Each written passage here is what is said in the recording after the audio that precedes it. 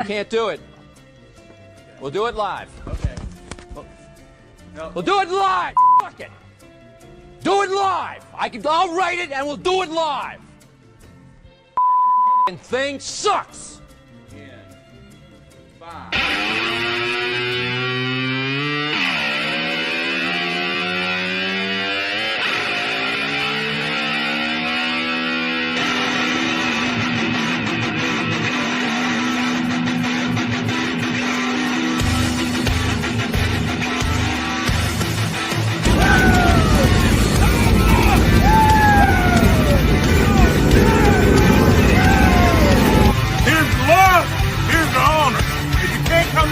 Come over!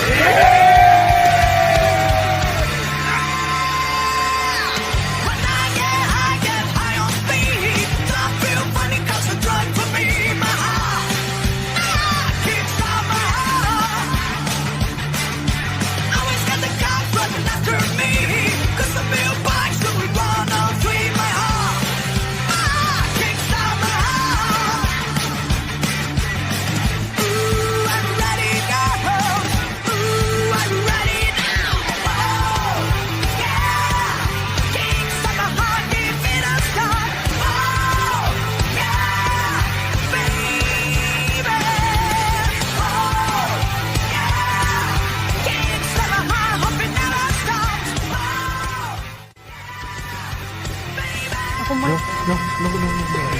Monkey, why? Why are you eating my ass? Look at the baby. Babe. Oh my God.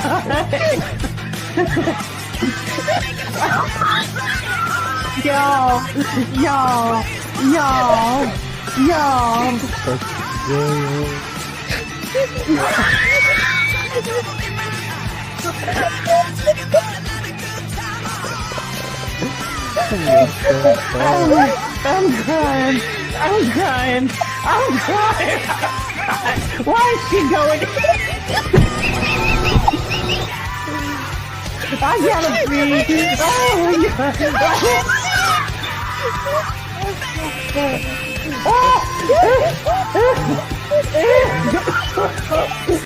Wash your fucking head like a Greek.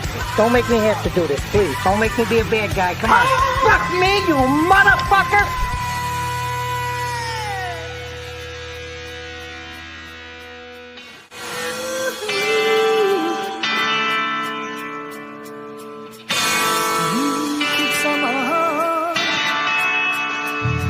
When I saw this channel, all I needed was a lamb.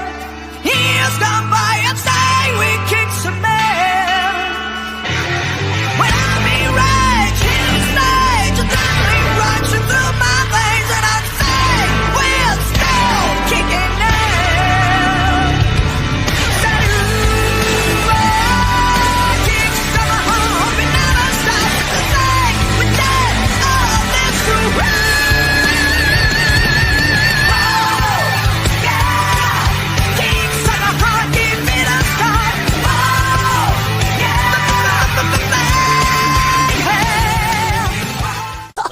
Oh, fucking do it again. Hi, everybody. Hi, Jim. do it Hi, on time. You feel like you're untied? Were you tied before? On it? time. On time. Oh, on Somebody time. tie her back up. Who let her loose? I thought you got tied up. I was just like, ooh, kinky. No tying. Who tied her up? Who let her loose? Nobody is supposed to let her loose. Okay. Who tied her up? I didn't realize we were doing the explicit content version of the show. Oh my gosh. Wait, so let's see who's chatted so far. Way early on, we have Roadkill, which probably means it's not gonna show up. If somebody's like, "Hey, I stopped by, left a like, and said something," yeah, that's like, fuck off. I'm not gonna even be there. He's on Fallout 76 with Toasty and all that, so hopefully they were having fun. Yeah. He probably So does. it's good he stopped by. Yeah. We have Sardoc. We have my weird old bot.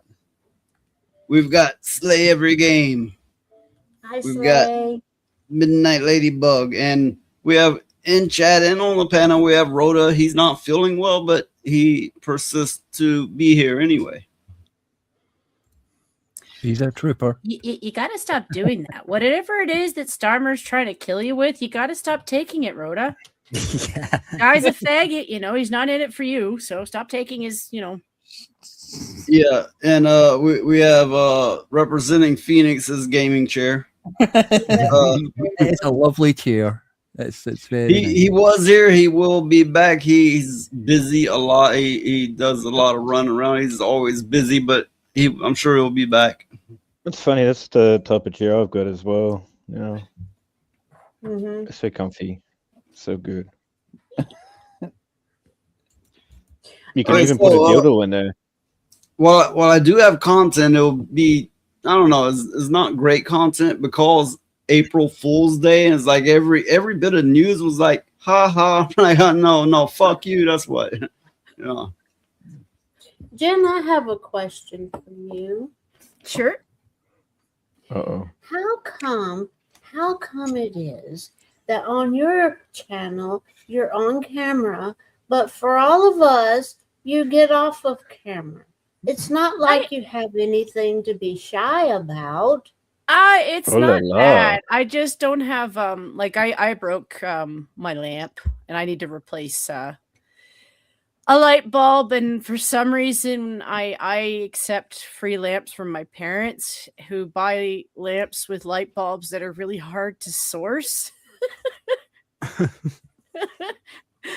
I'm working up to fixing that, but I'm Well, then kind of I have to ask, what the hell kind of light bulbs do they they're have? they're kind of an odd fluorescent shaped bulb.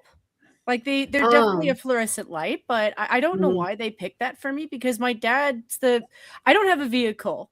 I live in a city, so like for the most part I can navigate, but my dad will get these things from like warehouse like Warehouse mechanical 13? shops that a man would find, you know? Like I'm like Warehouse 13. Okay, so Sardaki brings our attention. Let's see. A comment here actually. One thing was not April Fool's joke, was Nintendo getting their stupid patent thrown out on all 26 accounts. Yeah. Yep. That's great. That is good for Power World massively.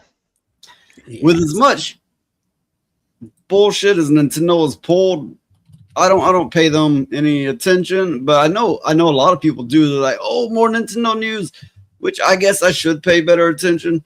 For me anyway, it's like I'm all about PCs and I'm about open source and that's So not non-proprietary things.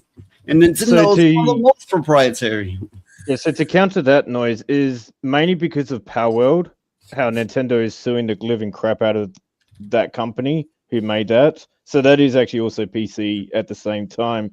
So that, because Power World did make a game which is a whole lot better than Pokemon itself, which again goes back to a lot of these companies being lazy, fat, and only just bringing out a lot of slop, which also, when Power World brought their game out, they found out they lost a whole lot of people because of the game was just made quite well, sort of thing. You know, it gave what the Nintendo Pokemon fanboys wanted and all that sort of stuff. And they probably lost a lot of customers. And due to the fact that Power World, because it was a indie company, brought like millions of dollars straight up within the first week. Well, they sold what, 1 million or more copies within the first 2 days or something like that.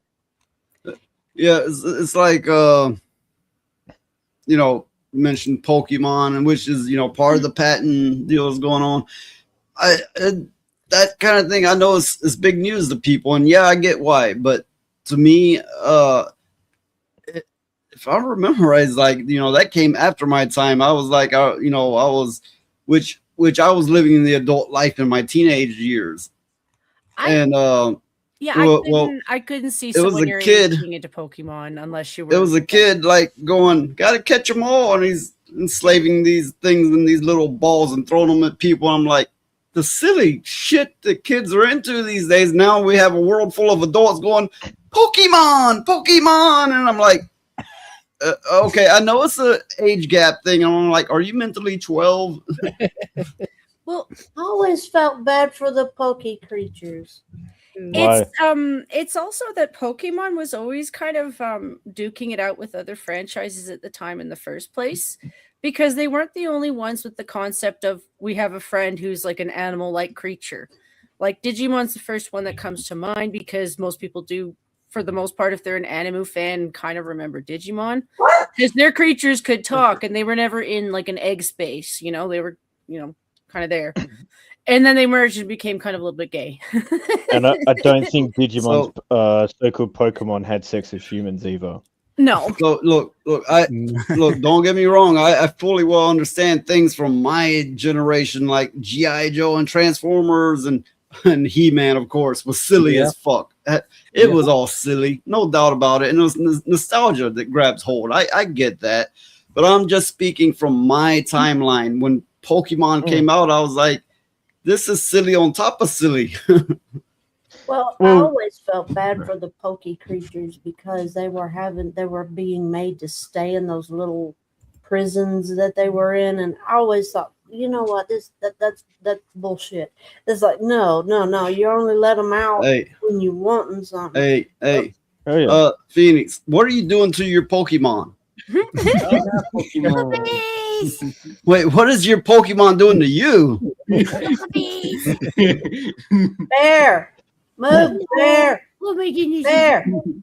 Unfortunately to say, that's exactly how Pokemon is, because if you go through the lore, I think like Savvy went through it as well, or something like that, and did actually find out that humans and Pokemons have mated. Yeah, well, I actually did a show on that. That was not original lore, but that was lore written after the fact. But yeah, it is now lore. It's nasty.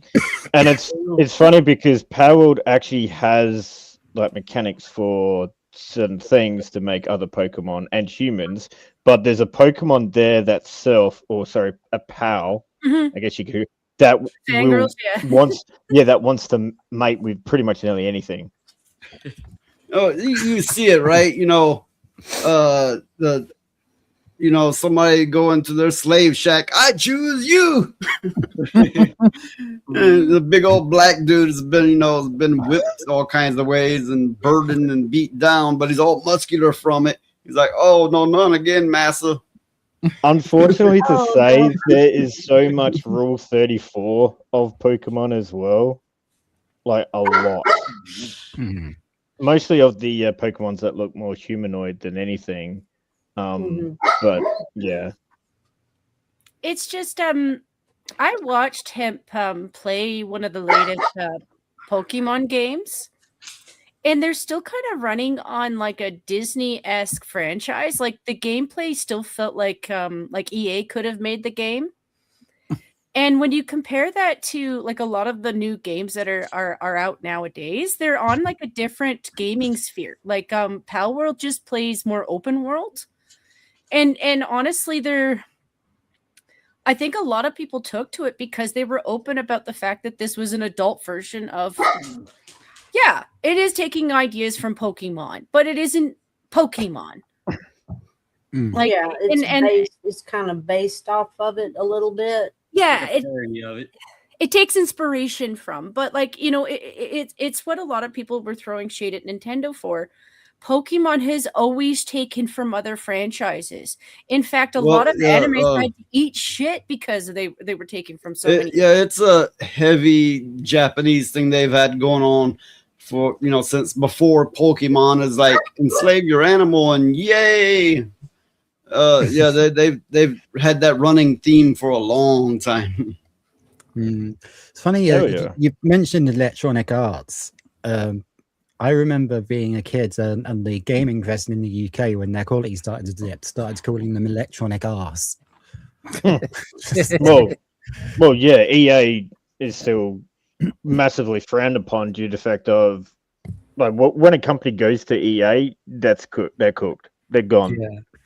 Like when Westworld, who the original creators of Command and Conquer, which I played so much when I was a kid, you know, when they moved to EA, that company just got gobbled up and disappeared and shitted out.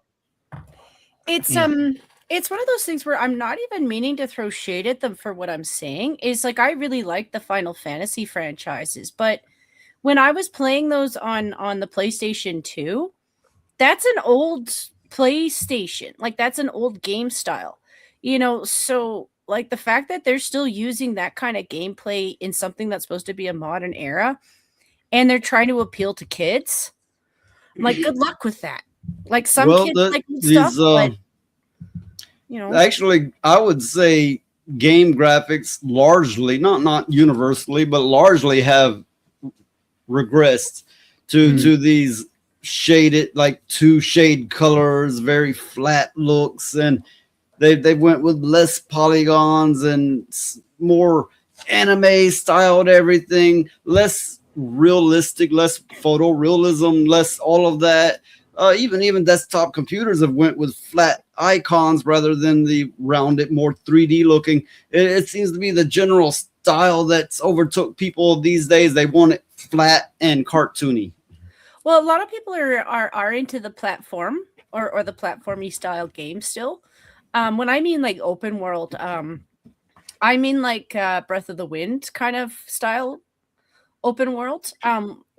And that's what they were trying to go for with this Pokemon game, but they fail with the way that they split between screens. And what I mean that is like, say you're traveling around a town and you're going from one street to another street. In most current games that are open world nowadays, you don't have that major screen split unless you're leaving the town or you're going underneath the town. Like you really have to be going to an entirely different space for that to happen. Otherwise, you're just going from street to street to street, or you're going to the top of a building. And they've implemented half of that. But when you look at like Pal World or a lot of the online games that even Nintendo themselves have been peddling, it's a very old way of remaking a style of game, and it almost screams of Kingdom Hearts to me. Which is where I go. Yeah, that style is referred to as cell shaded, which is a rather flat, more simple look to make it look more like a cartoon. But I got to point out that we got that will display it correctly. Sorry, I'm just not good at describing this stuff. No, it's fine. I was laughing at what Killer J was saying. We got 2 over on Rumble from Killer J Plays. Val likes all beef American big flopping wieners. He likes to put them in his mouth and swallow them whole. But do you cook them? And then we got 2 Killer J 1989. I'm a Nintendo slut who super chatted on Rumble. Yay! Okay, 2 things. One, Jay is a massive Nintendo slut. He loves playing all the games, and he will keep buying everything on Nintendo no matter what. So 2. And 2, I don't swallow, I finger them. See what you did, Killer J. See where you took the conversation. Now, I hope you're proud of yourself. I'm just teasing. But I don't know. I think for me, I liked Nintendo when Nintendo when Donkey Kong Country was out, and the 90s, the early 90s at the Super Nintendo, early to mid Super Nintendo days. Yeah, those and the Legend of Zelda games and stuff like that. I wouldn't even say that they were bad, because I know I played some, but I didn't play all of them. It was kind of an exchange of like, we had game systems, but then I had friends who had different ones, so sometimes we would go and play with theirs and then vice versa. And I'm not knocking their games. It's more of just when they're designing games that scream like they're trying to design something for a console game. Mm-hmm. And they're doing it for internet game. It's kind of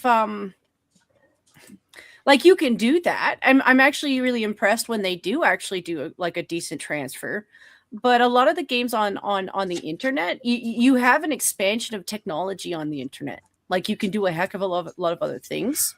That's why you end up with colossal monsters like Ark Survival Evolved. And that one isn't for everyone, not just simply because of the gameplay, but because it's a pain in the ass to load it up. Like that one will crash your computer because it's stupidly big. Well, Nintendo is they have physical game copies that aren't actual physical game copies that all they do is hold a key, and now they cost more. They made it to where you cannot hack their console whatsoever. It will brick itself, meaning no more emulation, meaning no more playing these games. They decide, oh, you just can't play it anymore. Everything requires online connection. And with that, we always run into, it's 5, 10, however many years later, and it's, you can't ever play the game that you bought ever again. Yeah, that's true. Which Yeah. I miss the days where if you buy a game, it's yours. You can do anything you want with it. If you buy a game system, you could do anything. You could mod it or whatever. And not to mention suing anyone who looks at them funny. Well, it's just there is a loss to the cartridges. I do know that they end up piling up as like plastic garbage over a certain period of time, but the cartridges had their charm. Like I always thought, I still have some for an original Nintendo, and yeah, it's funny. You take them out, you breathe on them to make sure the dust all out, and they're fine. Yeah, I've still got loads of Mega Drive Genesis games that still work fine. Loads. Well, the way things work currently, there's a couple of problems with the cartridges. One is the read speed compared to what your SSD drive will read now. No cartridge, not even SD card, will read and write as quick as that. Secondly, the games have gotten so massive they won't fit on this medium anymore. So you would end up having multiple cards or cartridges, switching them out if you actually want the whole thing offline to play anytime you want it. So the technology needs to play catch up, but it doesn't seem willing to do so. And if it does, then the cost would exceed what we would be comfortable with paying. Indeed. That's why I'm hoping that somebody's going to come along and figure out a way. And I know that means having to build new franchises for it, but just to come up with a new console, because I imagine somebody really could. I believe you guys when you say a lot of this stuff is hyped up. A lot of it's probably manufactured bullshit so that we pay more in the first place. And I think it's just a matter of figuring out how to recycle stuff we already have. I actually believe the answer is in developer waste, if you will. These games that are taking up to a terabyte to install can be cut down to a fraction of that, and that has been shown. It's been proven. It's been done. It's just most companies, they're like, no, that would take us extra time and extra cost, and we're not willing to do it. So instead of having the technology catch up to them, they need to scale back. You get the same product, only you cut the waste out. The company takes the time and the patience to actually cut the waste, the extra crap in there out. Yeah. I even like as far back as the 90s, they managed to fit Resident Evil 2 on an N64 cartridge. That's right. Hello, isn't Hugo? Hey. Hi, Hugo. Hello, everybody. I forget to do that. So, yeah, I mean, everybody, of course, it's natural to think, well, we need the cartridges or SD cards to catch up. It's natural to think that, but no, if you are familiar with the developer side of things, it is such tremendous waste that's happening there now. If you knew that they basically anytime you make a project, you're going to have all kinds of leftovers. You're going to have the building materials. You're going to have all this. And then you clean that away. You got a nice, neat little product. But they're like, no, we're not cleaning it away. We're going to package it and you're going to install it that way because it would take us extra time and money to do this. And there is our problem. Indeed. Yeah, it's still just kind of cutting corners and corporate greed, isn't it? quite annoying. It really is quite annoying. But maybe Jen's right. Maybe a new company will come along and start making their own console and make people maybe limit it so like they have. Well, it would have to start with the way the developer themselves think about making the application or game in this case, and two, the companies actually going, no, we need to make sure it's a full finished product, and that means taking away the excess. So it comes down on those two ends. Even if a console maker comes and they're making a bigger cartridges or whatever, it will not change anything. Okay, say for example, you get an old 3 or 486 computer, it might run like lightning. And you're going, why is my $2,000 computer now chugging along? Why? Because, we have faster processors. We have more memory. Therefore, we can have things use more. The developer side will always raise up to meet those specs rather than going for efficiency. It is a little bit of a truth that selling for cheaper is what they really like to do. Like, they really don't want to go for like better quality. Companies that kind of restrict themselves to like better quality products tend to not last very long. That's what I remember about the betas, that they were actually kind of a better VCR in some ways, but they couldn't compete with VHS. So my thinking is just like, that's what they're doing with these consoles. That's what they're doing with the video games. And that's what they're doing with the computers in general. I'm hoping that some smart cookie's going to come along and realize that like there's a lot of garbage that they throw out that maybe somebody who can figure out reworking and recycling can just. Yeah. Over here on Rumble, Killer J plays for $1. He says Nintendo is the only one from the big three that's making exclusive games. PS is putting their stuff on PC. Not all Nintendo games are good, but when they are special as fuck, waiting for OOT remake. They should be putting them on PC. And my take on it, I think exclusives is like proprietary stuff. I'm against that myself, but on that, VHS argument you were making, it's more along the lines of the way that the people making the video you're putting on the film has to learn to fit it better in that film rather than the film catching up to meet that, because you got two sides of it. And if you're looking at the hardware side, you're looking at the wrong side, because they've hit a wall a long time ago on hardware side. That's why when we have processors and things, we have heat sinks, fucking giant ass heat sinks, because it's making so much heat it can't dissipate all of it. We've hit a wall there. We need to start looking at the software side and how to optimize that. Yeah, learning to trim down the fat, so to speak. Isn't it true that when they create these games and stuff, there is a lot of junk coding in it that could be done away with? Exactly. Now, what Killer J is saying, they're the only ones that make exclusives. Well, that's in my point of view, and I know a lot of people won't agree with me, but that's a sucker trap going, we're going to make this, no one else is going to be able to have it. That means you have to buy whatever we put out to buy into this. And that means you will put up with whatever we do. Whatever we do. If we're charging you extra for key cards that actually don't have the game in it, you're gonna have to take it because you want this exclusive. If we're gonna make our console to where if you breathe on it wrong, it's gonna brick itself, you have to take it. Yeah, I'm very much against exclusives.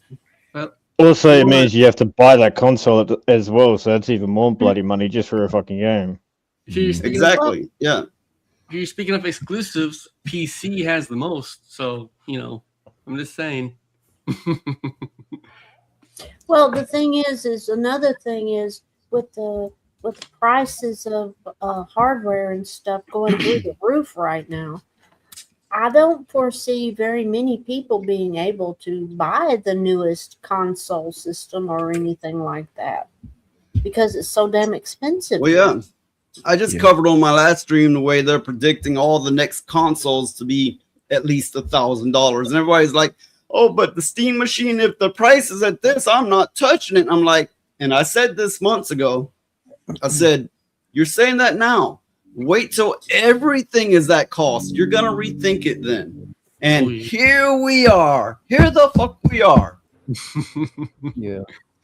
It's almost like I said something that is actually happening, which tends to happen a lot, but people have short memories or something. I don't know. Well, I know for a fact, I was looking at getting a new PC because my old one is like 13 years old or something like that. And I was thinking about getting a new PC, and I had one that I was looking at, and I waited a week, and it had jumped up a couple of $100. This is not new. It's just the computers are one of the ones that we feed into computers because it's such a great want. You know, it's something that I've noticed for years because if you find like an old washing machine or a really old stove, a lot of times the quality of those appliances, like if you're talking like 1940s, 1950s, some of the quality is better than the stuff we have nowadays. Like they had more detail, they put more effort into it. They were easier to fix. It's because they built them to last. When like nowadays we have planned obsolescence to sell you again. And that is a product of people abusing capitalism. Yes, they're abusing the fuck out of capitalism, and that's the product of it. That's one of many products of it. Oh yeah. It like I don't mean to bring those up to distract, because I think it's the same with the computer stuff. Like it's one of those things where I have to remember that my computer is also the tool that I use for a lot of other things other than just, you know, entertainment, because I spend at least 80% of my time on here entertaining myself, you know. But it's true. If I lost this, I'm like, shit, I have to go back to books, and I still like books, but like, I don't know. I can't play music and watch videos. Interesting enough. Go ahead. Interesting enough, the older hardware costs more than the newer stuff. It's better quality. A lot of them do. I think they have. Well, you know, I've been into computers for decades, and I used to be much heavier into it than I am now. I remember one of my older systems, you know, it had a floppy, a CD drive, a DVD drive, which were readers and writers. It had a TV tuner card in it, which I could plug in, whether it be a game console, a VCR, an antenna, cable TV. I had a modem in it. I could record phone calls. I could have it auto pick up calls and answer them, and, you know, pre-recorded message, whatever. Right. You know, I even added myself. I added a cup holder and a car cigarette lighter to it. And look, okay, go buy a PC now and tell me what you get.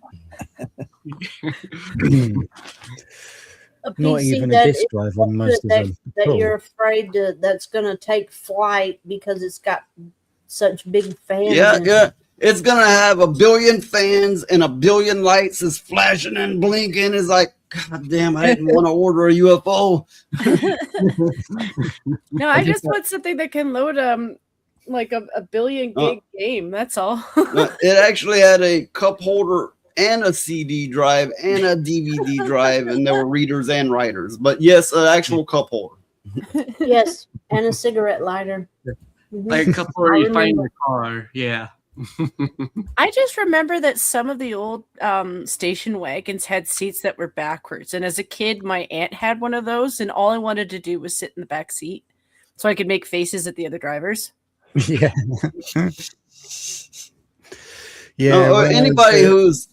Anybody who's seriously trying to use a computer, they don't want something to light up their room in rainbow colors flashing.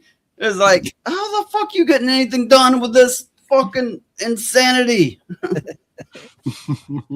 Yeah, when I was, I think I was 11, we were just finishing year 6, which is the last year of junior school.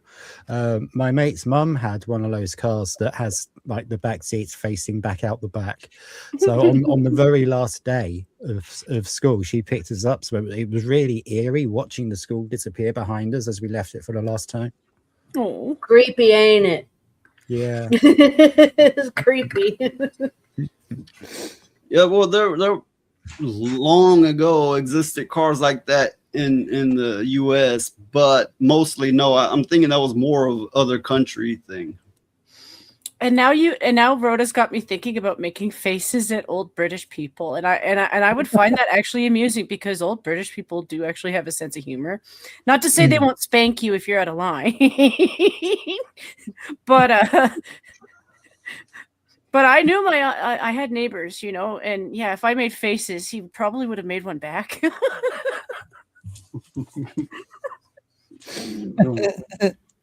Yeah, Sorry, noise. You know. So yeah, he says he's from a time where you remove the background image to get better performance. I remember those days. I was an early adopter of Linux in the 90s, back when it actually took a hacker nerd to get it working. I held from those days. I mean, I started with Windows before then, but I wasn't in Windows for long. You know, I went into the Unix or Unix-like world, and which would allow you to really dig into the details and truly learn your computer. Well, I mean, I do have light up charging cables, but that's a practical thing because it means that we have Triple J Jr. Hey, Triple J. I can not kick my controller or my vape across the room. Yeah. Like Saint Hugo says, current PC has all that RGB crap that can't be that can be turned off. Yeah, I mean, when you can turn it off, that's great. But it's like that to me. That is not a selling point. You know, your computer will light up your room in the pitch black, but with rainbow flashing color. What the fuck are you just trying to sell me?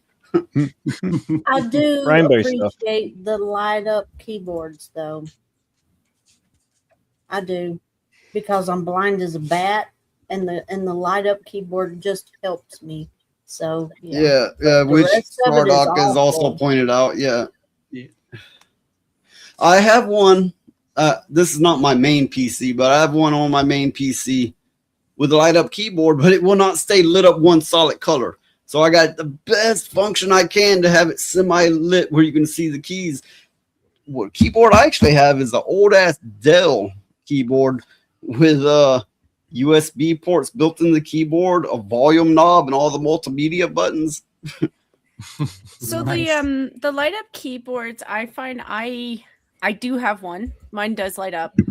I use that more for the summer because I become a typical Canadian and I become a big baby when it becomes too hot. So if I'm turning off all my lights, having something in front of my screen that adds just a little bit more light, so I can still kind of write.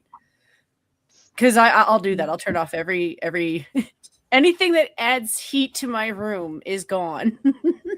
So you crumble when it's what 25, like the Brits. Yeah.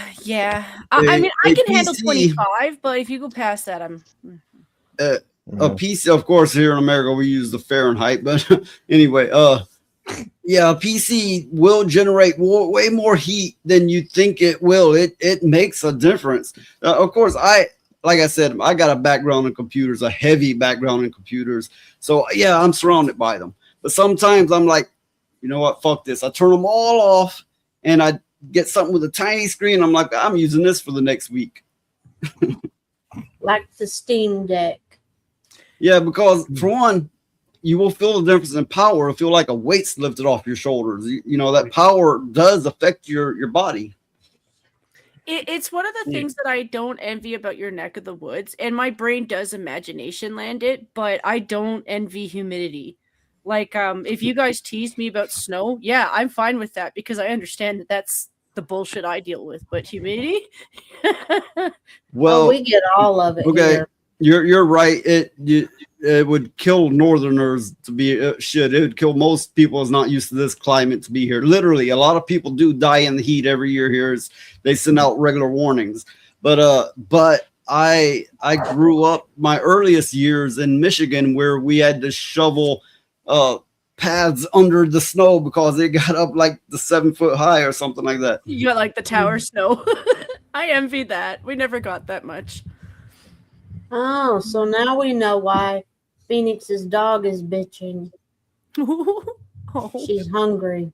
Oh. Oh. And she gets no relief. I think Valkyria's dog is hungry too. Yep. My dog is sleeping. He's away from my crutch. Is that girl good? What's going on? Is Did that girl you feed the dog, Phoenix? Yeah, I found earlier. It's she wants to play is what it is. See, I told you she's not getting enough exercise. Well, you know something, Phoenix? You got to exercise your bitch. Yep. Just don't milk it. Days, but today I just didn't have time. She's such a. Am I gonna have to play you the PSA? Yep. Just Yes. do it. Just do it and get it over with. Yes. Yeah, I I'm saw. gonna have to find it. Shiva. I got too many here. No, go Yes. ahead. Oh no, you're good. I yet again the same neighborhood where I saw the stray cat. I saw a stray Shiba Inu, and yet again there was no way I was catching the little fucker. Like I'm like, there's no way I'm catching you. I hope to hell you get home, but I'm not. I'm like, if You saw a stray Shiba Inu, yeah, Yeah. you can't not know that breed. Like there's such a look to them. Like you just. But Yeah. he came running up to me. He did this little dog stand that they do and shook his tail. And I was like, where the fuck are you going? Where's your home? Go the hell home. And then he barked at me and then ran to the side and was like, are you going to catch me? I'm like, I ain't going to fucking catch you. Wait, did you say bark or fart? Bark. But he could have Okay. farted. I mean, with the way Bitch he should was... be examined to make sure that all the nipples are okay. Sometimes a bitch will come earlier, sometimes a few days later. Every bitch should be checked. Why is it important that a bitch not be overweight? Overweight bitches, an overweight bitch, a fat bitch, a bitch, and you should exercise the bitch. Approximately how long can a bitch go? A lot depends on the bitch. Milk the bitch, calm the bitch down. Watch your bitch. Try to milk the bitch like a cow. By now you should know your bitch is pregnant. Interesting. Just so you I will say I am not gonna milk my bits. that's really good. I'm not gonna have to. But I'm just letting you know, if you've never lived in an area that's cold enough to be freezing outside, sometimes someone will fart and it takes like 2 minutes for people to clue in that they've done it because the cold kind of traps it a little. Yeah, it really travels sucks better in warmth. Yeah, so like sometimes you're on like a transit line platform waiting to get onto the train and some asshole will have a silent fart. Nobody knows. Literally some asshole. Yeah, literally some asshole will have a silent fart and we're all like, yeah, in innocent land, and then all of a sudden we're like, oh my god, and it's just a race. Yeah, look, here's what you gotta do. You gotta fart. You go up to somebody, you know, and say it's in a store. You're looking at stuff next to them. You let it out silent, and you walk away like they did it, like you know, like they did it, right? So I'm just like, you know, I wouldn't know if the dog actually farted because I left before I could find out that kind of thing. I just hope he went home because I figured like if somebody was dumb enough to let their cat out and they were dumb enough to let a Shiba Inu out, I hope they. I wonder somebody didn't steal it.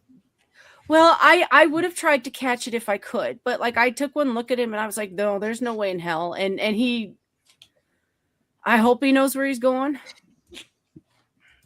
He was happy as a clam. Like, you know, they are like the Japanese are kind of mixed environment too. Like they're kind of like, yeah, a little bit tropical, but then they also have areas that have snow. So I could see a Shiba Inu being the kind of dog to be like, I really like the snow. Don't take me in. You're punishing me. I love snow.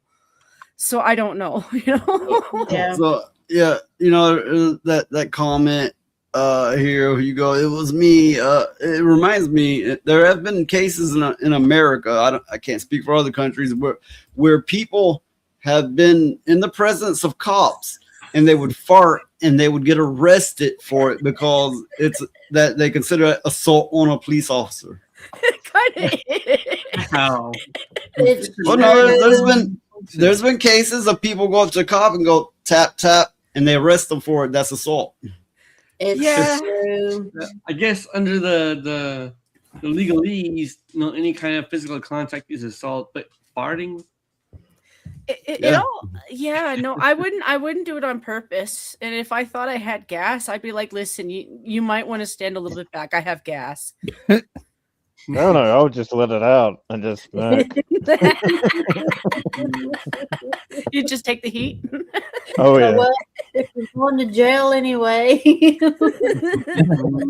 And then they arrest me and put me in some car. It's like, you're in court and it's like, can you prove that it was me that did it? Can you prove it didn't come out of your anus? That would be a hell of a case, It's like, well, you can't prove I did it. You're just too ashamed to admit that you did it, and now you're trying to blame me. And it's a he said, she said kind of thing, and we all know how those go. I mean, they're not going to check your pants. It's a little too late for that. Yeah, they might find a state on your permanent record. What did you get arrested of? I farted in front of a cop. No, my run-ins with cops is as long as they're there talking to you, whether you're arrested or not, you cannot put your hands in any pocket. You have to have your hands in plain sight at all times. Mm-hmm. And of course, before that, you have to empty your pockets. I mean, even if you empty your pockets, it doesn't matter. They know your pockets are empty. Put your hands in your pockets. They go for their gun. And, that's the way they are here. Yeah, they're really squirrely here. I can't think that they do that up here. It's one of those things where I think it's a cultural thing. So one of the things that you'll find that we eat a lot of up here during the winter, and I haven't because I took a break from it. A lot of people really do invest in chilies up here because it's a hot, savory food and beans are cheap and ground beef is considered cheap. So a lot of the homeless or like the food banks, that's what they give out a lot of is canned beans. So yeah, flatulence in winter, people do tend to fart a little bit more up here. I can't believe we're still talking about farts. Well, have you heard of back to farting? Well, have you heard of Southern food? Yeah. Yes. Flatulence in winter sounds like one of these sort of Emily Bronte novels from like the 1400s or something. That sounds like.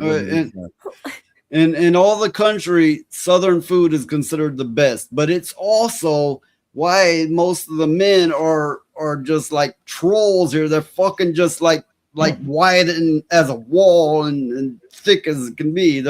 They grow them big here. Yeah. Look, I've been in the South long enough to be a Southerner, but I am an absolute runt to these motherfuckers. I'm the midget compared to them. I just find it funny that pretty much everyone else here on this panel is like talking about winter and it's like snow, this and all that. I'm like, what's snow?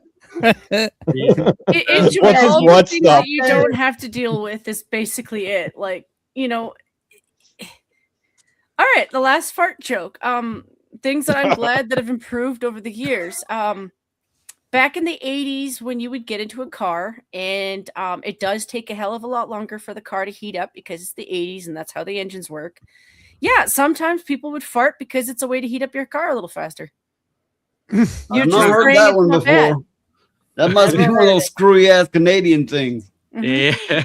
But yeah. When I was referring to the snow, it was like when I lived in Michigan, which is like right there next to Canada. I mean, you can literally walk across if you're close enough. But yeah, they do. But here, where I'm at now, the snow's kind of rare. Yeah, you get like once or twice a year if you're lucky. And it doesn't stick. Yeah. Nope, the ground's too hot. And if it snows, everybody gets a day off work. because nobody knows how to drive in it. Man, I wish that happened over here, but then it would be more for the heat. Yeah. Well, things you can look forward to. Okay, hot areas they're not prepared for cold. You can look forward to all your pipes freezing and busting, including the pipes and lines in your vehicle. Yes. See, I couldn't do it as an Australian. I'm too evil as a person. The visitors being like, "Oh, I want to see the cute koalas because they're stupid and incapable of looking up enough koala videos to know that they're little assholes." I'm like, they smell like farts anyway. If you fart around them, I'm sure it'll be fine. I would totally tell them shit like that. Yeah. It's nice to see you have a real active chat today. That's great to see. But if I don't get around your comment, it's not personal. It's just a lot of comments. Yeah. I will say Triple J Jr. is right. Now, in my opinion, cops are virtually just another gang, really. They just have the official authority for it. I'm going to say for over here in Australia, you can see the big difference between country and city cops. Because normally you can probably get along with your country cops, like depending on how small the town is and all that sort of stuff. Like Joe Blogs is like, "Hey mate, how's it going? What do you do this weekend? Blah blah blah." But when it comes to the city folk, it's totally different. So we have one gifted membership from Gen T Maxi. Thank you for that. And it was Slay who got that membership. Ooh, yay, Slay. Thank you for your member. Can I tell you something? If I'm ever on a panel and I donate to you and you ever hear a long sigh, it's because my brain is capable enough of doing the math to know when we went down a couple of cents dollar dues in comparison to US dollars. My brain started tracking that like a year ago, and like I haven't been able to look back since, because between 30 to 35 cents, I'm like, shit. Why can't I just give you the extra dollar? Because it's not how it works. I never mind donating. Why? Like, I never mind that. Nobody knows why it works the way it does. It just does, and we all have to deal with it. Yeah, I'm never sad about donating. It's just I hate that my mind does the math. I'm like, damn it. Well, you could always do the math for the Australian to American if you really want. Oh, that's depressing. Oh God. So sometimes yeah. I know a lot of people forget to hit that like, so make sure you do that. For one, it helps the channel and it helps more people to be in the chat. That we'll all have a better time. The more, the better. The bigger the party, right? Until it gets too big, and then some weird shit happens, and we all sneak out like we didn't know nothing about it. Anyway, yeah. So double check that you're subscribed. They like to unsubscribe people now and then. Yeah. I was saying before the stream started, or that I've said this before, that YouTube has unsubscribed me from the channel 3 or more times, and I constantly have to go back and check and make sure I'm subscribed to it. So yeah, indeed. Unfortunately, it does happen like that. We've even had cases on Will's show where people who are actually members have been unsubscribed by YouTube. I think it's more they don't really have people looking, checking things and stuff as much anymore. I think they've gotten AI to do a big bunch of it. So it's AI going, this person shouldn't grow. Unsubscribe, or this isn't natural growth. Let's unsubscribe so many. That's what's happening. Yeah. And it used to be for actually just shaking off people who don't watch your show at all, because like that's the thing, sometimes people will subscribe to somebody and then never watch again. And I'm like, okay, well, I can understand if somebody has done that for like 3 years, they haven't ever watched an episode of yours or anything of yours. okay. But couldn't that be something that you control yourself, or like give you guys heads up, like, okay, we're gonna do a, I think it should be. Well, now I was going to say I think it should be controlled by the creators themselves, but unless they have such a massive amount of people subscribe to them that they can't possibly do it themselves, and then. Okay. Sardog, he says, never been on sub from anyone, don't know why. Well, they like your voice, and also you have the gay pass. Yeah, I don't think I've ever been unsubbed from anyone either. I don't know if he as well. Anyway, I don't know if that's no homo. I'm not gonna harp on about the gays, but that was a hell of a coincidence. Wow, that's the same for me. Damn. Okay, look, Valkyria, you're in your own category. No, I bet you're all Homo sapiens. Yes, we all are human, I think. I'm not sure about me. I don't know anymore. There's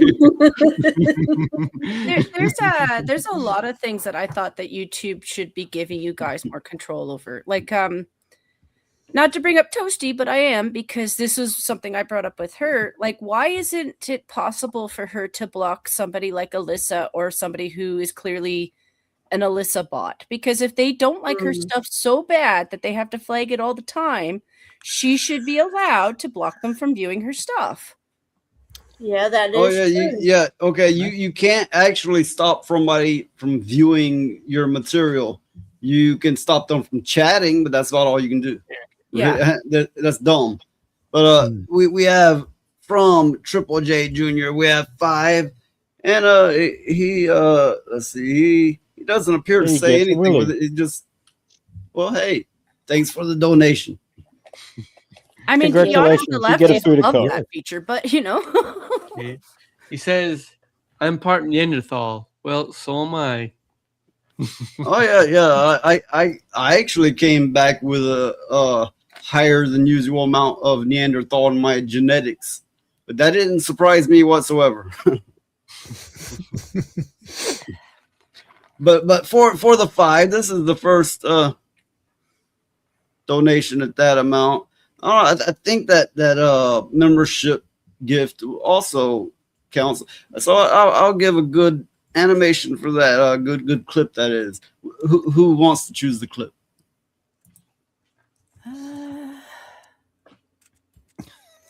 Well, if it's the females bouncing around the place, then it's always that one. Yeah. Okay, I mean, if no one wants to decide, it's going to be the ponies. Yeah, do the ponies. Oh no, ponies. The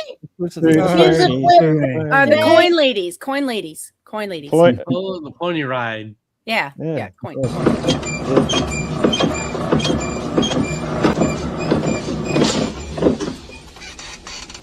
Anyone have some change?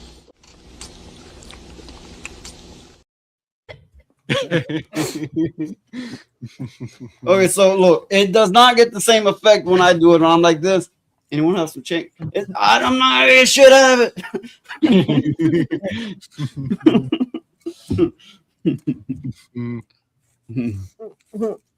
See what Sir Doc says there. Yeah. In cases like where they choose their own clip, people pick feet. Oh, I don't get the whole. That's a good AI I might do next time. Hey. Might just do that now. Let's see how it goes. Oh no. I'm just teasing. Here's what you do. You make a croc, but you make it in the shape of a penis, but you don't tell the croc people that that's what you did. That way, why is it always going to be penis, Jen, with you? It's always penis. And so Triple J Jr. he requested a goth girl. Okay, here you go.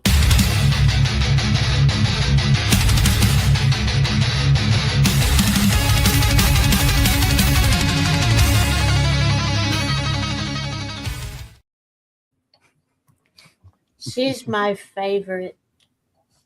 She's my all-time favorite.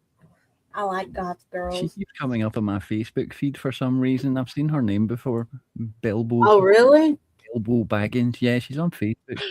Coming up on my feed. I don't know why. I don't know why she keeps coming up. It's not like I'm just like constantly viewing her. Never Yeah. mind. Bilbo Baggins. What kind of shit are you into? Well, not sheep anyway. I don't know. Even though I was accused of that, but Hey, welcome, Lilith. Hey.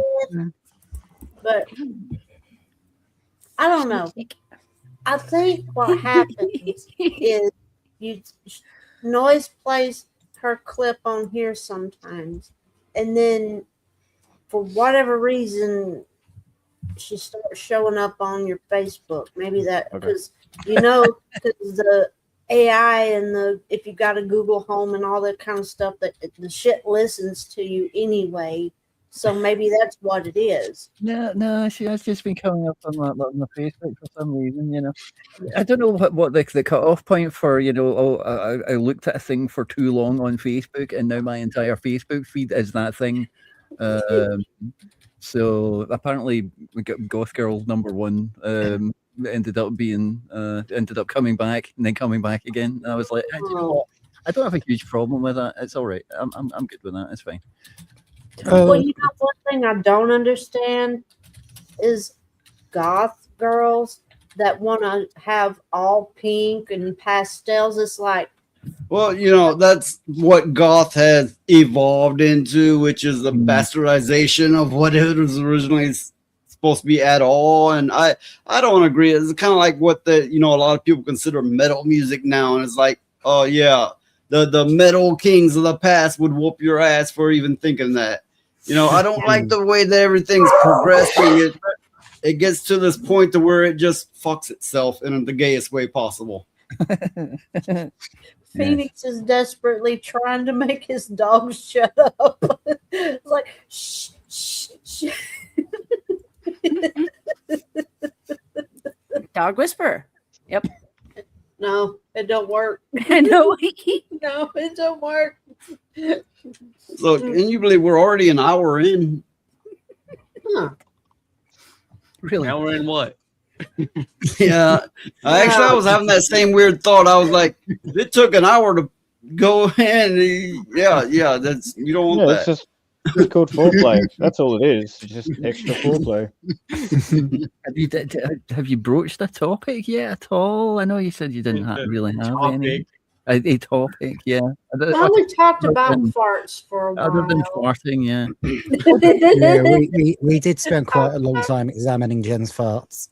Yeah. Well, we went from talking about farts to a different complete topic, and then Jen decided, oh yeah, back to farting. I actually wrote a song about farting about 30 years ago, and it was actually. I thought honestly it was the end of my songwriting career when I wrote that one, because it was so amazing. It was such an amazingly funny song that I thought, that's it. I can't write anything better than that. I'm done. What you like? Did you try to rhyme heart and shart and fart? No, I can tell you that the first verse was I farted east, I farted west, I farted north and south, and then I had a rest. The fart thing is because I learned that if you fart in front of an American cop, there's a good chance you could get arrested for it. And I said, I don't know that that's the same up here because we eat a lot of beans during the winter. Just, a lot of cabbage, a lot of beans. So cabbage, I can't, not cabbage. The second verse was I farted once, I farted twice. I can't fart in stereo, although that would be nice. We have Valerian in chat. Hi, Valerian. Hi, Valerian. It's been a while. But I don't know.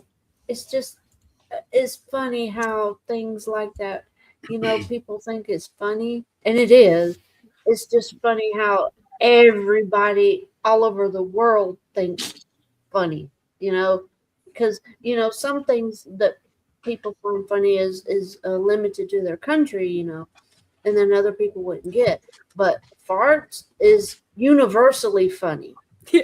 It's weird how that shit works. The universal language of farting, yes. It's sort of like the language of love, but a little bit smellier. Wouldn't it? No, I'm not going. Mark, you send me that song. I can. I'll see if I've got a recording of it. I probably do have a recording of it somewhere. Yeah. So like in between verses, do you like fart into the mic? Well, when I did that second bit, it was like I farted once, I farted twice. I can't fart in stereo, although that would be nice. It was a whole thing. It was a whole performance. I always had fun with it, There was what was the verse? It was I'll fart on stairs. I'll fart on lifts. I'll fart on escalators. I've given farts as gifts. Some farts are odorless. Some smell like egg. One time a fart actually ran down my leg. Oh no! What is wrong with you? Anyway, topic, please. Topic. Okay. So it's not exactly a topic, but this is something found weird. This little video clip, it claims that women can't make machine gun noises with their mouth, which I find funny. They can do damn near anything with their mouth, but not that. Wow. Anyway, so let's look at this. Women can't make machine gun noises with their mouth. Crystal, make machine gun noises with your mouth. Oh my God. Yeah, that checks. Summer, make machine gun noises with your mouth. Pew, pew, pew. That's even worse. Is Tay in the pool house? Yeah, and James by the pool. Got it. How can y'all not make machine gun noises with your mouth? Absolutely ridiculous. Jaden, make machine gun noises with your mouth. What? This is not a Kendrick Lamar song. What are we doing? Lord, have mercy. All right, one thing I gotta say is how rich is this motherfucker? Look at his home. Yeah, that's how many like kids a does he have? Oh for 3. Taya, make machine gun noises with your mouth. No, not at all. Oh for 4. It's not that hard. We can do it. Jake, do it. This ain't hard. What are we doing? I don't think the women knew what a machine gun sounded like, though. Oh, you can go, Jen, do it. The kitty machine gun. What the fuck are you using a cat for a machine gun for? Yeah. Okay, to be fair, Ali, go. No, okay, there we go. Oh, Not shit, too bad. It's true. It's true.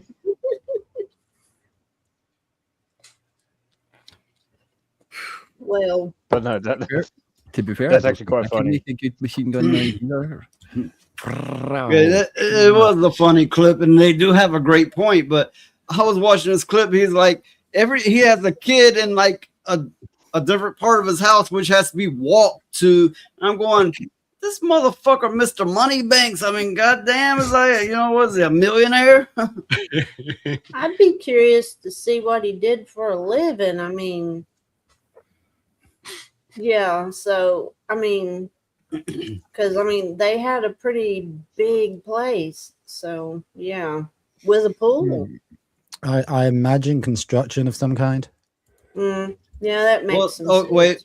These were Americans, so unless he owned that construction company, you're not making that kind of money in construction. Yeah, that's true. Unless you own the company, that is true. Yeah. You might make, some make minimum wage, but a lot of people, they might make like 17 an hour or something like that. Yeah, most like 20. That's insane because, I guess not really, because over in Australia everything costs more, so we get paid a lot more. But like the minimum for a tradesperson over here would be roughly about, for an adult would be 25. The maximum could be almost like 100 an hour, depending on what the trade is. Yeah, if you ask for that around here, you'll be left out of the building. Yep. Yeah, so if it comes to like hydraulics or anything like that, you're getting at least 50 an hour, depending on the hydraulics, and depending also where they're stationed as well, they can get more. That's why like weekends are so good, like all that double time and all that sort of stuff. But when it comes to tax, it sucks. Yeah, here now, Ben might get paid like a little over 15 an hour, and that's considered good money around here. Yeah. So It's real good money. So Lilith, she's like, is like, yeah, like that, and then we have at Triple J Jr. going, yeah. Then you gotta check your underwear.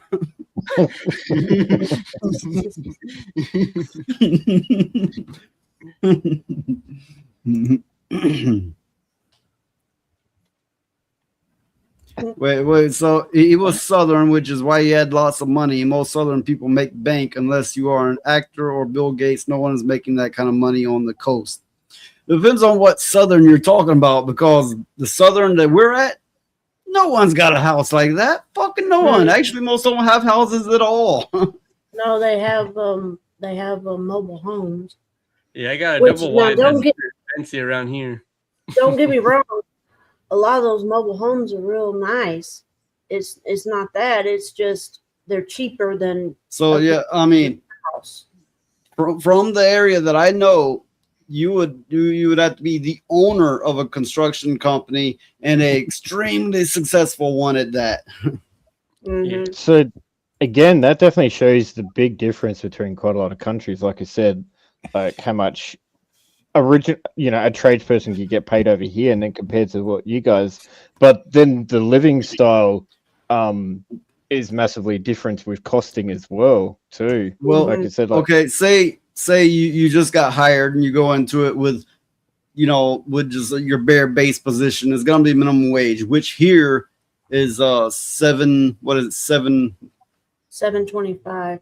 Yeah, basically $7 an hour. I think that could be the same in Australia as well, because I think you guys have it as well. Not sure, like you get like you get adult wages, and then you get like teenagers or young adults or whatever it's called. No, we only have minimum wage, which is in this state. It's higher in other states, but in the southern states, it's $7 an hour. Yeah, it's the same for everybody. Okay. Yeah, it's like a base pay. And then they take half of it for their taxes. Oh yeah, it'd take at least 100 out, maybe more for taxes. It depends on how many dependents you claim, but it's gonna be definitely more than 100. Yeah, 100. And then also, okay. Yeah, I was going to say. Then I'm pretty sure it's going to be different even in like the UK and Canada as well. Yeah, with pricing and housing and all that sort of stuff too, on how much you're going to pay. Mm-hmm. So, but then But then we get like tips. So people over here in Australia, tips are not really part of their wage for waitresses and all that sort of stuff. They actually get a proper minimum wage, and then tips are just extra. Well, no, on a minimum wage job, you cannot afford rent somewhere. I mean, you could probably pay your monthly bills, but rent, no way. Medical, you got to be a millionaire if you could pay in medical, or you have to have like the finest insurance around. Yeah, and around here, if you get a job where you can get tips, you often get under minimum wage as well. So yeah, I think here if you get tips, you get like $2 an hour. Yeah, it's maybe $2 an $4. hour. I think 4 is more average around nowadays, but still. Okay, but anyway, so yeah, everybody in this area of the world are broke motherfuckers. I have no doubt about that. Well, that's why a lot of people around in the more rural areas, a lot of people That's why there's such a drug epidemic, is because that's how they make ends meet. They get started doing it to make ends meet, and then they get sucked into it, and it's just that's the way it is from then on. Yeah, Valerian. If you make $25 around here, you might as well be rich. I mean, really, that's a lot of money. Yeah, for Yeah, around. you'd be living good off of that here. Mm-hmm. Oh, okay. Let me clarify. Not that you'll be living like a king or anything, but you will be better than everybody else. What we do get is definitely not enough to do your basic shit. No. I'm guessing noise, like each state over there, is probably different too, or is it roughly the same? It varies very greatly, yeah. Yeah. Mm-hmm. Yeah. And then I guess probably depending on the job you're doing as well would be different too. Of course, like with tradespeople, if you're doing something like deep sea welding, you get paid like extra money as well. That's because big of money right there. Oh yeah, yeah. if it's such a like if you're on an oil rig, you're gonna get paid more. With these high danger jobs, you can get paid more on those. Yeah, and a lot of times people that have these minimum wage jobs, what the bosses and stuff will do is they won't let you work but so many hours, and then they cut it off, and then what they'll do is they'll lay you off for a week or two. And I'm sure you've all heard of Obamacare.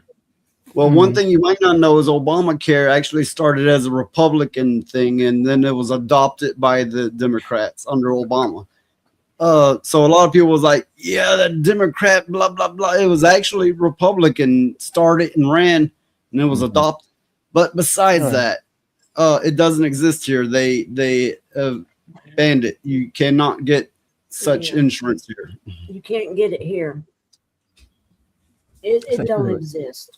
It's actually like the Online Safety Act here. That was started under the Conservatives, and Labour implemented it. So it was, again, both parties working as a uni-party, bringing in the legislation that they all wanted to bring in anyway. Okay. So it's pretty simple. Okay, Obamacare was touted as insurance for everyone. What it really was a good, sweet money deal between the government and the insurance companies going, all you are going to get paid now.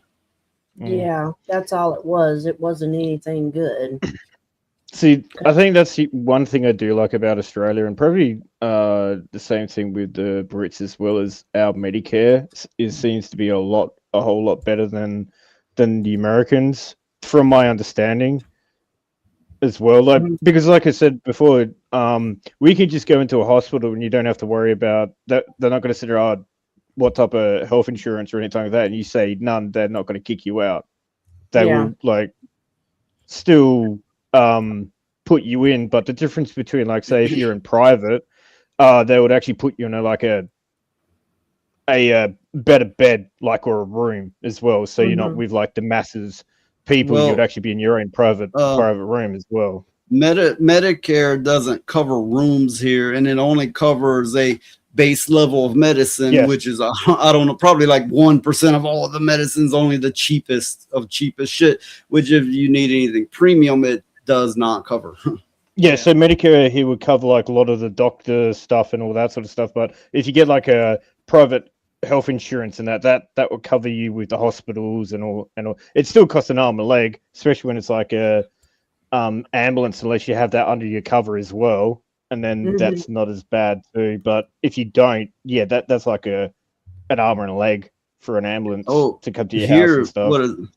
What is it? Is it $8,000 for an ambulance ride? $8,000 here for an ambulance ride. For like 3 days of staying in the hospital, $10,000. Yeah, look, the fee actually is, if the ambulance is cranked, it can move 10 foot. It's still the same charge.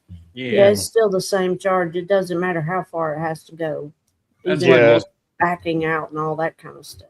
Yeah, that's why most people in America refuse to take an ambulance. Yes, Yeah, Americans are they're like, I've never been to the doctor, I'm never going to the doctor. And it's not because they don't think anything's wrong with them, it's because you're fucked. It'll get to the point where they're garnishing your check. You make money, they get the money. You don't get any of it. Yeah, again, that's probably why I wouldn't move to America. Just on that. That's one thing. It would be like, no. So you need that health cover and all that sort of stuff. Well, Valerian, you must have some incredible insurance. You weren't here for it, but Phoenix got the tip of his finger broken. He still has to pay like $50,000 after insurance. Yeah. Jeez. Yeah, Which I mean, I don't understand. I don't understand why they just didn't. And he has a job. He's had a job for years with insurance he pays on regularly. I just don't understand why they just didn't cut the end of that finger off instead of making you go to the plastic surgeon for it. Oh, apparently it was like a fancy plastic surgeon. He even reattached somebody's hand before and got it working like 90% working again. Yeah, but those other people might have had the money. Look. If you remember, we went with you. They had to write which appendage it was. What was they wrote right wrong on it or something? They put like a big X on it to show which arm it was. It was obvious the finger was about to fall off. No, it had writing across one of your arms like wrong one or something. Yeah, right and wrong. Yeah, and I didn't get to see the plastic surgeon until days later anyway, so. But yeah, it's expensive. And I'm going to tell you something else that's real expensive here too, and that's death. So as Valerian's pointed out, the smallest thing can be super costly, but some people do have better insurance than others. If you have your base level insurance, something like the tip of your finger getting broke is going to cost you after insurance like $50,000. Yeah. So I'm going to go into a topic here, which at first it doesn't seem like that interesting a topic, but I'll tell you why I think it is. Is Disney buying Epic Games? And we're all like, who cares, right? But let me get to some points here. Former Disney executive floats Epic Games as a major target. So this will be Disney owning Epic Games. The Walt Disney Company acquired a minor equity and stake in Epic.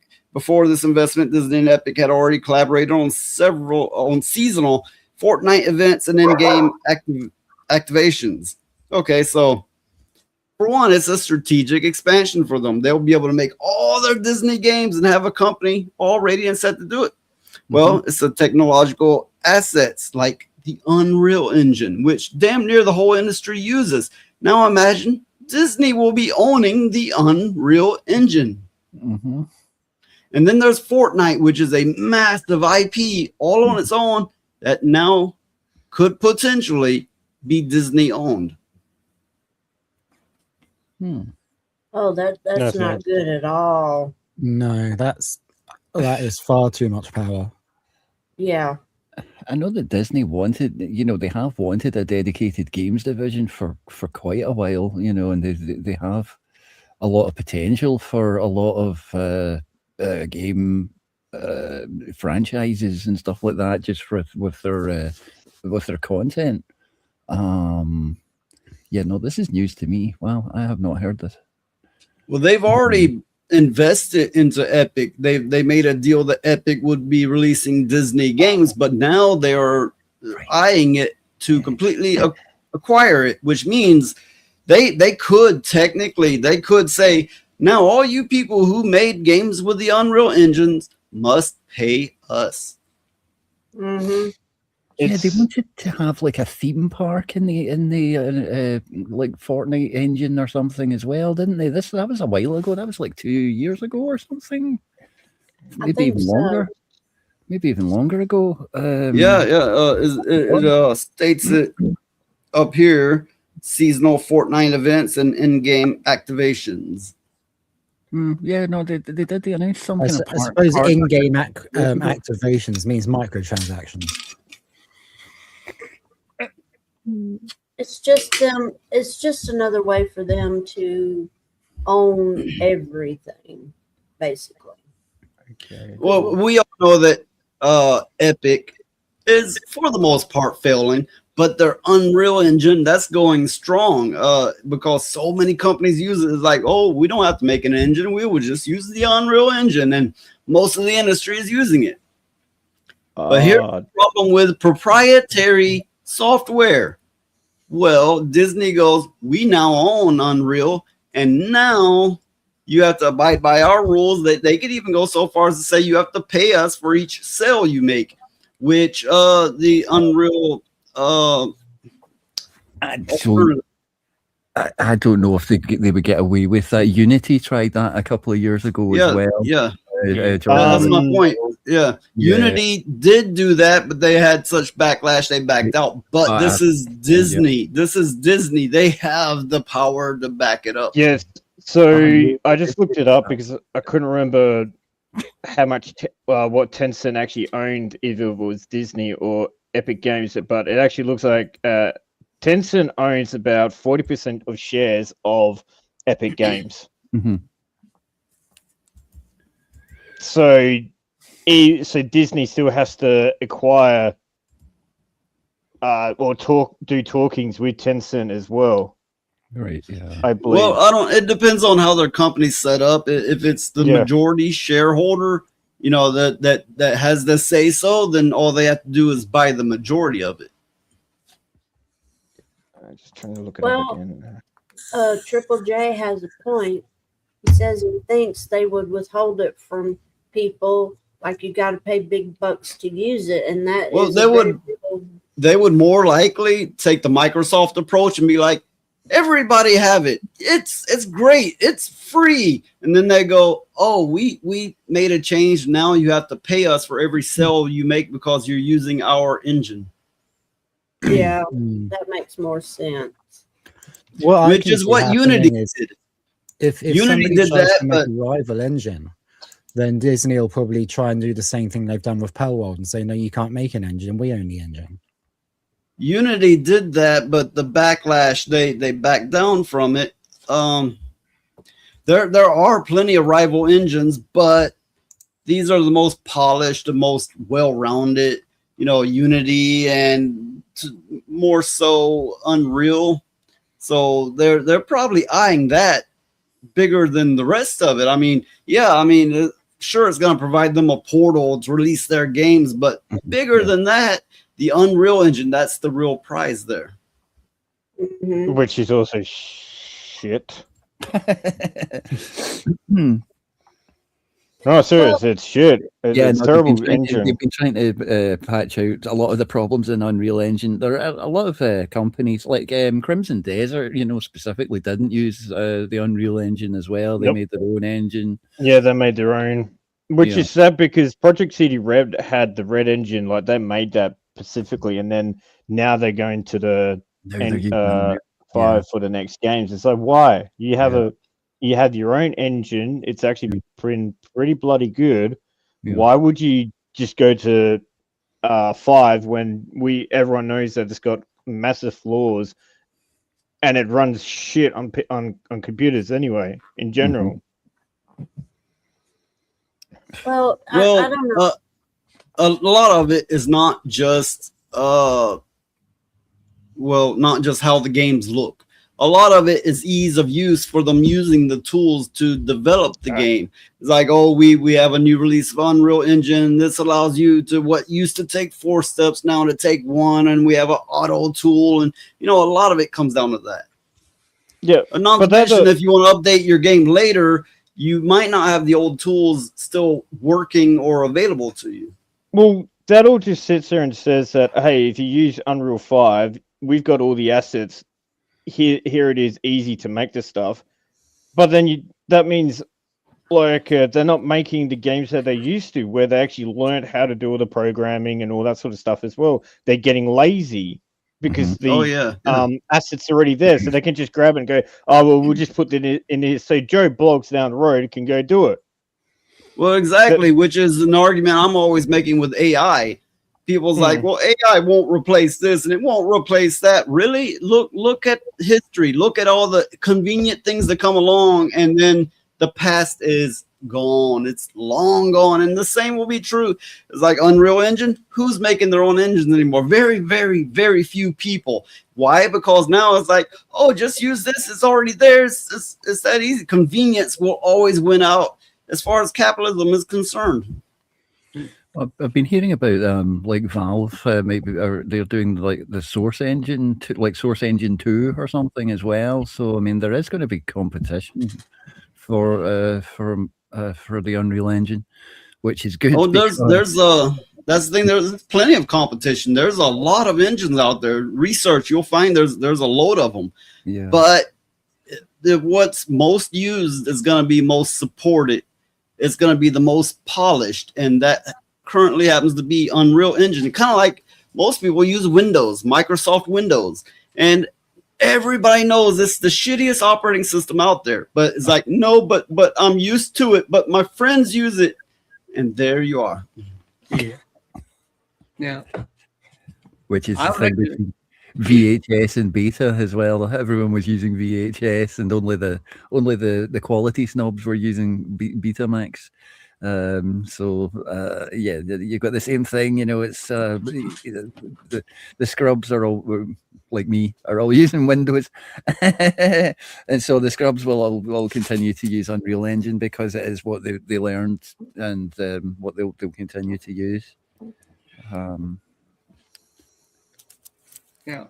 Sorry, Phoenix, I interrupted you. It's fine. I would like to see someone make a open source engine so anybody could improve it any way they see fit. There's plenty of them. There's no shortage of them. And I would like one to get popular enough where it becomes a staple. You know, everybody knows it. Everybody is improving upon it in their own way. Well, you know, that's like saying that open source operating systems should be mainstream, but they're not. It really doesn't work by superior product. It works by vendor lock-in, familiarity, by brand loyalty. It works through the human psyche rather than logic. And that's the issue we're going to run into time and time again, which is why the big money people will go for what they know is already established and works. I agree with you, and that is a real shame, to be honest. I think it would improve a lot of things if people took more the open way of things, open source, just ways to improve things in general. Well, and then you have people going, nothing's free. It's socialism. And it's like, oh, God damn, how simple-minded are you? Oh, look. There are traps out there. There are things that's like, look, it's free and it's ready to fuck you over. Absolutely, that exists. But there used to be a culture of nerds that says, I would like to make software. I'm a programmer. I would like to make software. It's like, you can't. You have to buy this. And it's like, well, I'm going to make ones for anybody to use. And that called on what used to be the nerd culture. And it wasn't a Chinese mission to steal your shit, you know. Yeah. Well, I think with things like software and things like that, it could only benefit everybody if it was open source. That way, if somebody finds something wrong with it or finds something that could be improved, they could do it without having to worry about any kind of licensing or anything like that. No, in open source, legal software license still exists, but it's different variants of free, like BSD and GPL. And it's saying you must abide by this set of rules. It's free, but okay, in the case of GPL, it's free, but any changes you make, you have to contribute back to the originators. So the software could grow in quality. Mm-hmm. Which that means it's free, but you can't just take it and run the fuck off. That means we're not, it's not growing. Mm-hmm. But yeah, there's licenses to it, absolutely, but they're to benefit it. Yeah. Like I know Linux is open source, but if I remember right, there was something else before Linux that it's based off of that is even more open than Linux. But I don't remember. Well, what yeah, it is. yeah, it is, and it's open to the extent you can grab it, run the fuck off with it, close the source, which Windows and Apple has used greatly, incorporated into their operating systems. Technically speaking, modern Windows and modern Apple OS is based on open source software. I mean, almost entirely. But they took it from the code base that you can legally take it and close it. Yes, and what was this called again? I can't remember. It may have been the BSD license. That's what I'm thinking. I don't know. I got the nerdy. No one's talking anymore. I don't know enough about operating systems. I'm sorry. That's why I use Yes, Windows. same, unfortunately. Yeah, that's why I use Windows. And Well, Android. I a lot of times I see shows like this one, panel of people talking, and they're talking out their ass. They don't know the history. They haven't been in it for decades. And they're just talking out their ass. And I'm going, God damn, read or something. Learn something before you get on here addressing this. Yeah, I think Triple J is right. Unix. No, Unix is a general style of operating system. Linux is a Unix-like. It is not technically a Unix base, but it is a Unix-like base. Is Unix not the operating system they use for servers and stuff? No, Noise is a real expert in this. He studied it. I'm not an expert, but I am. I don't know. Well studied in it, I guess. He studied it years back. Most operating systems, I mean, most servers, that is, most servers use Linux these days. The mass majority of them. So it's like no one uses Linux. Well, virtually everything that's hosted, services, StreamYard, Facebook, YouTube, you name it. You name it. It's running on Linux computers. Yeah. Well, I know a lot of the government computers and stuff use Linux because it's more secure.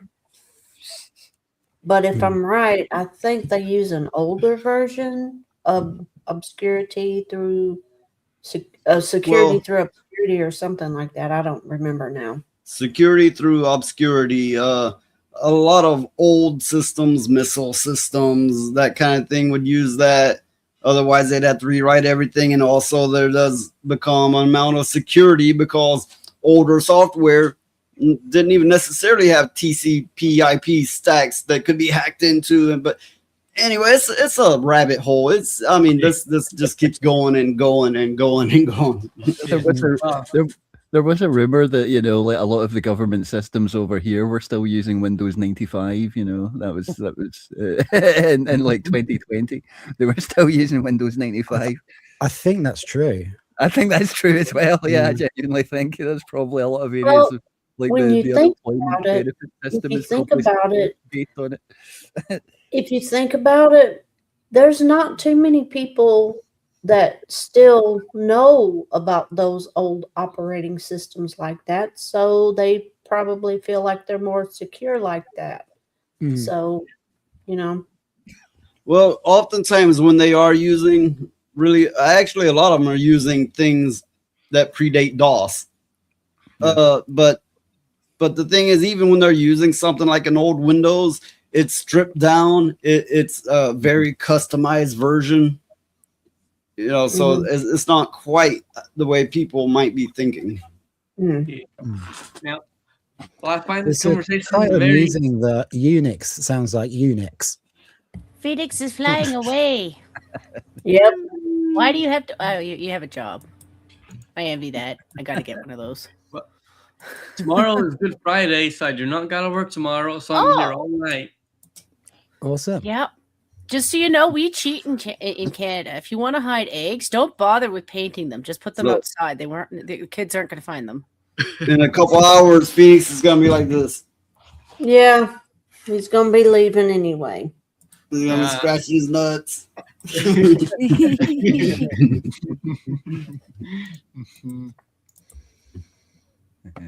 Yeah. But yeah, that topic went funny, didn't it? Yeah, Yeah, I it kinda enjoyed did. it, but I think we lost a few people with it, but I enjoyed it. I play games. That's it. That's all I know. Yeah. Just gaming. Well, the thing is thing works. we have a panel full of people who's not familiar with that level of technical talk, and that's okay. I don't expect people to. That's perfectly all right. But when we're talking about to someone who does know a little on it, it quickly becomes frustrating because it's kind of like then I have to break down every little thing because it's such a rabbit hole. It's something you could talk on forever and ever and ever, and the other person still isn't learning. And I'm not saying there's anything wrong with that, but it's something that you really have to be in the sphere of to draw on and learn over decades of time. Yeah, it's a lot to get into, and I only know the bare basics of it, the very surface level stuff. The bare necessities. Even less than that, to be honest. When you said that, that song just went straight into my head. Well, that is technically correct that not many computers use Unix, even though Unix is spelled more like that. These days, most of them use Linux because it's actively developed on, and Unix has always been the stable thing, but is not so actively developed on as a Unix-like operating system such as Linux. I don't know. I understand some, but I don't know enough about it to,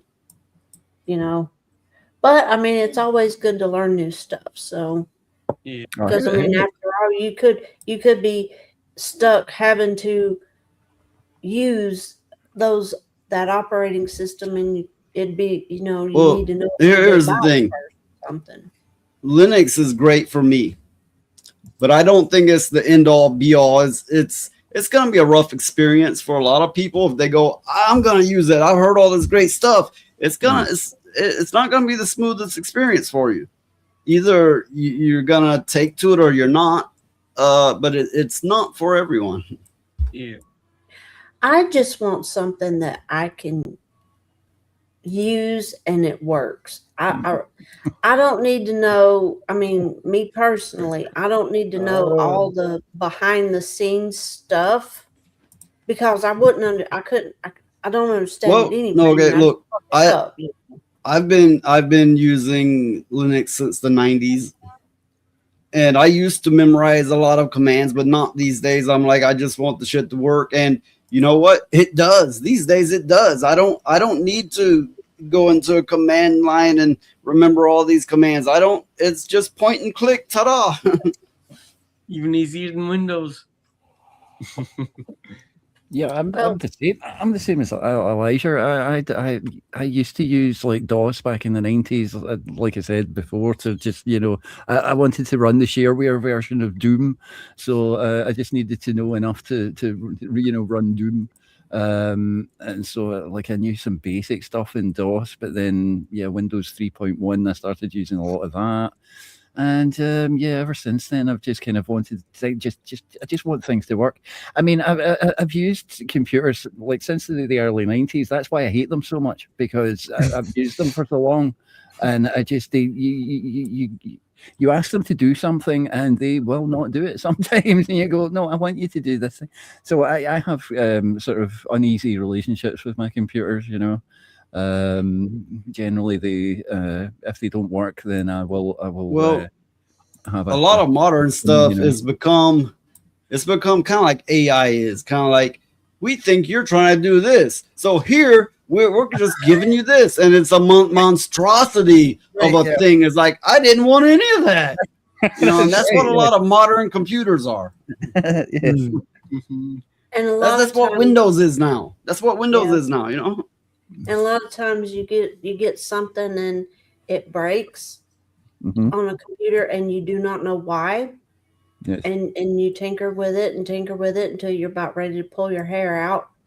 And then all of a sudden, for whatever weird, fucked up reason, it starts working. And you don't know why.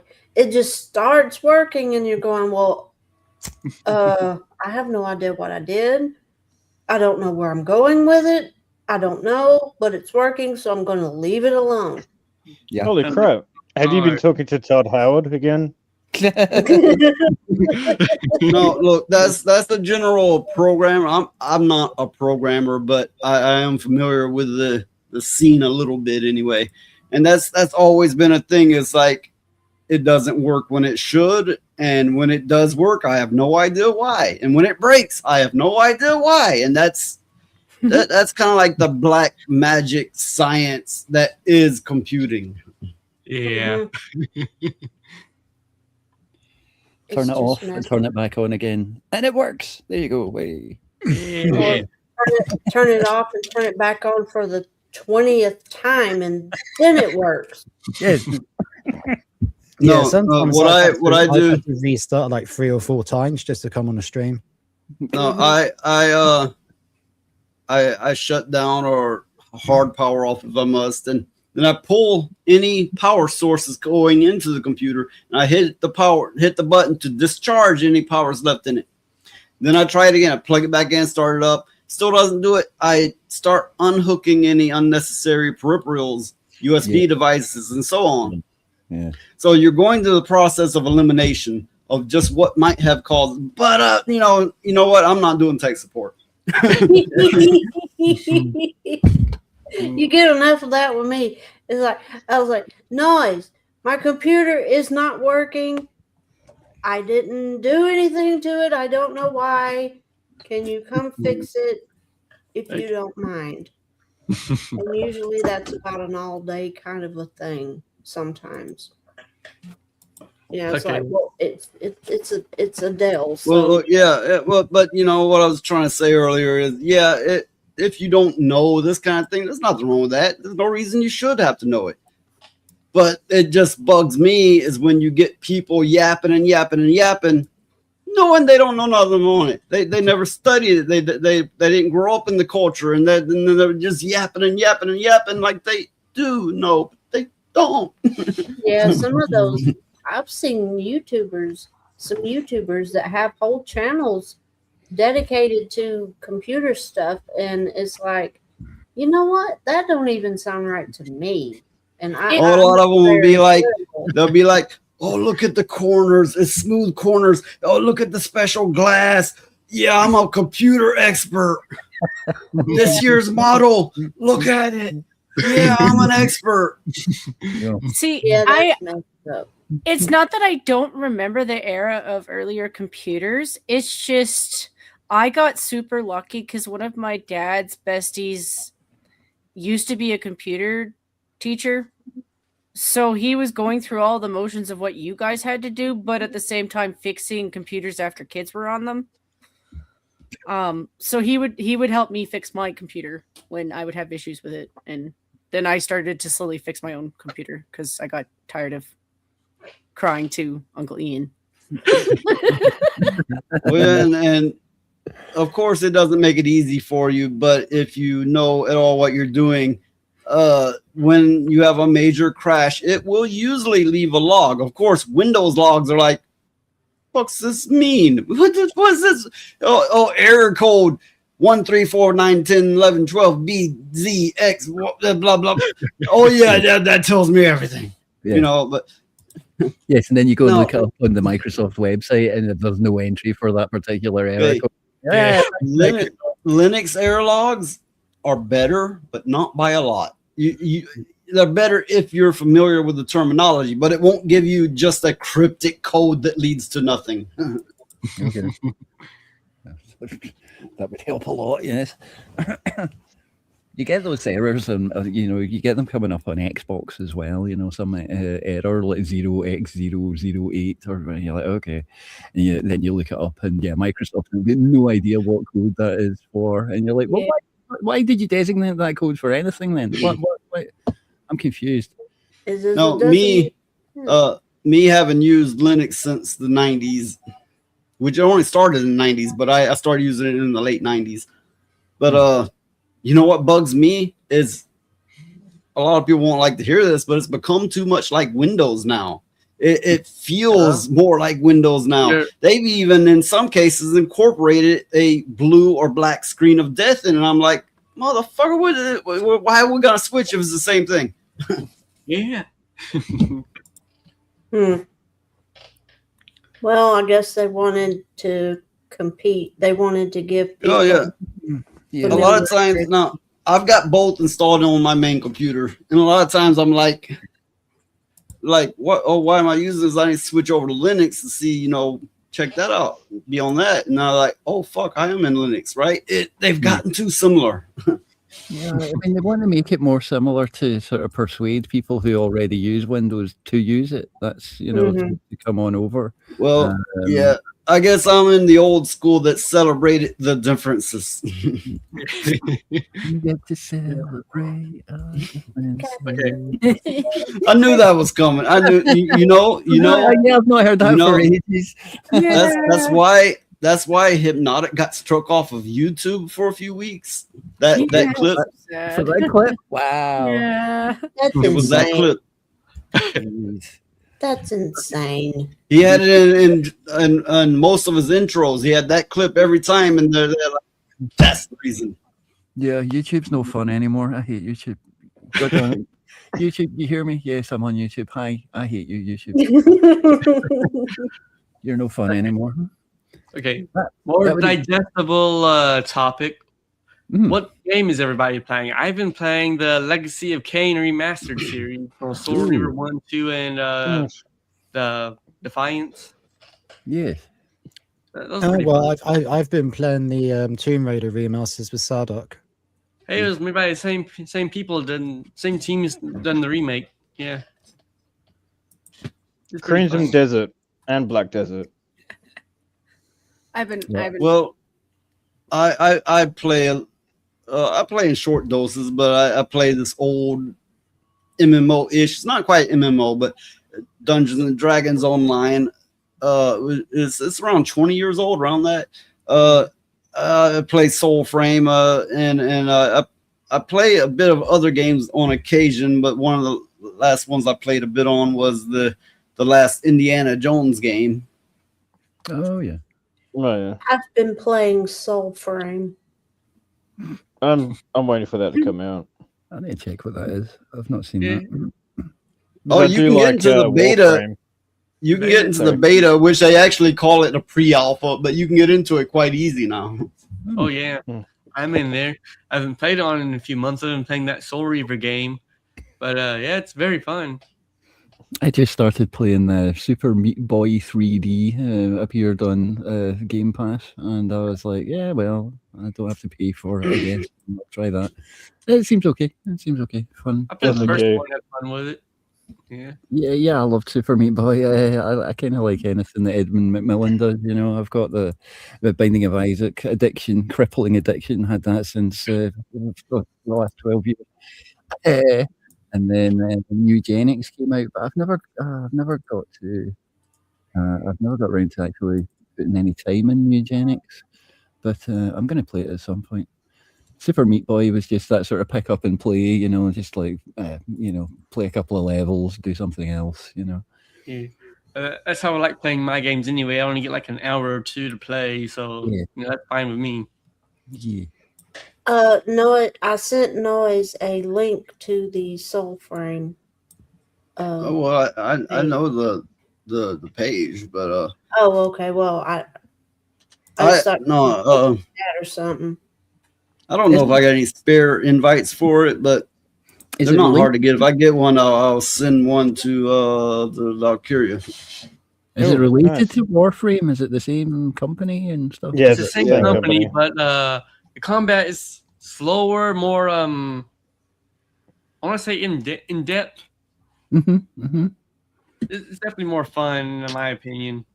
I played a little bit. You got to do more blocking and dodging and that kind of thing. Which I stink at. And you don't zoom around so fast like you do in Warframe. Yeah, Many Warframe, people you just run around and kill shit so easily, especially when you like gear up and all that sort of stuff. But no, it definitely looks like a good game to play. Yeah, a lot of people have said it's like Dark Souls. I think it's a little different than that myself, but that's how a lot of people describe it. Yeah, it's not. No, there were games before Dark Souls, which a lot of people forget quick, like they do. There were games before Dark Souls which required you to dodge and to block and all this kind of stuff. Harry, yeah. But I can't wait for it to come out. Yeah. I can't wait for it to come out. It's Yeah. gonna be so much fun. I like the class where you get like the antlers. And then when you do your melee attack, you kind of headbutt with them. Hey, look, I'm going to bring up a topic. Some of you might have heard about this before, but we can talk about it. This judge, well, he's facing backlash for being rude to the IT man. So they're digging stuff up on him. So apparently, his name is Milaron, something like that. He reportedly failed to submit campaign finance and personal financial disclosure reports, and he's facing 1,500 in fines as a result. Which he's a judge, he's never gonna pay nothing.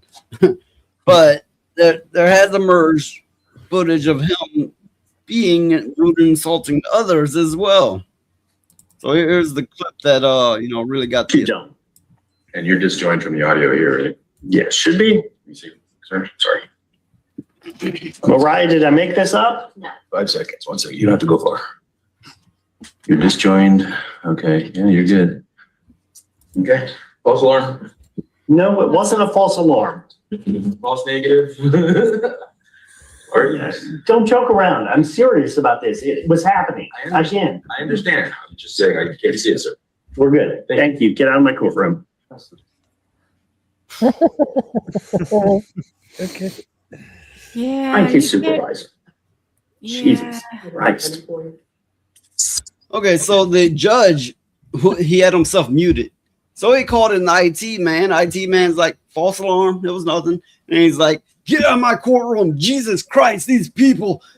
Motherfucker. But that is a judge for you. That's how most of them act. I need to put a virus on his computer. I'm sick and tired of this bullshit today.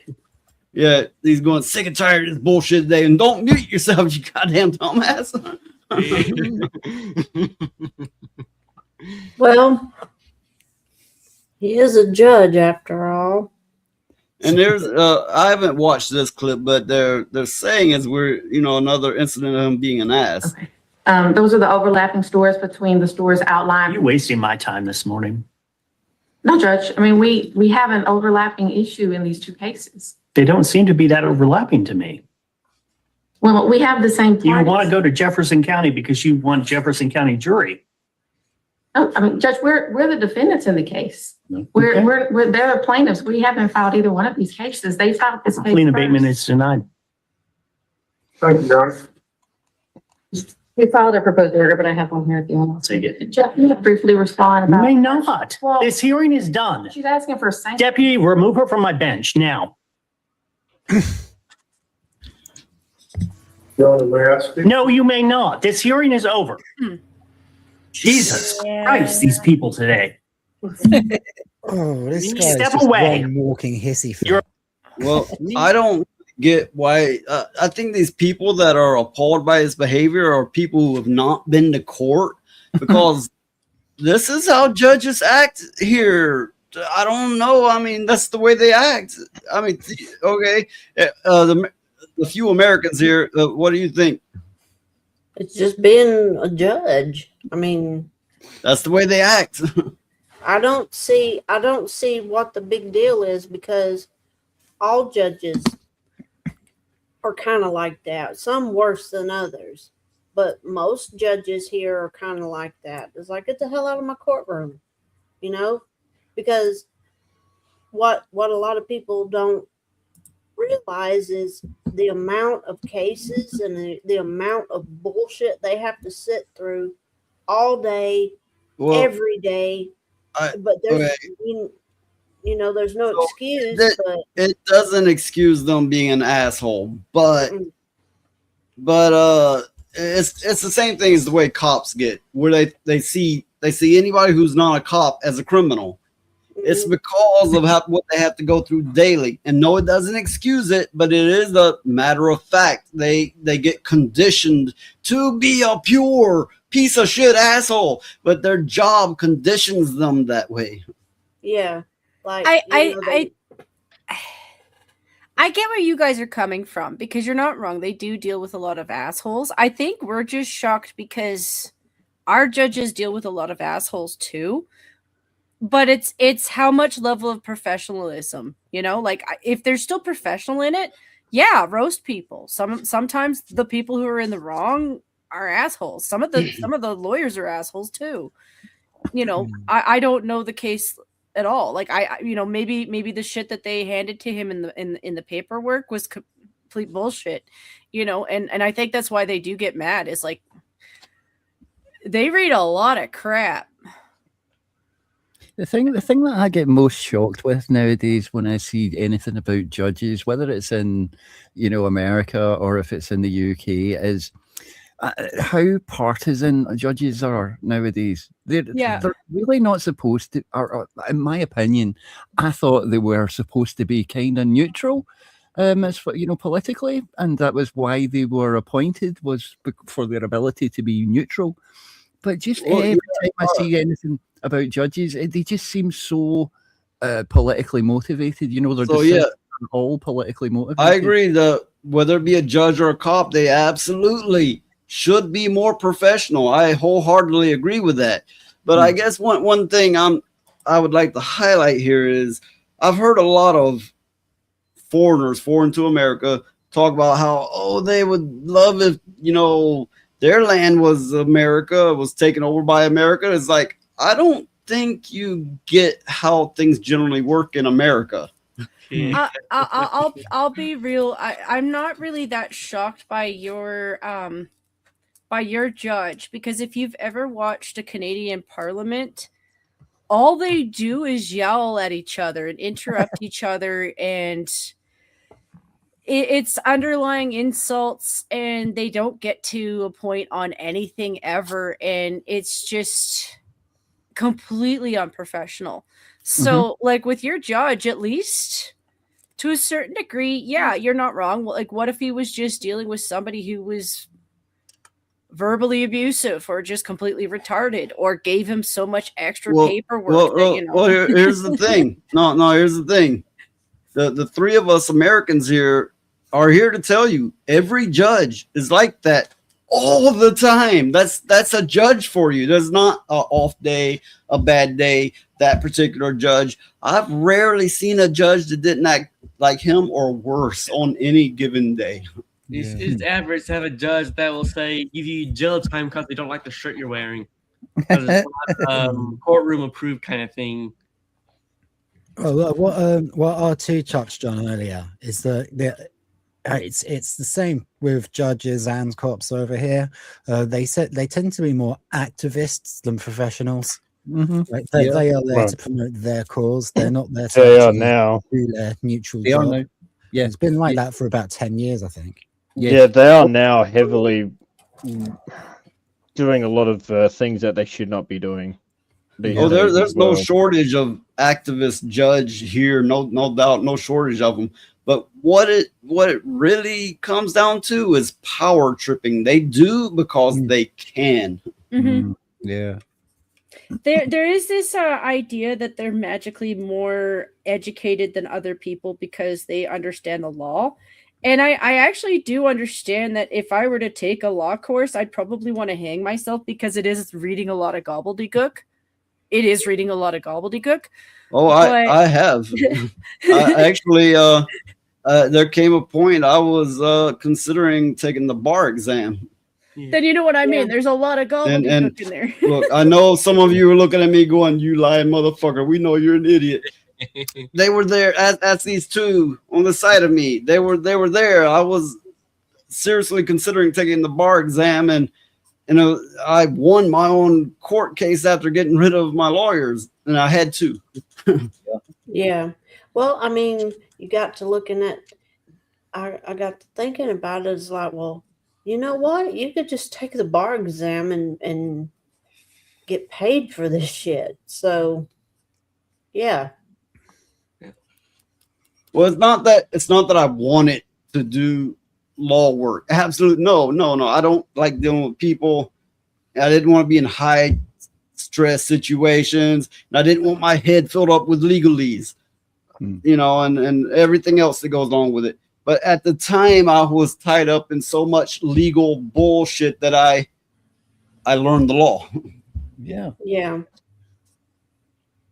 Yeah, I mean, lawyers are just, you know, humans who have read a lot of things, you know, and there's nothing to stop you or I from, you know, reading a lot of things and knowing exactly what they know. And like you say, if you were able to represent yourself, if you had enough knowledge to do that, then yeah, you know, maybe you should have taken the bar exam.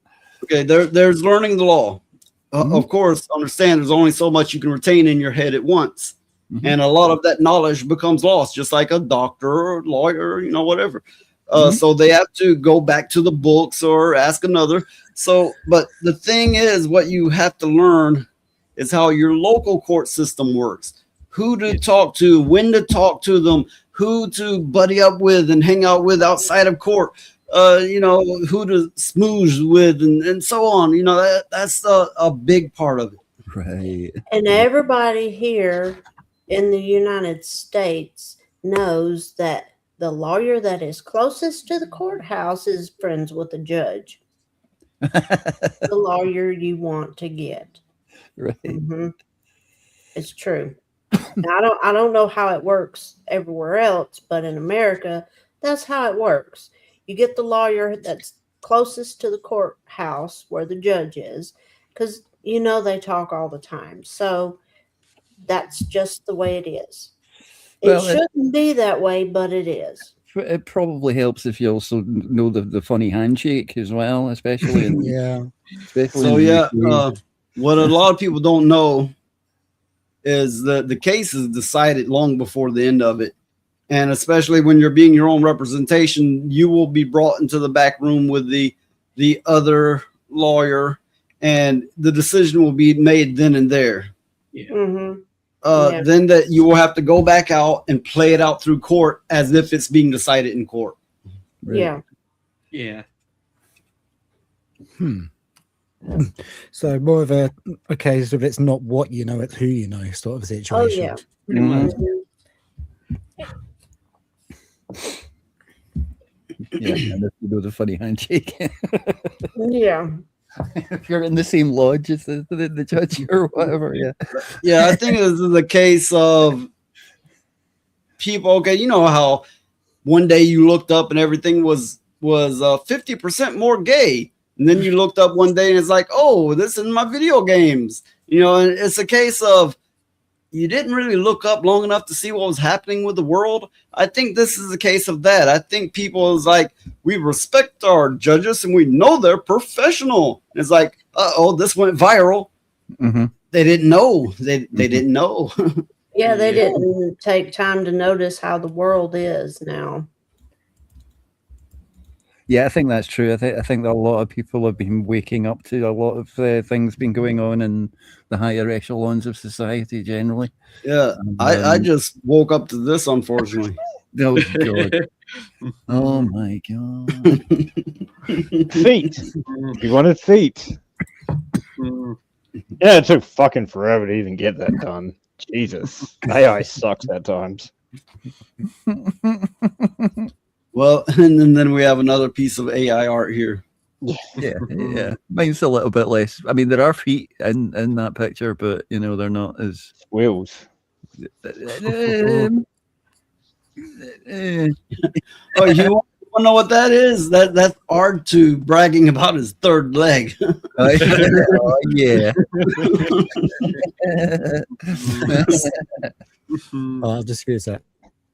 I'm sorry, but so R2 is wheeling up. Yeah, I got this third leg, and then Valkyria is like, "Yeah, move over, look at this, check this out, watch." Unfortunately, that reminds me of a mission in Fallout New Vegas. It's actually a proper mission where you go to one of the clubs and they need what's the word for it for YouTube? Escorts. Let me I'll just say let me make it more appropriate. You call that a third leg? This is a third leg. Who gets that reference?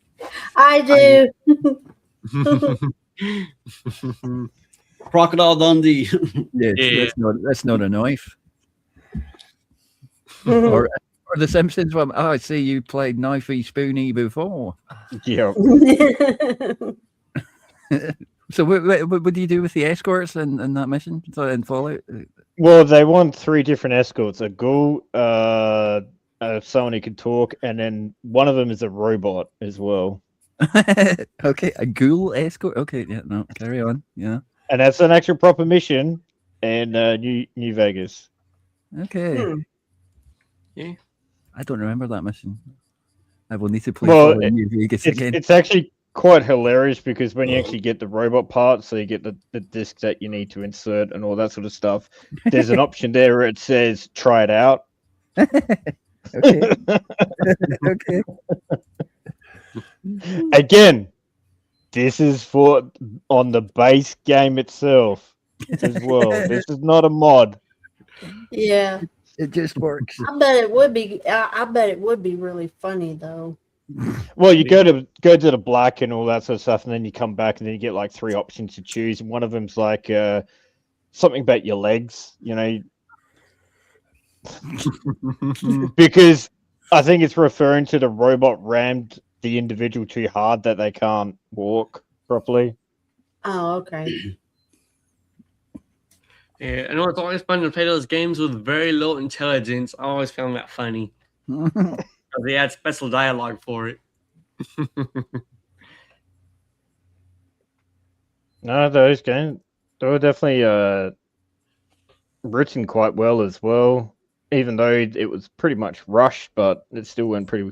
The game itself was actually pretty decent. Is that New Vegas? I mean, people like generally accept that New Vegas is probably the best out of the Fallout series, and it's the one that Bethesda didn't actually make.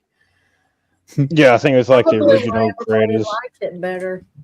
Yeah, I enjoyed 3. I liked the story that you had to do for that. Like you grow up and you're trying to find your father, and you actually work out who your mother was, and where you actually came from, and all that sort of stuff.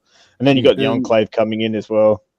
And then we get Valkyria with, "He's your mother and your father." Yep. And my toesies. Don't forget the toesies. You forgot the toe beans. Now we used to have a running joke on here about toe beans, but Daxonar, he hasn't shown up here in forever. They'd be like, "Well, I've been busy," and then it's like, "Oh, yeah, I bet if I click right now, I'll find a motherfucker over another stream." Basically, yeah, he's been everywhere. Yeah, I Except think here, he don't come here no more. Dax did back out of a few things, as far as I know. Yeah, I've not seen him around for a little while either. Well, you get a lot of that. People's like, "Well, I've had this going on. I've had that going on." Like, motherfucker, then really? Why did I see you on every goddamn stream of mine? It's like, that's okay. You can pretend we all know the truth. Everybody here on the panel knows the truth. It's like, you don't owe me money. What is this about? Yeah, they're dodging us like they owe us money. No, I can understand. I legitimately backed off of the internet for about 3-4 months or something a while ago. Yeah. Just for mental health reasons, and I realized that I was a little bit dependent on it. I encourage people to detox from the internet and even electronics. I absolutely encourage that. But more so what we're referring to is when they're everywhere, but like except for what you're doing, the show you're putting on, and then they're like, "I've had so much going on, and I've been busy, and I just came up." And really, why it only prevent you from coming here? Like I said, they don't come.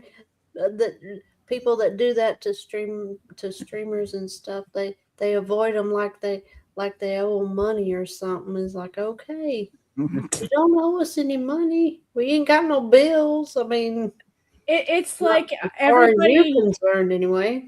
everybody here knows that Roadkill is probably hanging out with Toasty tonight. And well, he's been hanging out with Noise for what, the last like week and a half? So yeah, of course. Like it's Oh understandable. no, he's here on Mondays. Well, first of all, he's got no obligation to be here whatsoever. But yeah, he I believe Toasty doesn't usually stream on Mondays, so he's free here for Mondays. But yeah, I'm not referring to him anyway. I'm referring to these people that just used to show but never show anymore. And some of, not all of them, some of them got this laundry list of reasons, and I'm like, yeah, keep telling that bullshit. I don't know who you're trying to fool.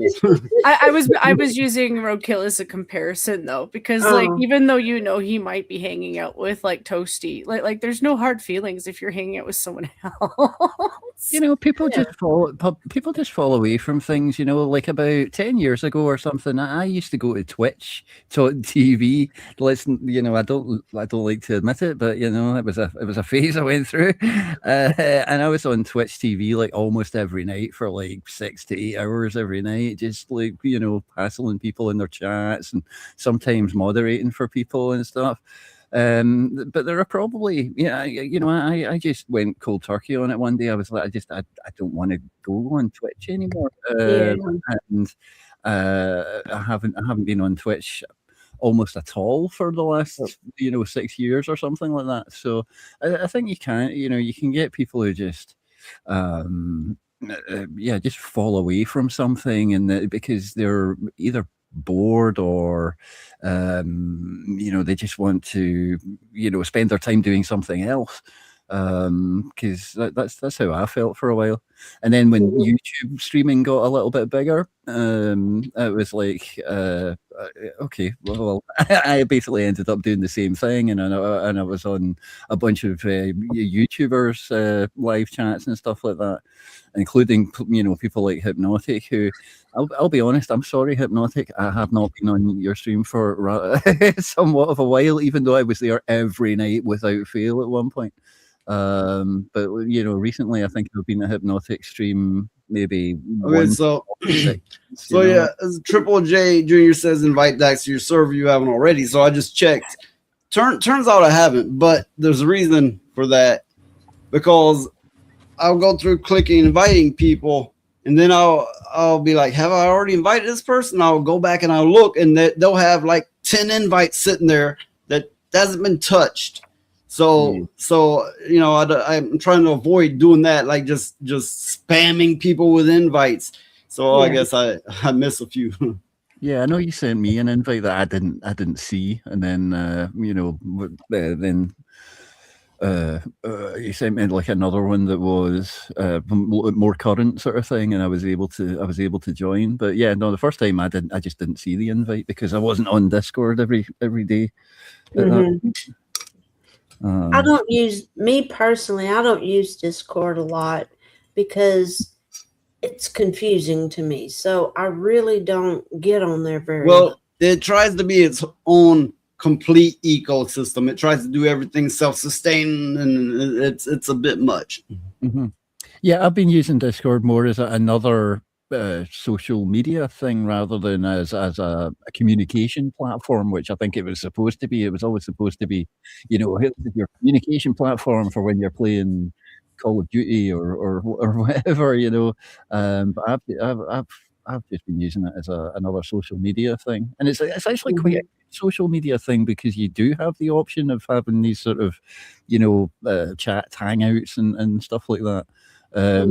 Which you don't really have quite the same on something like Facebook or Twitter. Oh, well, yeah. Yeah, I mean, I usually use it to have group chats and organize panels and things. So yeah, it's useful for that. Useful for stuff like that. Yeah. So one big toe and a knee and some boobs and everything between. So I'm going to bring up a topic, but this one might be a little confusing to people, but confusing to me too, but I'll do my best to sort it. Okay, so this is American politicians. Representative Tim Burchett, I don't know, whatever, chose not to refute Matt Gats, whatever, a comment about military alien human breeding program, then said, "The people that know are dying." Okay, well, for one, let me tell you, I don't follow politics for shit. I know a lot of people in this sphere of streamers do, but I'm really not that political, hot enough, even though I've been accused of being super political. Yeah, whatever. So that's some mental gymnastics there. But anyway, so apparently one politician said to another something about the alien human breeding program, which he didn't really comment on other than saying the people that know are dying. Oh, that's not good.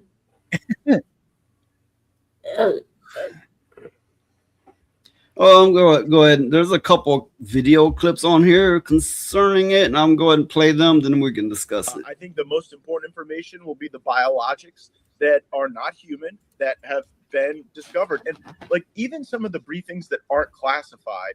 Wait, now I'm looking at it. I'm not sure the one on the right is a politician or not. Do your own research on that. Like I said, I don't really follow politics that much. The one with the flag behind him is Benny Johnson. He's a independent journalist and all that sort of stuff. The other one, I believe, is a politician. Yeah, okay. One of your politicians, well, I believe. Okay, here's the thing. You realize Europeans follow American politics way more than Americans do because because not that we're dumb and ignorant. It's because what the fuck you gonna do? You can talk about it till, as they say, till the cows come home. You're not changing shit. Yep.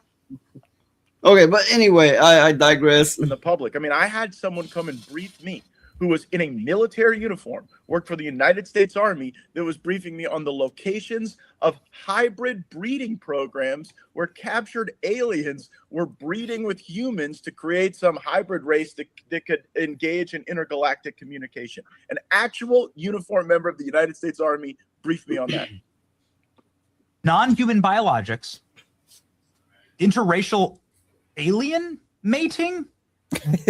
What the F is going on? Look, wait a second. You had whistleblowers tell you this kind of thing? Can you please unpack that? I had a guy who was uniformed. He was a senior enlisted with the United States Army. Came into my office in Crestview, Florida, in a non-classified setting. I had members of my staff there, and what they explained is that the military ran a very secret program where aliens that were living were in forced breeding programs with humans that had been abducted from war zones and from even the caravans of migrants. Now, again, I didn't verify this, but what the whistleblower was telling me is that there were like between 6 and 12 locations around the country where this happened.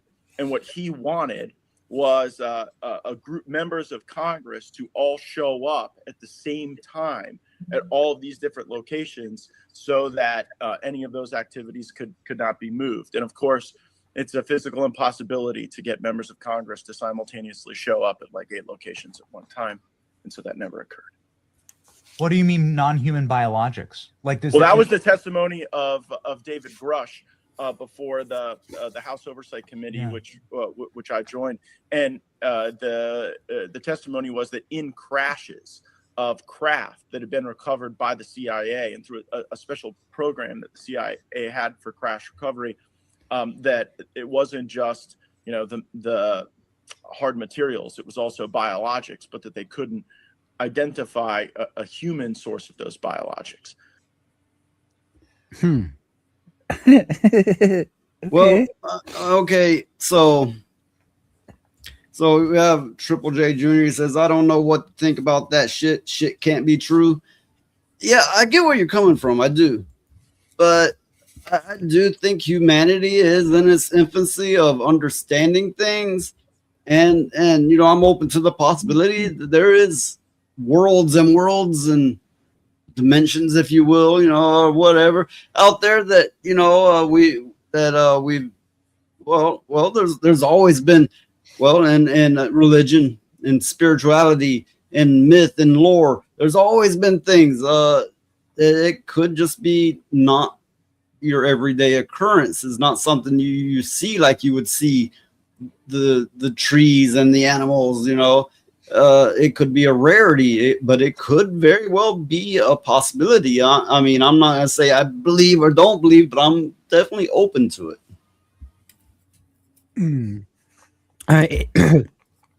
It sounds like, well, it sounds like the X-Files, really. It could be true.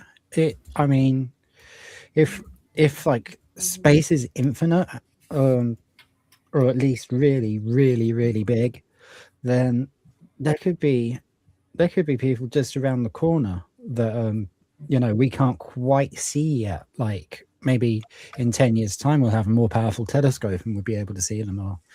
You know, and I did too a few days ago that they're now thinking that one of the reasons we don't receive signals from space is literally because of interference.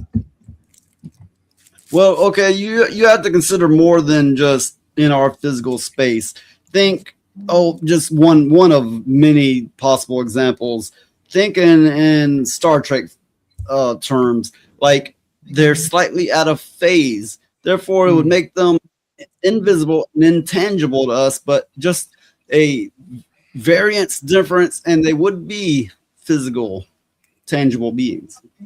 Well, I find this very interesting because what they're essentially suggesting is that the aliens that are in these kinds of things, it said that they're being forced into these programs, right? So if the aliens themselves are being forced into those programs, if that's true, then what the governments of the world is trying to do is create a superhuman that can go to other planets to live, basically. We could speculate all day long, and we could, you know, cover however much ground. But the thing is I think at the moment it comes down to, can you be open enough to go, there may be some truth to this, or will you just feel too foolish in saying so? Well, I don't know. I mean, I've seen enough of weird things in the natural world to be open to be open to this kind of thing. I mean, why not? You know? So, I mean, anybody with any sense could say, you know, I'm not sure I fully buy it, but okay, I want you to consider this. They didn't know what a lot of people in a lot of countries did not know what black people were till which century? Oh, I can't remember. Okay, gorillas, right? 1800s. Yeah, and then gorillas. They didn't know gorillas were a thing until the 1900s or some. I'm not good at these dates, but you get my point.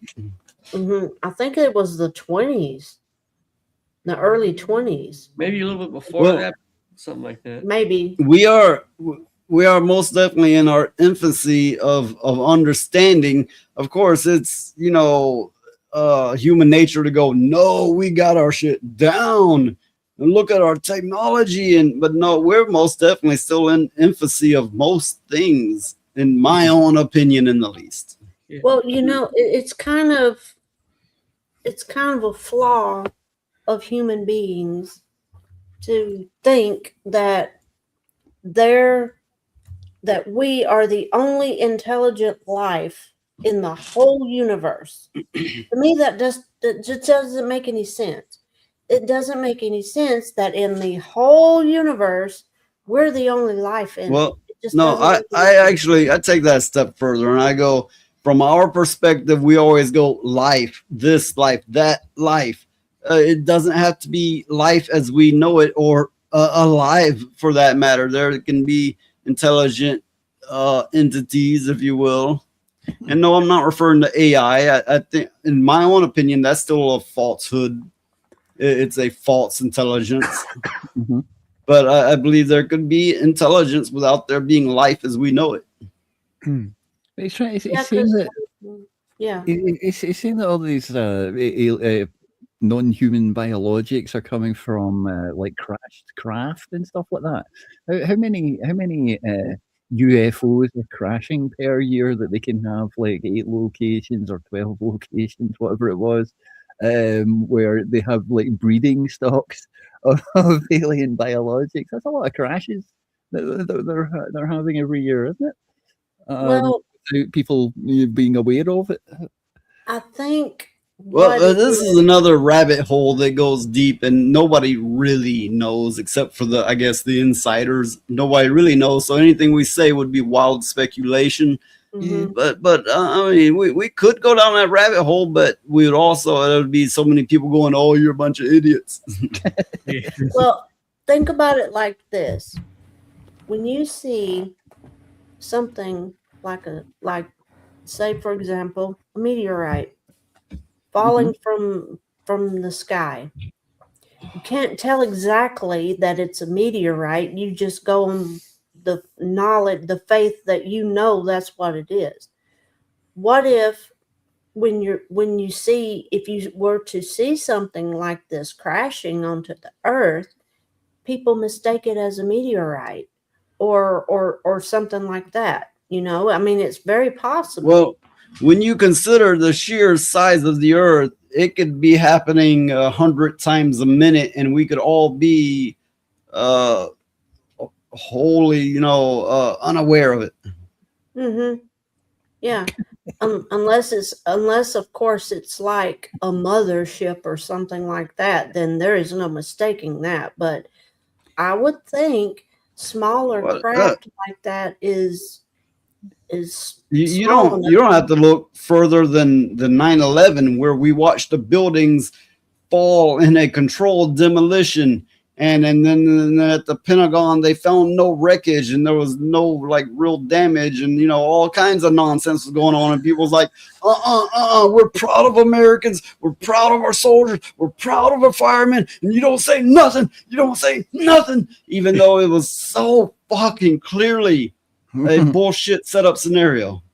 Yeah, for a long time you couldn't speak out. You couldn't say anything about 9/11 at all, ever. I mean, it was just and that was pulled off in front of thousands, at least, right in front of their eyes. Yeah, in front of they were there. I mean, they seen it with their own 2 eyes. It wasn't televised or anything.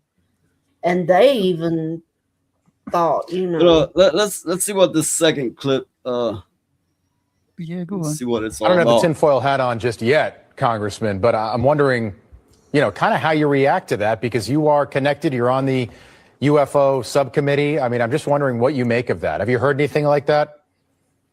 Well, I'm still a member of Congress, so I can't really comment too much on what Matt said. But I will say this. Wait, seriously? Are you being serious, or is that tongue in cheek? I'm being 100% serious. Okay. I've been 100% serious. I've been briefed by just about every alphabet agency there is. And I'll just tell you this, if they would release the things that I've seen. Wait. So he had the LGBTQIA plus on his ass? Yeah, and the DEI.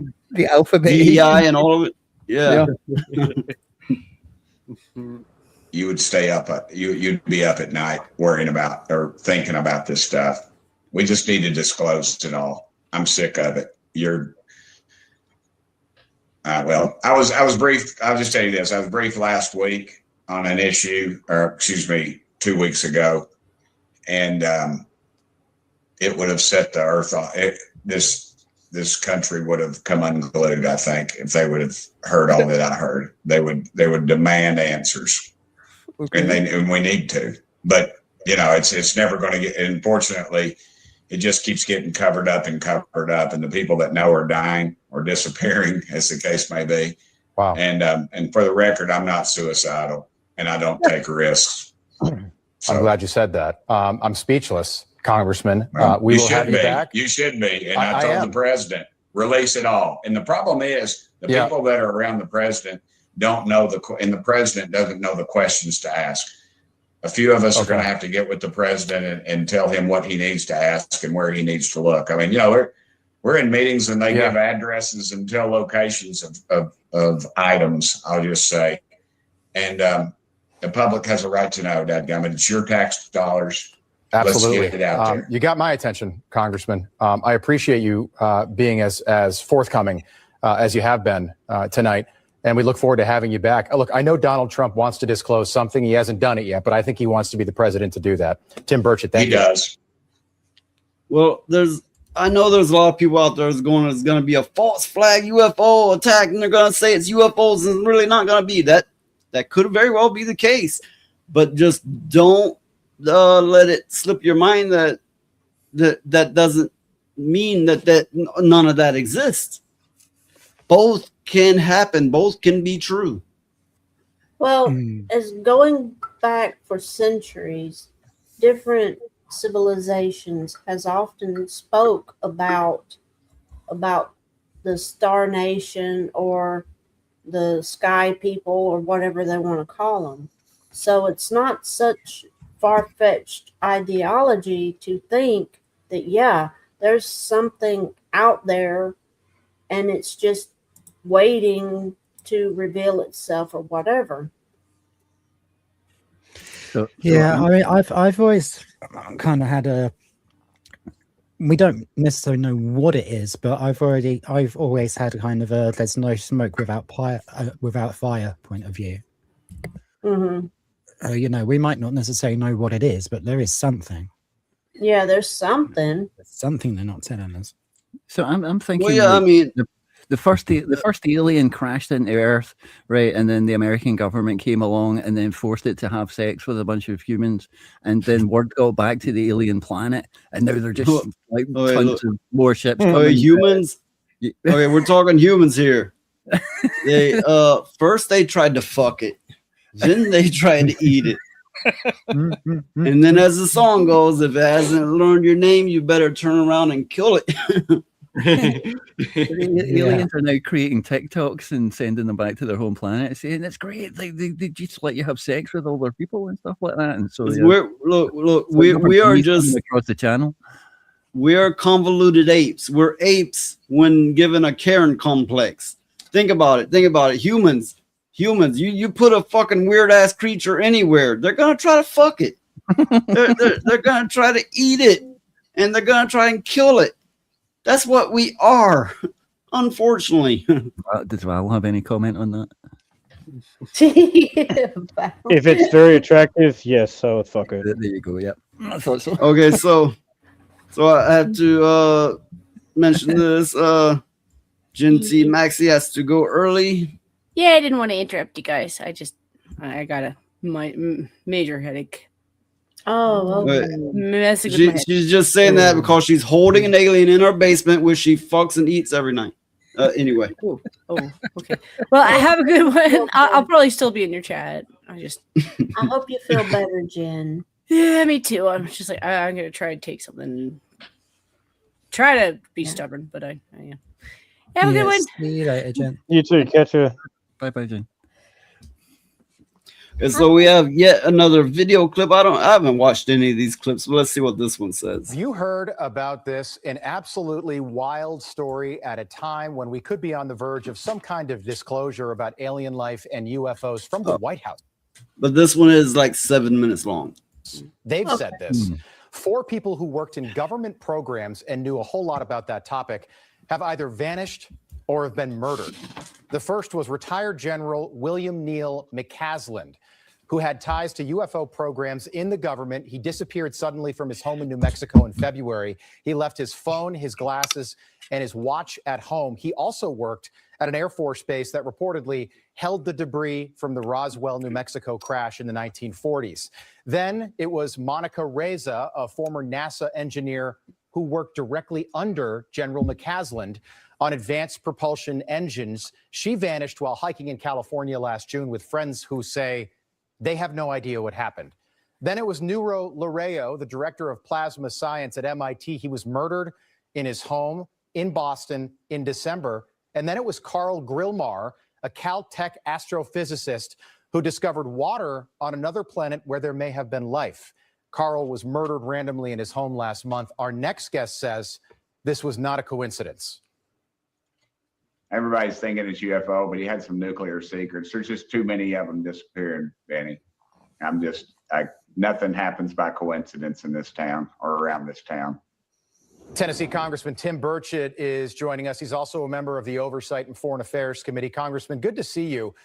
What do you think's going on here? Well, I don't know exactly. I just know there are no coincidences in this town. These folks have disappeared or died mysteriously, and there's only thing that ties them together is the fact that they worked on things that are dealing with outer space, whether it's UFOs or nuclear secrets or missiles or what have you. But I think we need full disclosure. When I'm in a meeting So yeah, keep in mind this is not coming from UFO conspiracists or whatever fanatics. This is coming from congressmen. And then in often cases, military professionals, usually the retired ones, because they don't want to be on the chopping block for whatever that means. So keep that in mind. closed door meeting and I asked about the president's points on these, and then I'm told by some arrogant unelected bureaucrat that the president is on a need to know basis. I think that says everything it needs to be said about what's going on. I think there's an arrogance, there's an underlying, and I talked to the president about this. I said, it's just layers of the onion, Mr. President. You peel one off and there's another one underneath. You put your top people in and it's just too much to clear out in 4 years. And it's just, we've got a real problem, I think, in this area. And I think you've got some arrogance. When I sit in a meeting and some little punk with a man bun is sort of running the show, and you have decorated military officers in the meeting there that are basically unallowed to say anything, and you can read their faces what's going on. Well, General McCaslin, he was not a minor player at Wright-Patterson Air Force Base. He was there for more than 35 years. At one point, he was the top guy at that base, and he just disappears. His family has no idea what happened.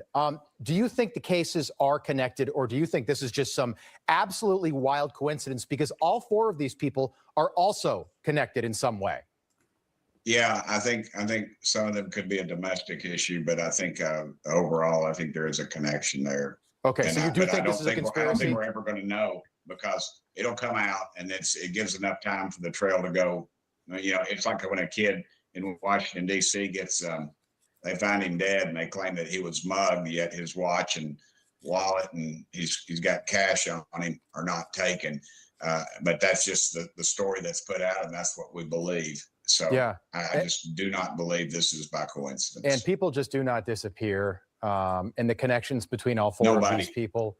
Not in this day and age. No, you've got to have some real inside type of operation. Okay, I want to play you a soundbite. Former colleague of yours, Matt Gaetz, making some pretty shocking statements yesterday about aliens. Take a look.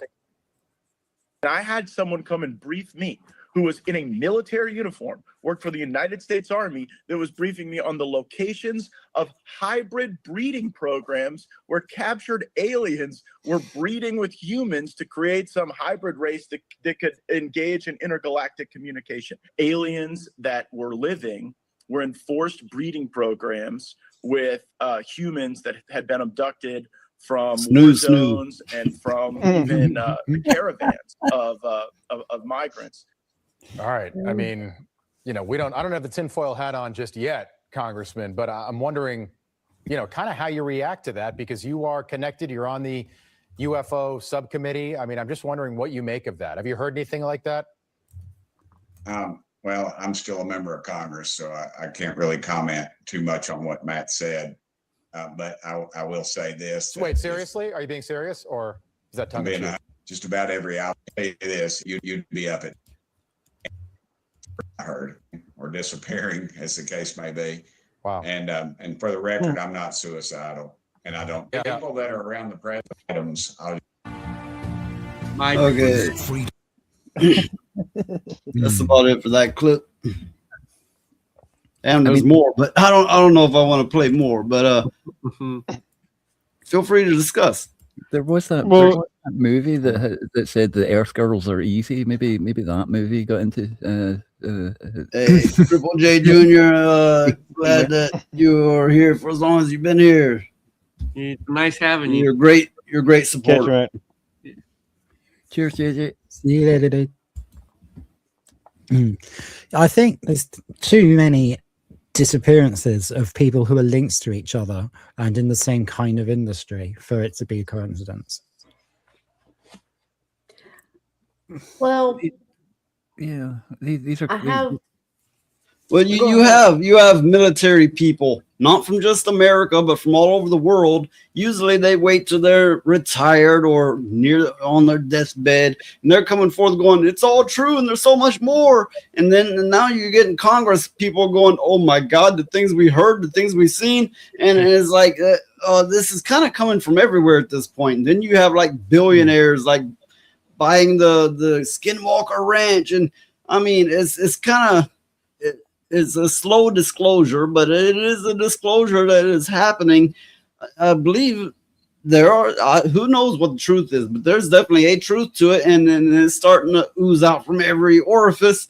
And I don't know if it'll be in our lifetime, but there's a good chance it will, that we will have knowledge on it that we never thought could be possible.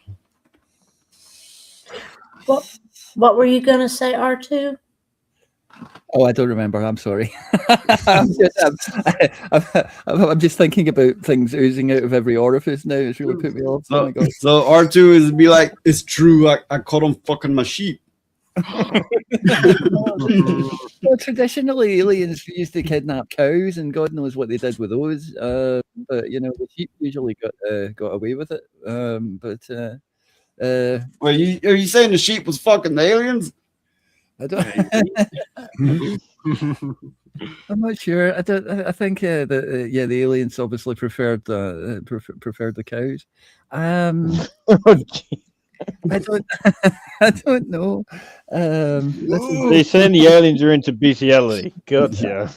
Well, I mean, they don't know that it's maybe. I mean, maybe the aliens are sort of remarkably similar in physiognomy to cows, and that's what they thought. You know, these are like So Tauran. Well, yeah, you know the place where one of the first recorded cow mutilation cases happened. I've been there. Okay. The name of the town has changed. They changed, so it's hard to find. But I happen to know the area. Mm-hmm. You can't find it on a map anymore because they changed the name. But it's not like you're gonna find anything there. But it's still farmland. Yeah. Well, what's interesting is all those people that vanished or whatever was in the space industry in some shape, form, or fashion. Because if you take nuclear scientists and things like that, they have stuff to do with the space industry too. It may be in a roundabout way, but they still have something to do with it. And I find that very interesting. I think we weeded out the aliens talking about this. Triple J Jr. He's like, I'm out, and Gen T was like, I'm out. Like, well, fuck. Well, let's just keep talking. We'll find all the aliens. Yeah. I'm waiting for Valkyria to up and run off now. I think well, you need to stay here and listen to what you Earthlings know about. So that's right. Well, he's got to know what to go back and tell his people. Okay, Valkyria, you have misunderstood Earth sexual rituals. You've highly misunderstood how it's supposed to work. I don't know. I've seen a lot. Well, I think that there is probably a lot of different species of aliens, some benevolent, some malevolent, so maybe that's why they're being so hush hush about it, because everybody will be scared or whatever. Like I said, I like to stay open-minded. I'm not saying, oh, I believe all this stuff, and I'm not saying I disbelieve it. I'm just saying I'm open to it. But I'm open to the possibility that, some are, planet-based, some inter or extra dimensional, some are, essentially like Avatar, where they're constructs, but that is being temporarily occupied. I'm open to all these things. So it is not necessarily just, oh, there's little men from Mars, and so you see what I'm saying? Well, I've been speaking to someone recently who's been talking about the different kinds of aliens. Like you were saying, Elijah. You've got the reptilians, you've got the greys, you've got the tall whites. Who I think they're also called Nordics or something. And there's also people who are, claim to be, able to channel alien intelligences from, Arcturus and, places like this. And, I have to say, some of them are actually quite convincing. But it's all very, what's the word? I mean, it's far-fetched, but it's not. I guess it's not beyond the bounds. Yeah. Of course, I would say on some level it's far-fetched for all of us here, but you kind of have to think about it like this. You have a little mammal or rodent that's lived in this forest. His whole family's lived in that forest his whole life, but one day they start mowing it down, and there's humans, and they're going, "What the fuck is that?" Well, I kind of when you said Avatar, right? Kind of got me to thinking that's kind of what we are. We are kind of an alien life form inside a shell. Because that's a good point. Everybody goes, oh, I am a human. I am, this body, but you are not your body. Mm-hmm. Yeah, I mean, you do not become a ghost. You are the ghost that's in a meat sack right now. Yeah, so that's what I was thinking. We're kind of like Avatar, that our bodies are our shells, and we are the energy inside of it. Because once the energy leaves the body is just basically an inanimate object at that point. So the energy's got to go somewhere. So I kind of think of it like that. Yeah, I've said before something along those lines. I think on here actually, that like we know energy can't be created or destroyed, only transferred. So, so our consciousness has got to go somewhere, but it can't be destroyed. We know that. And I think that on a molecular level, we know that, spiritually speaking, because that's what a lot of people do when they have their prayer rituals and things like that. They get in such a heightened state that they can actually channel that energy to go other places. What you need to look into are remote viewers. That was actually a program by the CIA. Yeah. And these remote viewers, some of them claim to have channeled the past, other planets, and even alien activity. And then some of them were even like, the alien was like, "Oh, I see you. Get the fuck out of here. What are you doing here?"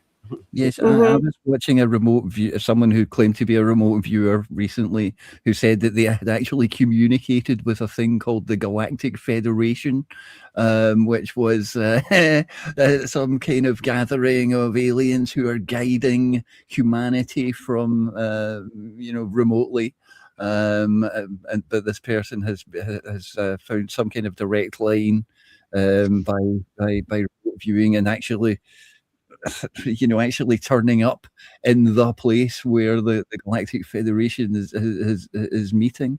I'll need to find. I'll try and find the video that I saw of that, and I'll post it on a Discord or something. Because I know, yeah, Elijah, you might be interested in that if you've not seen this person before. So I want to say we're close to the 3-hour point, but I want to say we're still at least $6 from our goal. I mean, I'm not counting for the cuts that YouTube or Rumble takes out. So just at the bare basis, the bare number of what's been donated, we're still $6 away from our goal to extend the stream. Yeah. Well, what you said about the like a forest being cut down, the squirrels and all that, reminded me of this book, The Roadside Picnic. It's like made in 1977, but it's about this the area they call the zone, and aliens came through and just they don't even know what they did. They just were just there and left, and they say it was like humans having a picnic and then just leaving their stuff there for the ants to find, and we are the ants essentially. So it's a very interesting book, and I would suggest anybody to read it. It was Rustin originally, but I like it. Yeah, and it gets immensely more interesting when you start looking in the ancient writ that predates Christianity and how that does tie in with some of the Christian stories, and things start to make sense here and there. And just look into it for yourself. I'm not gonna make myself seem like too much of a nutcase. I was going to say, how do we know that the gods that we worship are actually not aliens themselves? Yeah. Well, I mean, for example. Well, speaking for myself, I've always been like this. I don't believe in worship. You can respect, you can honor, you can. I find it hard to love something that's not ephemeral, a tangible thing. But okay, whatever. You can honor and respect and all that. But I never believed in worship. But that's interesting because one story says that the aliens that crossed us with monkeys and their own genetics put in certain genes, and one of that genes was to always worship something, always be looking for some higher thing to worship. Well, I don't mean just you, Noise. I mean like in general. Yeah. If you look through history and stuff like that, where people, especially Egyptians, worshipping the pharaohs, and all that sort of stuff. But yeah, and other cultures too. But I'm just saying, just in general, would be interesting to find that the gods themselves are actually aliens. I mean, what Noise said there as well would actually go some way to explaining this moronic celebrity culture. Well, yeah, the thing is, you take religion away from people, or never give it to them to begin with, they will always find something to worship. A big rock bigger than the rest, they're gonna worship it. I'm thinking, it makes me think that it seems like there's some truth to this worship gene that they flipped on that we're not even supposed to have. And yeah, people worship corporations, they worship billionaires. It's like, ooh, they're all into that. But it's not like these companies or these CEOs they'd be like, fuck off, you're a poor. Well, it's kind of like what I think of in that kind of thing. And yes, celebrities and athletes as well. Well, I think the reason why people always look up to things like that is because it's a tangible God.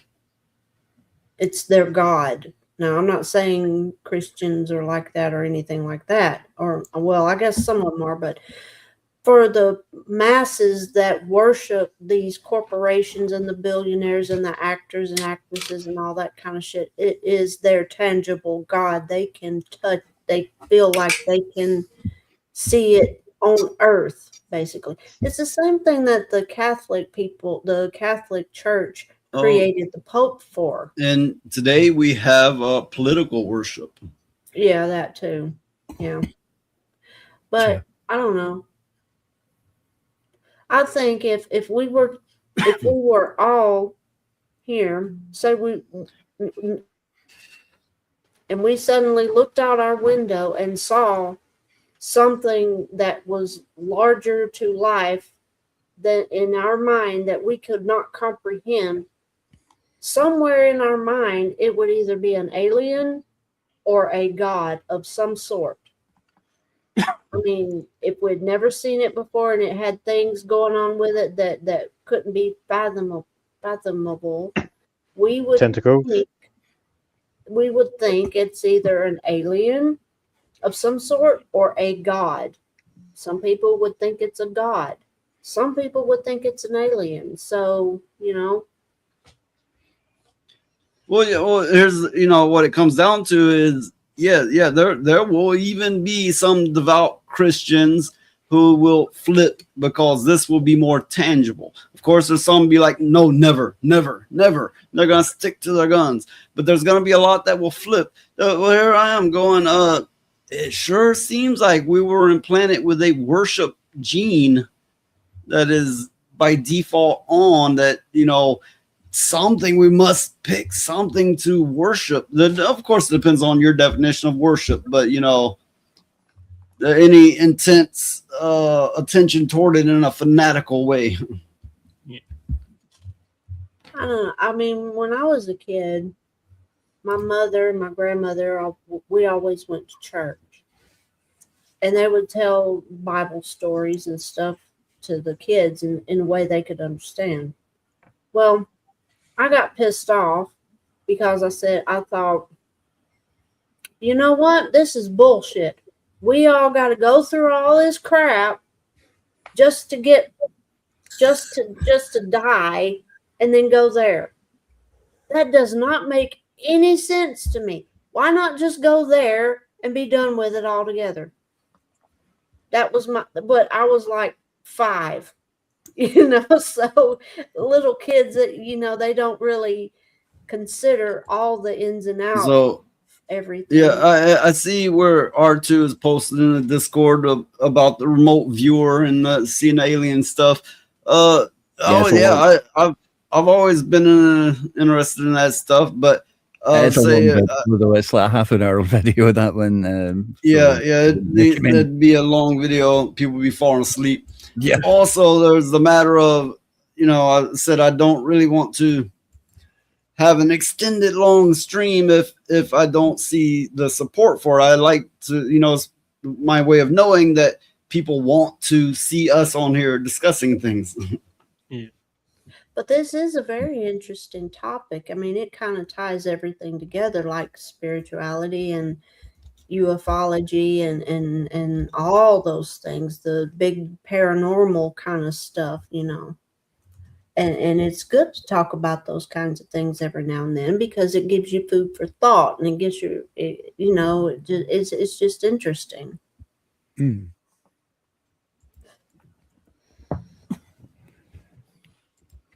Yeah, I mean, I've been watching David Icke for a while. He's very convinced about the reptilians and stuff like that. So, the people that seem to know about it seem to be very, very confident in the things that they're saying are true. So sometimes that can be difficult to argue with. Well, the question is what got him into it? What brought him to it?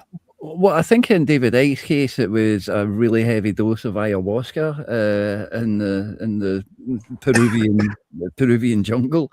So I don't know how. That'll do it. We'll get started down the rabbit hole. I think it did, Well, I've had those experiences, I've had a similar experience with, like mushrooms back in the day. So,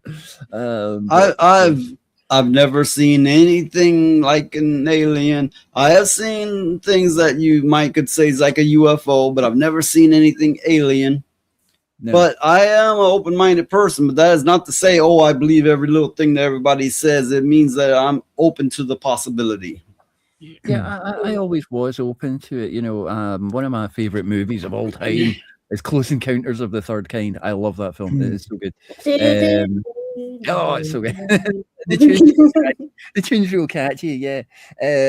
But the thing is, you know, since I've got kind of older and more cynical and stuff like that, the skepticism has kind of crept in, you know. And every time I see some sort of, oh, here's some evidence of alien activity, it just, you know, someone will come along and debunk it, and I go, oh, I'm sort of disappointed every time.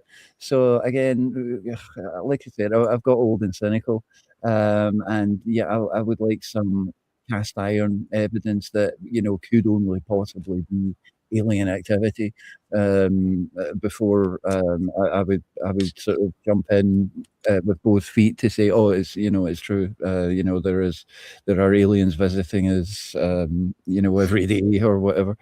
I'm yet to see it. So, but I am still open minded, for sure. Well, yeah. It's like Well, there's a lot of things that are, oh, let's say mass produced that we have never physically set eyes on. So, I mean, you really have to look at things through that lens of, I mean, yeah, we know what they tell us through media, but how much have we personally seen? It's so little, it would be mind boggling if you got to thinking about it. Yeah. Well, I mean, for that matter, on a more traditional level, how many people has actually seen a spirit? When you take into consideration, there's millions and millions of people that have never seen anything like that. Well, when they hear somebody talk about it, they're going, oh, that's bullshit, you know, no, this. Well, two things can be true at the same time. Yeah, just because you haven't experienced it doesn't mean that no one can experience it. Yeah. I mean, I've never been to the moon, but I know it's there. Yeah. You know. Speaking of that, I was out the other night and the moon was out. And the moon looks different. It does. It looks different. I don't know how, or it's the face of the moon. It just looks different. It's in a different position. So we have one gifted membership from R2 Lee 2. Yeah, I thought I thought I better throw one in. But I want a planet of pugs. Okay. So clearly, thank you for the membership. That leaves us $1 short from the goal. I want a planet of pugs. Yeah. I'm putting my request in. Yeah. That's it. I do. I want a planet of pugs. I want to go to that cat island off the shore of Japan. Oh, I've heard about that. It's an island of cats, and they have people going to the island to feed them and stuff like that. It's very interesting. I haven't heard that one. But don't think I'm being weird or shallow by saying I have this goal, because this is something you'll see every streamer do. They're like, hit this goal, I'll do this stream and I'll wear this, or I'll this or all that. It's not weird when why should it be weird when I do it? It's not. It's just very common nature. It's the nature of the beast, so to speak. It's just what you have to do on YouTube. Indeed. I didn't see who got my gift membership. Did it come up for anyone else? Did it say? No. Okay. It didn't say. That's weird. It's like bought a gift membership. No one's getting it. It's being held in reserve. There's plenty of people watching. Yeah, it's all the members. It's just floating around out there. Hey, someone's getting it. And someone's getting that. It sounded dirty. Yeah, good, Phoenix. Dirty or threatening. Because in Glasgow, that is a threatening thing. Oh, pal, you're getting it. All right. Okay. Oh, okay. That's when they bend over, shoulder, ass crack. Cat Islands. Don't get it confused with the Isle of Dogs. Is it a threat or a promise? You're getting Are you getting excited about getting it? I had a math teacher say things like that, like, "Oh, if you do this, this, and this, you're having a detention," and that's not a threat; it's a promise. Okay, Phoenix, we all see it. Valkyria sees it too. You're getting just a little bit too worked up over that. Yeah. So Phoenix. What kind of fuck you give me? 8 kind of fuck. Love fuck, hate fuck, sex only fuck, breakup fuck, makeup fuck, drunk fuck, buddy fuck, pity fuck. Also, I gotta say, fuckers need to repent. So, Phoenix, which one is it? It's a You've secret. been asked. No, it's been. Oh. It's a It's gonna be a Toesies. Toesy. Hey yo, what the fuck? Yeah, you're not getting it though. Not for you. Not for anybody on panel. damn, this is just getting more and more messed up. So what you're saying is I have to not be on the panel. Excellent. Even if you weren't on panel, no. Yeah, strange things are afoot. Ain't that the truth? We ain't got to be Sherlock Holmes to figure out where this is going, Phoenix. You guys have wistful thoughts. That's a no-go. Wishful, please. Like, no, you're the one over there giggling and turning red over what was said. Nobody else is. I think you need to calm down and toe the line. Yeah. Yeah, You guys he get does. funny ideas. You're the one that's all blushing and shit. Do I look red? Yes. So, okay, if you're smiling, right, and be like, one of you are getting it, not anybody on the panel, you're gonna get it. You got, yeah, I'm gonna get it. You're gonna get, yeah, something screw is going on. Say, you always interpret it in a homoerotic way for some reason. I just gotta say that. No. If you're like overly excited about giving it to somebody, I don't think that could be misconstrued all too hard. No. Phoenix. But you could take it as like getting into a fight with someone. No, that's not what that means. Look, whatever. Let's move on. Let's move on.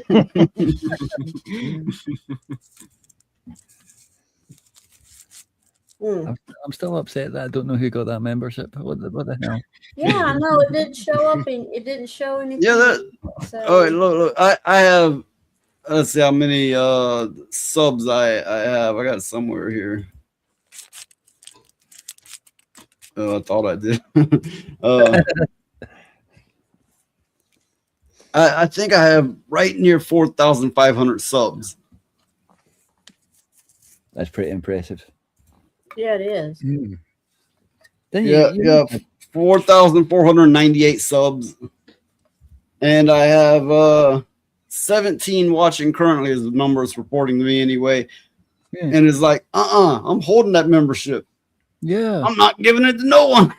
Yeah, maybe it went to someone who's hidden on the channel. Maybe so.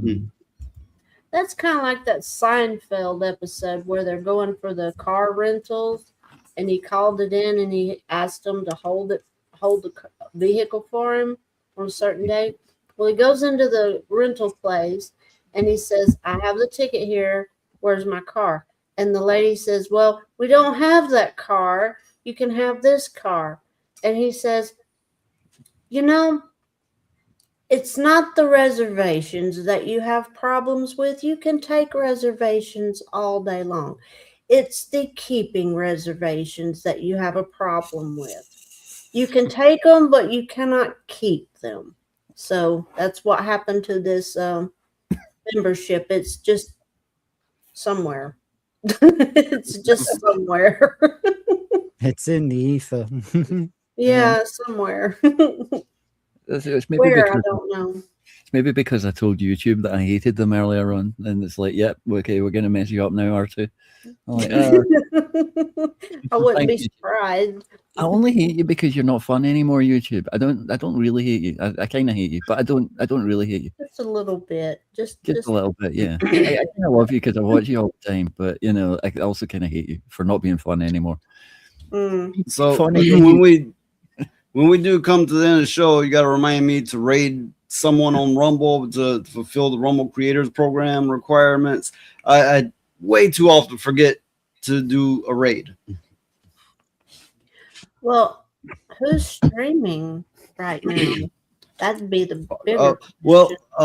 Toasty she's doing a gaming stream right now, but who will be streaming when we come to the end? To be fair, we're $1 short for extending the stream, to be fair.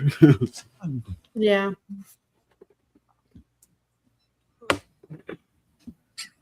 But I'll give it a little bit more time to see if that is fulfilled.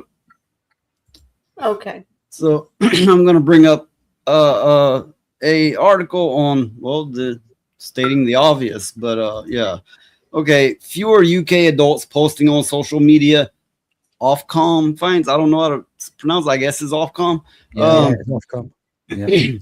Across the UK, 49% of respondents said they actively post on platforms such as Instagram, Facebook, and X, down from 61% the previous year. Ofcom also said it found more adults had expressed concern posting online cause them problems in the future. Feels less like self-expression and more like a potential liability. Now, this is stating the obvious, but they seem to be doing studies on it now, and the UK people are just like, "Oh, we can't say this, we can't say that." They're just like, "Fuck, we won't say anything." Correct. Yeah, exactly. Yeah. That's why I stopped posting under my birth name. So makes total sense.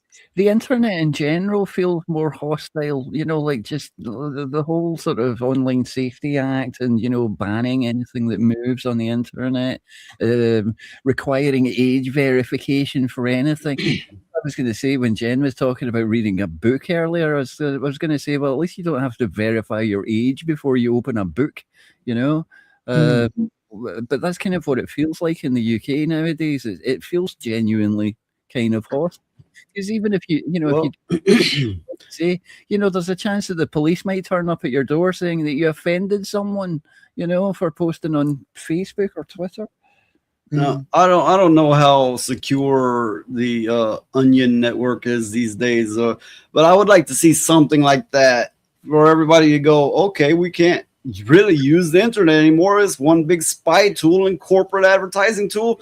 Let's just go to the undernet, if you will. I would like to see people do that. Be like, well, okay, we'll just go to where we can talk freely. That would be great if we could all meet up where we could be ourselves. Yeah, because it's tiring, like having to watch what you say because you don't want to offend somebody to that point. You know, it's gotten ridiculous.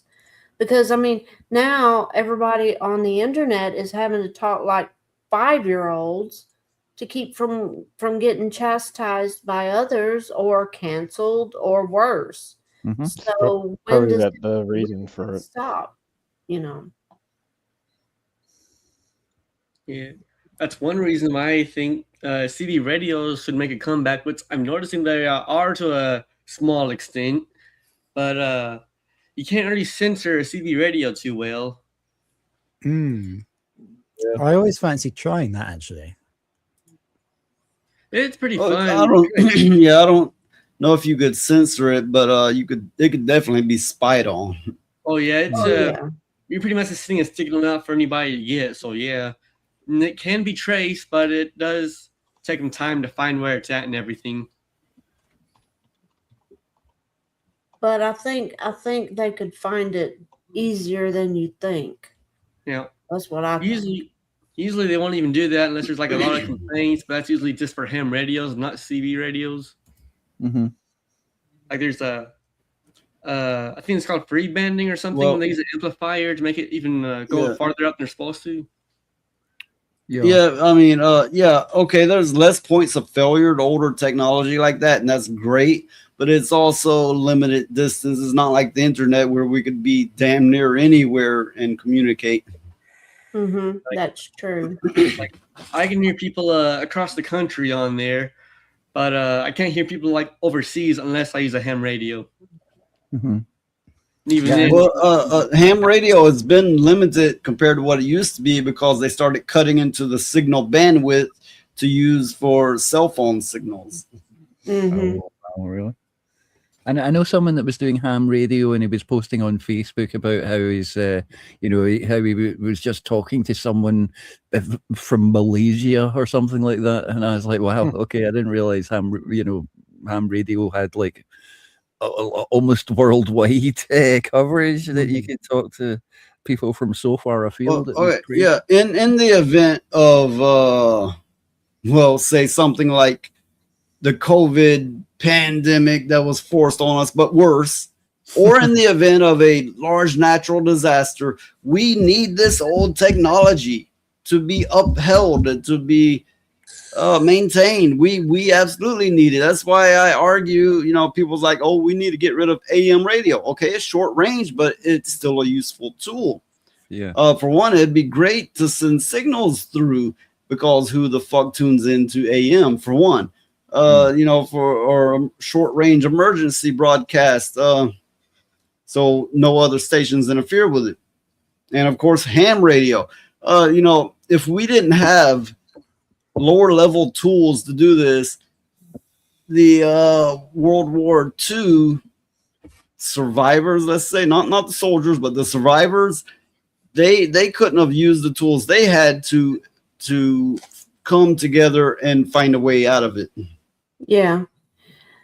And it's very interesting how the old technologies work. I mean, even things as rudimentary as smoke signals. You can see smoke for a few miles. Well, if you got people that know the signals code and stuff, I mean, if you see 4 quick puffs of smoke and then one long one, for example, something like that, right? It's not unlike Morse code, but visual. Yeah. Mm-hmm. Yeah. It's very interesting how that works. I believe we've become too reliant on the tools of convenience, such as the internet, which have countless points of failure. Not to mention as heavily infiltrated by corporations, law enforcement, and yeah, I mean, it's the tools we have, but we are at their whim over it. Well, I mean, so for £2, hey YouTube, who got my member? Where my cock at? That's a penis. Well, isn't it true that there is a pipeline going under the ocean to different countries? If you mean, there was it recently. I mean, very recently. I don't have a bookmark for it, but it very recently got uprooted. So I don't know what they're relying on now. If they put a new one down, I don't know. But it recently they uprooted it. Well, that's interesting because it doesn't seem like it stopped at any point. So well, I do owe R2 some kind of clip. So okay, here you go.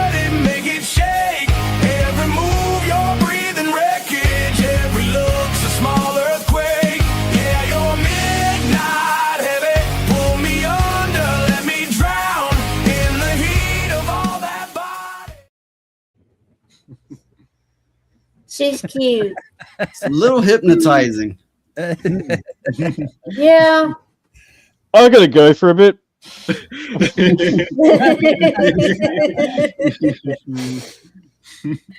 Okay, who all needs alone time? Wait. Let me try it. Okay, if I get a donation of 100, I'll put on a little bikini and shoot. Wait, that's not gonna work. No, listen. That's an innocent joke. That is not a jab at anybody. It's not malicious. It's all in good humor. Yeah. I still want a Daisy Duke clip noise. I'll need to do an AI of R2D2 in a bikini, see how that works. Is that actress even still alive? Yes. Okay, I'll give you a Daisy Duke clip, but she's like 100 now and she's shaking it. No.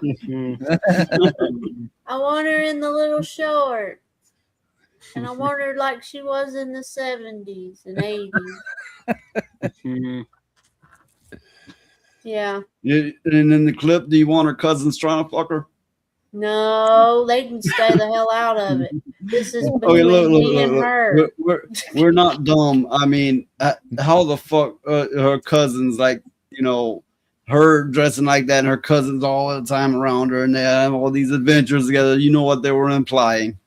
Yeah, I know it, but Brothers. but it's my nostalgia and I'm sticking with it. I just thought she was the prettiest thing I'd ever seen when I was a kid. I did. I just, you know, it was like, Ma. Yeah, well, you know, when Wonder Woman, the TV show, was on in the 70s, late 70s, I remember my brother, you know, he was like 4 years older than me, right? But he was getting next to the TV, he's going, the cotton. Oh. I remember watching Wonder Woman when it was on TV. Which would have probably made him like, I've probably been like 1 and he'd been like 4. Yeah. Or something like that, you know, something like that. I remember watching Wonder Woman when it was on TV. And when I was a kid and I looked at the TV and then I looked at my mother and then I looked back at the TV because my mother favored it's not like that meme. It's like, look at that, look at me, look at that, look at me. You're gay now. I didn't mean to sound like that. But yeah, my mother favored that actress a lot. It was weird how that was. And my dad said, yeah, why do you think I married her? It's like, okay. There she is. That's it. Yep. That's just. There she is. In all her glory. Yeah. So my brother, I mean, you know, my brothers are both passed away, both of them now, but you know, he grew up with a fascination with Dukes of Hazzards, and I think it stemmed from seeing Daisy Duke for the first time. That probably also set him off in the loving muscle cars too. Yeah. I mean, it's not surprising. And the Dukes of Hazzard was a great show, just generally. You know, the characters were fantastic. I don't remember any of the stories, and honestly, I don't know if it would hold up nowadays. That show, apart from Daisy Duke, but yeah, no, the characters were great. More than okay at the time, you know, that was like when Hee Haw came out, or I don't know if it just came out, but whatever the case, Hee Haw was big. And there was the Dukes of Hazzards, and there was other Southern-based things like Dallas, and today the South is demonized possibly harder than it's ever been before. Really, I mean, I wouldn't be able to comment on that. I guess we don't really have much in the way of media coming from the South, apart from, I mean, was it like Duck Dynasty or something? Where were those guys from? I don't follow the latest shows, but I think they got one with a bunch of what do you call them? Cowboy types who work the ranchers, right? Yeah. They got one with a bunch of ranchers in it, and then there was a remake of Texas Walker, Texas Ranger, but largely, okay. Pay attention on the internet. On every fucking panel show, they're like, oh, where they fucked their sisters at, you know, like a bunch of goddamn ignorant assholes, right? You will hear that far and wide. And there'll be motherfuckers from the other side of the world saying this, don't know shit about America even, right? Yeah. And I mean, it's the South is absolutely demonized as a bunch of ignorant, ancestral redneck fucks. Yeah. Oh, Noise, I sent you something for you to show to R2. He'll like it. Okay. Oh, yes. See, I told you. Very Very nice. surprising. Very nice. Yes. So yeah, pay attention when you're watching these panel shows. It's a rarity that they don't, you know, that the southern states don't come up and they all have a goofy ass laugh about, oh, they're fucking the sisters and blah blah blah blah blah. Oh, all that shit got started in the Civil War when they were doing a bunch of propaganda against the South. Look, it's not like we got people with all physical defects from being inbred walking around. No, you don't. I mean, plenty of ugly people, plenty of fat people, but incestual people? No. Fuck no. Speaking of that, there was this person on YouTube that did a documentary kind of a thing on this family in West Virginia, and they were highly inbred. And isn't that the North? It's the northern part of the South. It's still considered the South. Well, so the utmost north of the South.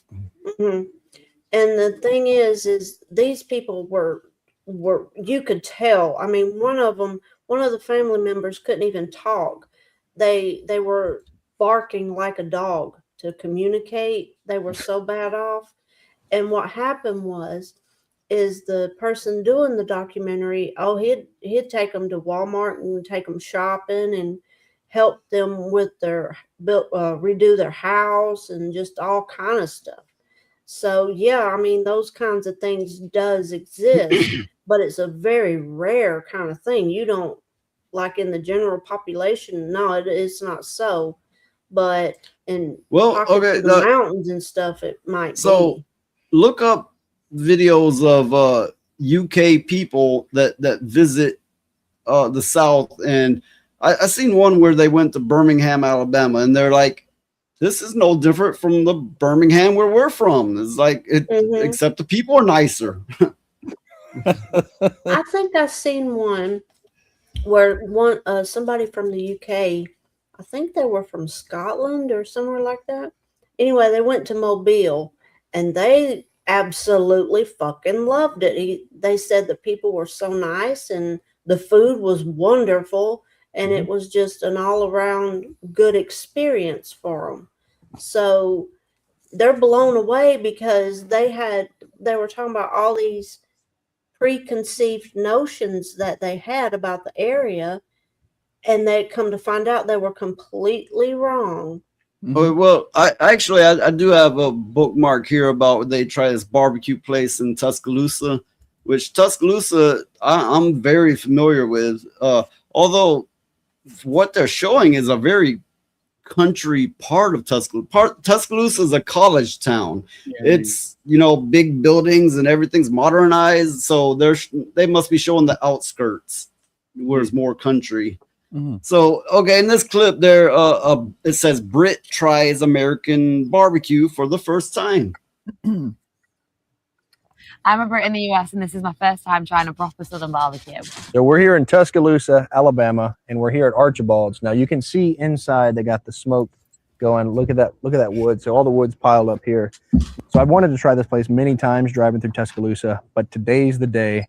So I don't know if it's good. It smells incredible. It smells delicious. If it tastes half as good as it smells, we're in for a treat. So this is a very hole-in-the-wall place. Now, they got the menu out here. They got a couple specials as well, but the ribs online looked insane. They looked really, really good. So this is giving very hole-in-the-wall vibes. But that's where you find the best food. He's in the barbecue mode right now. Look at that. Before we get into the barbecue, which looks incredible, smells incredible, the ribs look great. You gotta try sweet tea. Yeah, and they were also really lovely. They gave us some free food because they know I haven't tried it. They wanted her to try that pork. Okay. That's delicious. It's nowhere near as sweet as I thought it would be. Oh, really? Mm. You can get sweeter though, I will say. I feel like that's perfect. I feel like we need to start with the ribs because they're right here in front of me. I don't know which one I want. I'm just gonna take the bigger one. I just pulled a piece off that had fallen off the bone. All right. Now I'm hungry. That's how you know it's good when it's falling off the fry, you know? I've never had food this good. Oh. Wow. Okay, so they didn't catch the part. You'll see, but they said when she first tried it, she cried eating the food. It was that good. From my perspective, these ribs, there's not a ton of overpowering sauce. Sometimes you'll get really sticky ribs, but this one, there's so much flavor in just the meat itself that you get that vinegary touch from the sauce on there, which he gave us an entire cup of sauce. Take a look at that. So I think I'm going to give it a. Mm-hmm.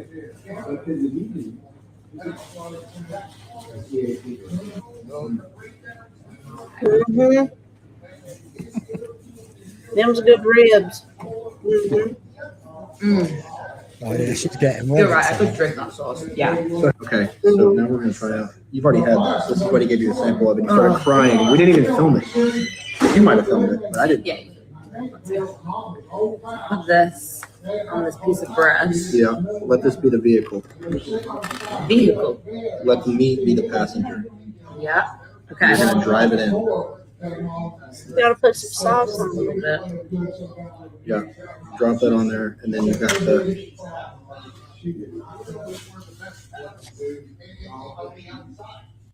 Okay, so he's kind of a big fucker, and he's the average Alabama man build, and they're husky big fuckers. And I don't mean fat. I mean they're like the size of 4 average people. They just grow them big here. They absolutely do. Oh, and that plate Look at this. is a typical plate for around here. Yeah.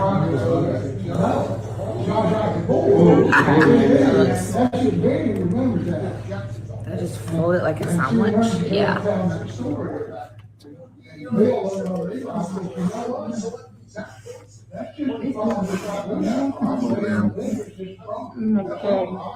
Your bread is so sweet. Mm-hmm. So this one is really sweet, It just, but it kind of balances Yeah, to it how does salty work. everything else is. it really does work. I expected it to be like extremely smoky as well, like almost overpowering, and it's not. I don't know what he's doing in there, but he's Doing some sort of magic, I'm telling you. I'm telling you. Oh my god, this is my first time trying ranch properly. okay. So like a honey, Mm-hmm. little Sweet, heat. sticky. Let me do one more. You try one of the. But it is always funny to watch people who aren't Southerners eat Southern food, and it's like they woke up for the first time in their life. They're like, I've never had food before this point ever. He's there because he has to show her how to eat it. and then you get a British person eating Southern soul food. They about die inside because they feel like they're in heaven. Well, the thing is, it's Southern. Yeah. Can I try this one with ranch? got a wing. I'm so excited to try ranch. If you're asking me, can I try? Yes. Well, I don't know. You guys know best there. I'm trying to work out where her accent is from. Iris, where do you think she's from? Is that like a Manchester accent or something? Oh, I love ranch. I love ranch. Well, I do notice one Certainly point. Northern England. Yeah. The subtitles try to, copy what she says, but they can't. When she says perfect, it's like perfect. I think I'm she's kind of got maybe getting South Yorkshire vibes. Okay, yeah, oh yeah, possibly, yeah. Those wings are no joke. Okay, so for $60, we got the wings, the ribs, the chopped pork, and a large side, which we went with the okra. That is an incredible deal. What's that like pounds-ish? 45 pounds. I can't believe you never had banana pudding. Nanner pudding. Nanner Okay, pudding. show them. Okay. This is a good looking nana pudding. I'm very That is a excited good right looking now. banana pudding. Mm-hmm. It's like fresh cream, bananas. Just eat She it. sounds a bit more, maybe a bit further south of you. There she This goes. tastes really good. This one's a little She's bit drier converted. though, than I like it. Okay. I like more pudding, less flavor, but the flavor is really good. That is delicious. Well, see, this is where we're comparing the never had it before, grew up eating it, but it still tastes very good. Okay. I don't know what you're thinking, but for me, the ribs were delicious. Chopped barbecue pork was delicious. The wings were delicious. The only thing that I wasn't the biggest fan of was the banana pudding because I like it a different way, but everything else, I'd eat again 10 times out of 10. I think that's some of the best food I've ever eaten, genuinely. That barbecue, it was just so good. And you made a really good point. I feel full, but I don't feel like gross or anything because I've eaten like so much food. I feel good. Yeah, I'm feeling great. Now I just have to stay awake as we drive to New Orleans. I'm a Brit in the US, and this is my first time trying a proper Southern barbecue. So we're here in Tuscaloosa, Alabama, and we're here at Archibald's. Now you can see inside they got the smoke going. Look at that wood. So all the wood's piled up here. So I wanted to try this place many times driving through Tuscaloosa. So yeah. But yeah, see what Okay, he was saying about going to sleep driving? That's the itis.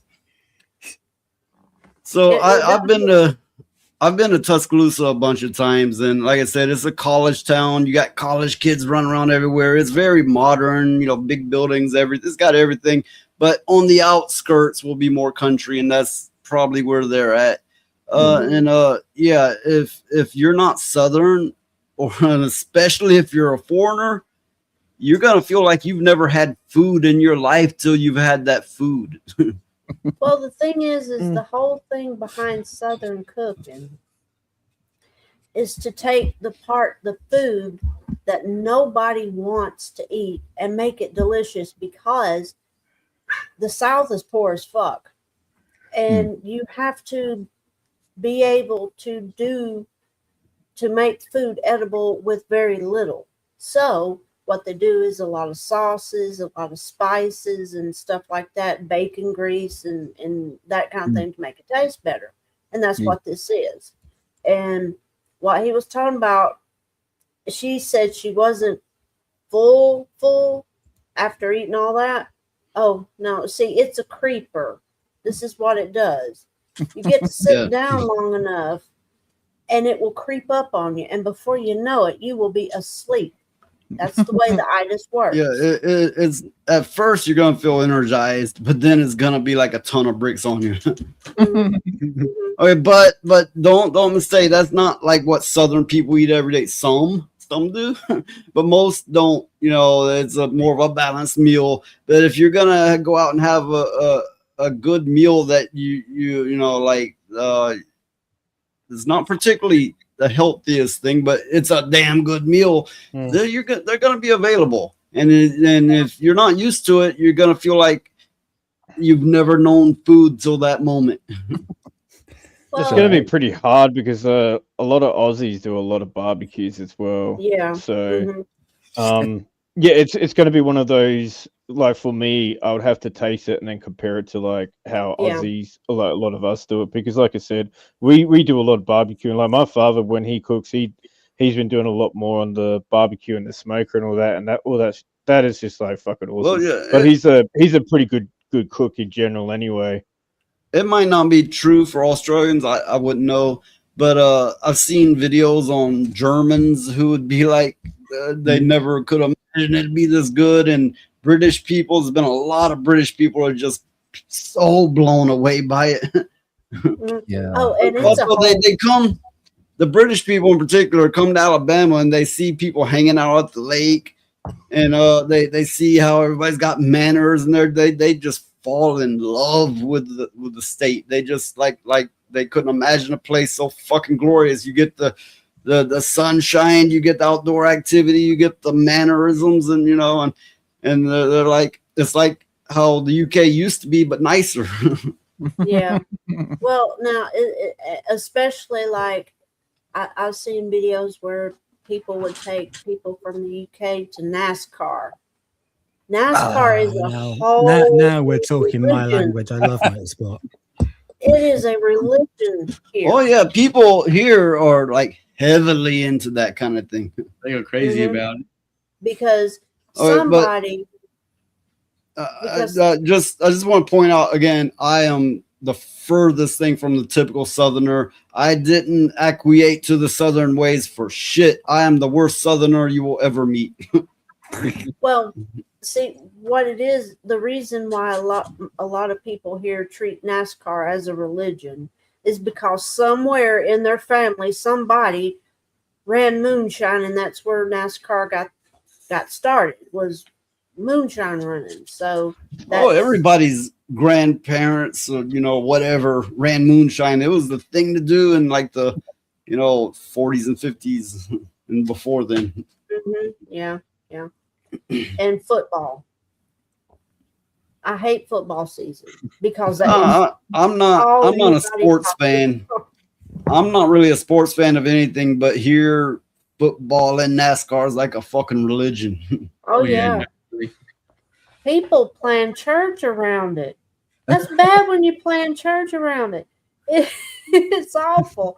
You'll see preachers and stuff going, okay, I'm not going to keep the sermon going too long because we got a game to watch or whatever. It's like, okay, it's church and it should be more important, but no, it's not. Not during NASCAR. It's awful. But I do think I'm gonna hop off of here. I'm starting to fall asleep. So. I thought you were gonna be here all night. What'd we It is say? all night. No, it ain't. No, it ain't. You can't tell time, Phoenix. Well, if you're used to going to sleep at a certain time, I got up at like 5 this morning. So. No, you did well, Phoenix. You're still here now. Yeah, I just tease him. Because if I didn't, he would swear we didn't like him anymore. Yeah, but I'm gonna get some sleep.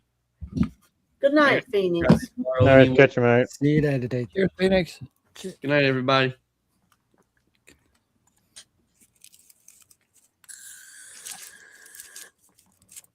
I will be right back. No, Elijah's left this as well. So I got talking of your food and stuff like that. I actually weekend the other day, and I got a delivery of some Popeyes chicken, which I don't normally do because it's bad for me. But no, well, but I tried. They have Cajun fries, right? Well, that's the thing. That's the thing. Yeah. Chicken that you get out like that doesn't compare to like Southern soul food. I mean, it's a world's difference. Yeah, no, not at all. But they're Cajun fries. I don't know what it is they flavor it with, but the first time I tried them, I was like, okay, we'll try these Cajun fries. That sounds exotic. So I'll try them, and I thought I hated them. I was like, oh, no, I don't like this. But then when I got Popeye's chicken again, I was like, you know what, I'll try those Cajun fries again. And now every time I get the Popeye's chicken, I get the Cajun fries because it's just it's a more interesting flavor than just regular fries, you know. And so actually, I'm kind of addicted to them now. But it's what you call an acquired taste, really, isn't it? It's the definition of an acquired taste. It's like, yeah, the first time, oh no, I didn't like it. Yeah, but Popeyes might be all right, but any known and chain of stores like that is not gonna compare to like that video we just watched, or somebody's backyard barbecue is not gonna come near it. Yeah, absolutely. No, you're You're right. But I'm sure. But yeah, obviously, like I did get my qualification. I'm a pretty damn good cook myself, so I completely get what Ali was saying just now about how it's all about like you using the cheaper ingredients and making them taste nice. That's exactly what we were taught.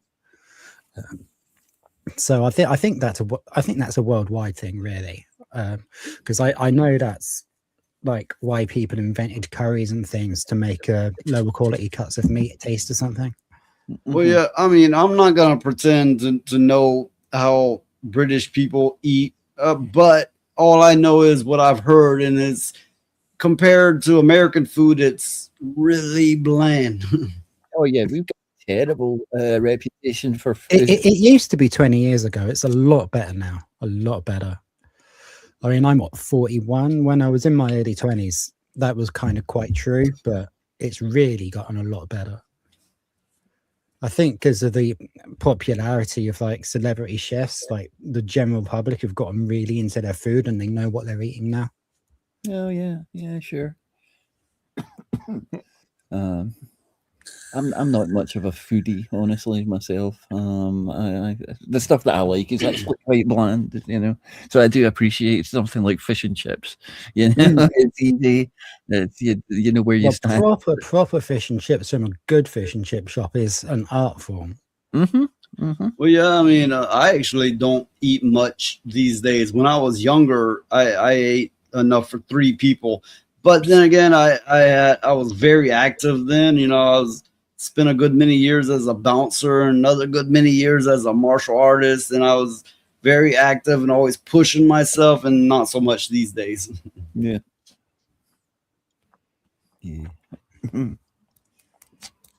So we still don't know where that member went. I'm sad about that. God damn it. I don't know what's happened there. That's really weird. That was weird. I think maybe it went to someone who's been hidden from chat. Okay. I mean, there's. I don't know if you've got a blocked list, Nice, but if there's anyone on it, it could possibly be one of them. I've got one that's only got I don't know, 3 or 4 names on it. Okay. Oh well. Okay. Well, someone's got a membership that we will never see. Okay. What I'm gonna do is I'm gonna play a clip that I found interesting. Something about it's to do with the U.S. stuff going on. But yeah, check this out. Okay. All right, so Georgia has a big win in the case of paternity. Now, what this means, so in Georgia, all new child support cases must have a paternity test. Also in Florida, any paternity that is questioned must mandatorily gain a paternity test. There are also 33 other states. Okay, typically, I don't know how there's other places, but typically here, woman says it's your kid, you have to pay child support. That's it. You got to pay it. Or go to jail. Even if you prove that kid is not yours, they will still rule that you got to pay it or you're going to jail. So apparently in a couple states, this has changed a little. Passing legislation, or at least attempting to pass legislation to make paternity tests mandatory at the time of birth. So if you're not sure how this... I fully support that. You know, Yeah. bitch wants to go spread her legs for random people. You shouldn't be there going, "Oh, I'm a proud father." No, fuck that. Why are we allowing this bullshit? Affects the population. It's quite simple. One, what used to be 30% of paternity tests, now that they're being given out more frequently. I mean, obviously, this is quite the emotive subject, but if you're demanding money from someone for any reason, you should have to prove why they should give it to you. Yeah, absolutely. Just look at these stats. 47% of fathers are not the father. 47 fucking percent. That's crazy. Yeah, that's. I mean, how fucking whorish are whores these days? Yeah. This is a 50-50 chance. Ladies, you're literally being called out for your actions by science. Problem number 2, the 1% of the time that the babies are switched at birth at the hospital, this prevents that. 3, this also aids in the going forward with the health of that child in case there is some sort of DNA defect between the mother and the father that would cause a serious illness, which is letting people catch it while they can still. Okay, so that's where it cuts off. But yeah, I found that to be interesting, and I fully support doing the DNA test right the fuck off. Yeah. Day Yeah. one. Day one. Absolutely. Yeah, absolutely agree with that. It's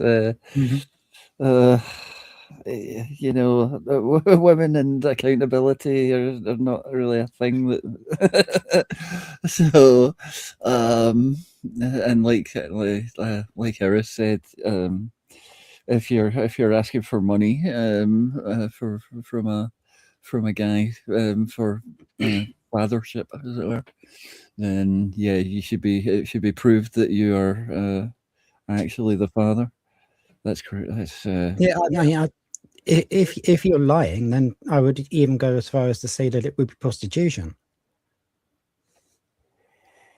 Yeah, think of how many men never learn the truth, and they want to believe so hard that they ignore all the evidence, and then their family line gets carried on. Their name, their everything gets carried on with kids who are that become adults, have children of their own that aren't even of their blood.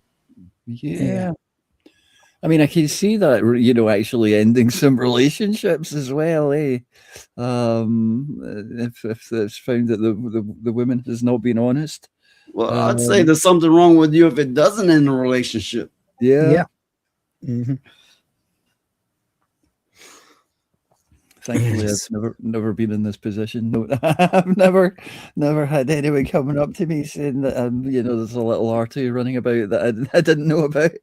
So yeah, it is disturbing but fascinating the statistics there, because I mean that's like nearly half of men are being lied to in those states. Yeah, almost a 50-50 chance that the kid isn't actually yours. That's crazy. Well, that just shows you the state of things for today. me, but R2 seems to have gone really quiet. Possibly I was a bit far away. Hello? I mean, they're telling women, you can do anything and have no shame. There's no shame. You can, it doesn't matter your body count. And there's articles out there encouraging them to cheat, and men are just sitting by going, oh, let the women do this and that. And what the fuck? Where is people's nuts gone? Yeah. Far away. Over the hills and far away. Yeah. Dear me. I wonder how much of it is planned as well. How much of it is actually a scam and not a mistake.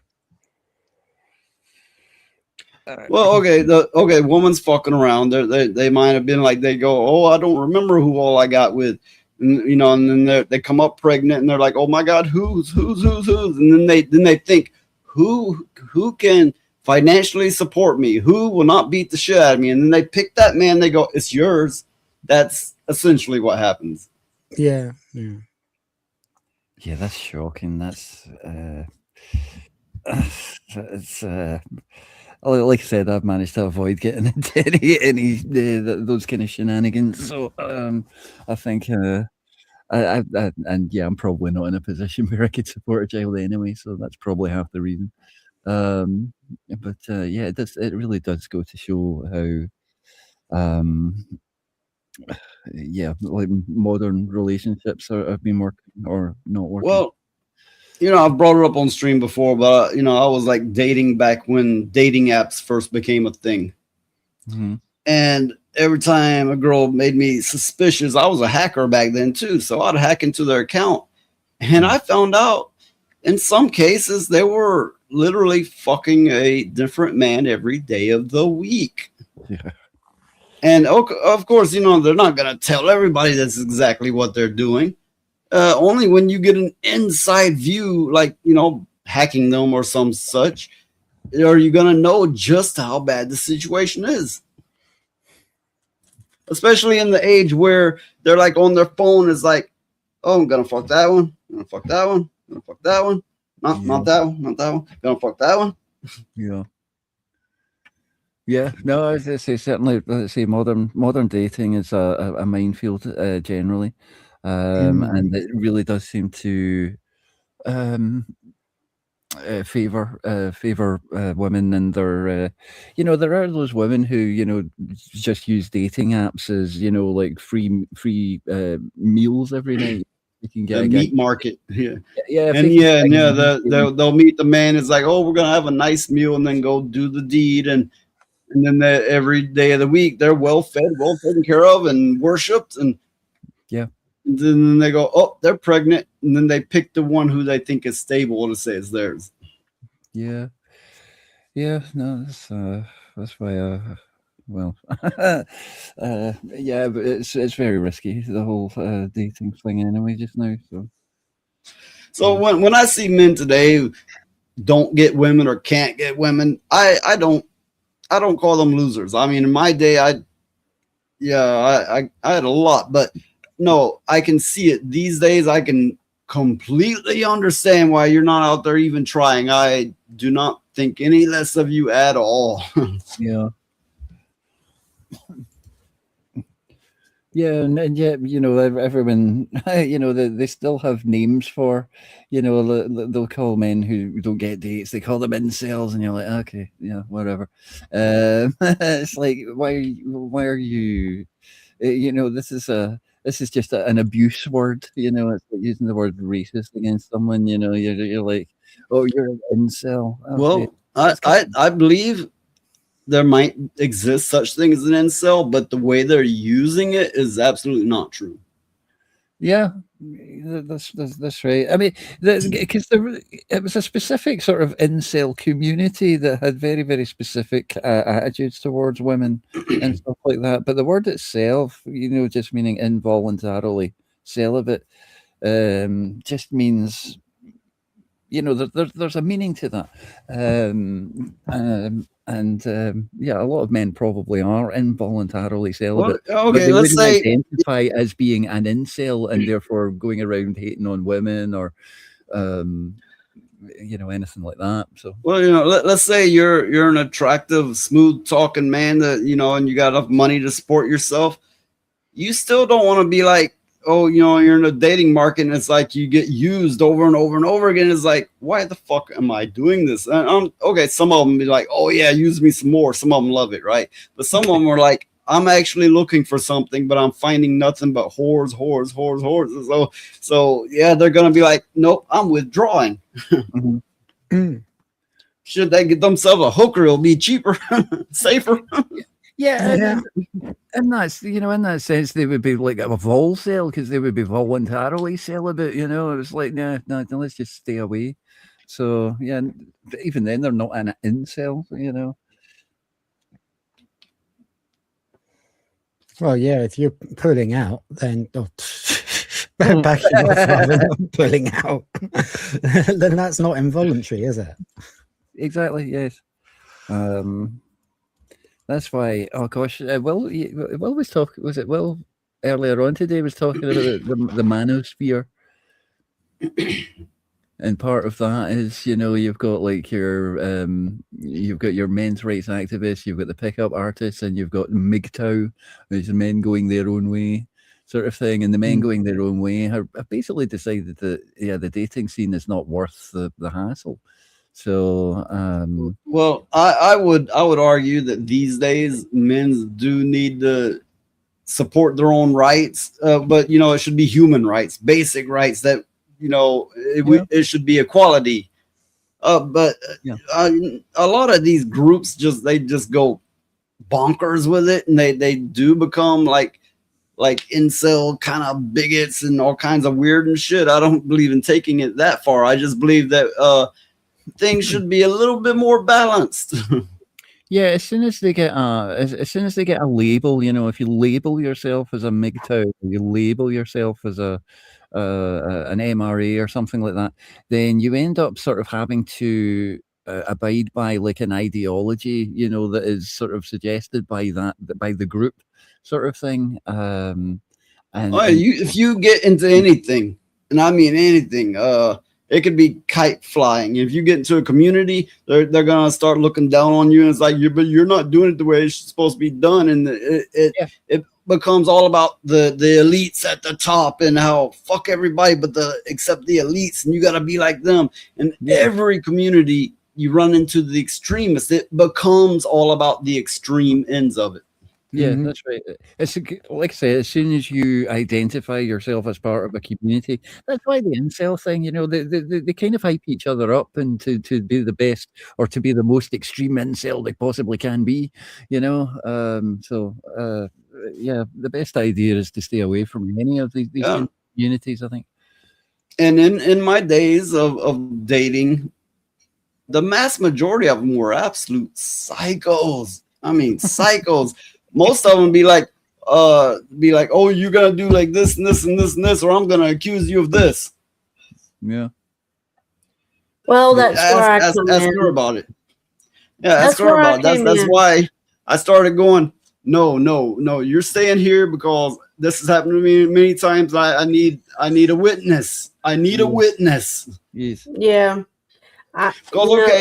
One does you that way, and everybody goes, you shouldn't have done her that way. You blah blah blah. And it's like, motherfucker, no. And I need a witness, so I made it a mission in life to have every moment witnessed. Yeah, I was there for a good bit of the craziness. Oh, tell them how most of these bitches acted. Oh, if he didn't sleep with them, they'd swear they straight up said in front of me, if he didn't sleep with them, they were going to go to the cops and say all kind of horrible stuff. I said, bitch, I don't think so. I'm sitting right here and I witnessed the whole damn thing. You're not doing shit but getting out. And that's the truth. Yeah. How many did that? How many? Oh God. More than I can count. It was weird the way they I think acted. more than 50, I think. Mm-hmm.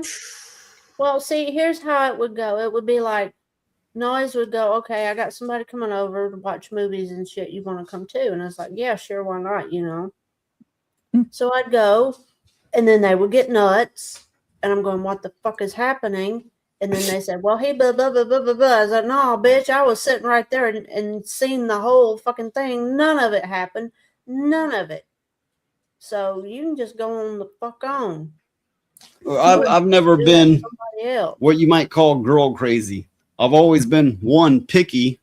Two, I've never been a simp in the least. I used to, ask her about this. I used to go up to all the girls everybody was hitting on and then just insult the shit out of her because I knew that nobody ever did it, right? I wanted to take a bitch down a peg, right?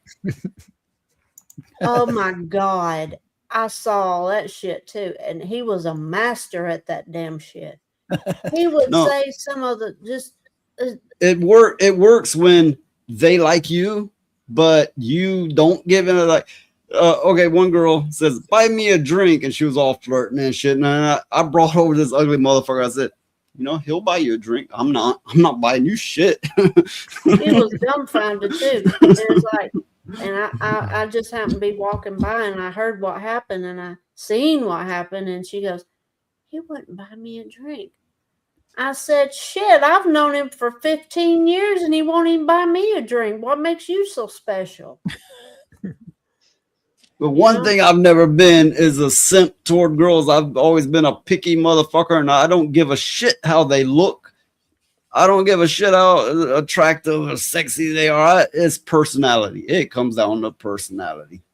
Well, for me, it's like I do not like butch lesbians. I'm gay, but I hate butch lesbians. They get on my nerves.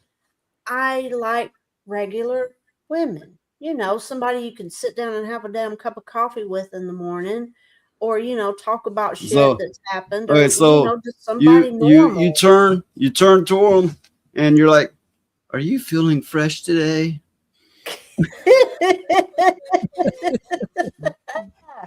But yeah, it's like I don't like really high maintenance people, but I like But regular people. I'll tell this to anybody that will listen: never be no fucking simp. You're just lowering yourself. Sure. Look, if the girl is not coming to you, making an effort, why the fuck are you lowering yourself? Yeah, it's like, why waste your time, if they're not gonna take the time to get to know you and talk to you and shit. I mean, why waste your time? Just go to somebody else that will. Because you never know, I'll be back in just a second. Yeah, I don't understand the motivations of modern women, what they're looking for from men, if they are just looking for, if they are just looking for a meal ticket or somebody to pay their bills, or if they are actually looking for companionship and things like that, and actually Well, meet.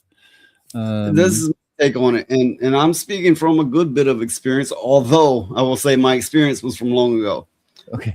Some of them are looking for companionship. They are looking for a heart connection, but they are entirely too damaged to ever make it. They know what they're feeling, but they don't know what they really want. They don't know how to go about it. They don't know how to do it. They're too conditioned, too spoiled, to whatever. And of course, the same is true for a lot of men, but it's especially true for women. Mm-hmm. Yeah, because coming from a female perspective, I'm just going to tell you straight: women do not know what they want. They don't. They just don't. And the thing is they get somebody being an asshole with somebody that is fit to protect them and their offspring. That's their primal instinct. It's a cross signal. They think somebody being abusive is a show of strength, so their signals are crossed. Which is why so many is like, they're like, oh, he brought out a rap album, that's who I want. Right. Mm-hmm. So they're street smart and they're tough because they'll be like, oh, you said the N-word, smack. That's who I want, that kind of thing. Yeah. Their signals are crossed. They're not the way they've been conditioned. They're not emotionally mature enough to understand they need security and a emotional and intellectual connection. They're not mature enough to understand this. Right. So like I said, women don't know what they want, and if they think they do, they don't. Yeah. They really don't. And it's hard to talk to a woman like that, because it's like, okay, what are they looking for? And if women get together and talk, they talk about all this shit, and then usually what happens is somebody, older woman in the group will say, you know what, that's bullshit. Quit that fucking shit. It's stupid. You Well, want somebody you can actually talk to. I'm not real tall or muscular or rich or any of that. You want to know why I got so much attention from women? Because they were looking for the bad boy. There's the thing. In my own way, I was a bad boy, but not in the way they were looking for. Right. Not at all. Yeah. Oh, women are just crazy creatures, and I'm one of them, so I can speak on it. But it's true the world over, that women are crazy creatures in Scotland. Betrayer! You've betrayed womankind. I'll said it, and I'll stand by what I said. But I mean, usually what happens. But wait, what is a woman? Oh no, that is I know what a woman is. I don't gotta have nobody to tell me what a woman is. I know what a woman is because I'm the woman. So wait, I got a clip here worth a laugh, I think, but it's got a woman in it. Okay. Oh my. God. Good Lord. Aujourd'hui aussi, c'est un autre jour. Les gars. Le monde part en couille. Damn. Aujourd'hui aussi, c'est un autre jour. Les gars. Le monde part en couille. Mm-mm. See, no. Mm-mm. No. Mm-mm. I don't want to be afraid if to I don't want to have to wonder if my furniture would hold up to that shit. You know. I don't get these fascinations with women wanting bigger and bigger asses. It's like they're gonna envelop a toilet. You know. They got a horse's butt. It doesn't look. It's not even close to like natural. What the hell? I don't. It's like a horse's ass. It's like getting our own furniture around in our pants. You know. But look, where a lot of it comes from is in these rap videos where they started clapping cheeks. They make their cheeks clap, and that's, you know, and so women are like, that's what the naggers want, you know. That's what they're into, and a lot of them are into it. It's the thing. Look, I'm speaking. I grew up with some black dudes that, you know, did martial arts training and weights training, and they loved the big women. They would go ape shit over the. And I didn't mean that racially, but over the big women. But it's got to be in proportion, you know. I mean, that just doesn't look right, man. It's just.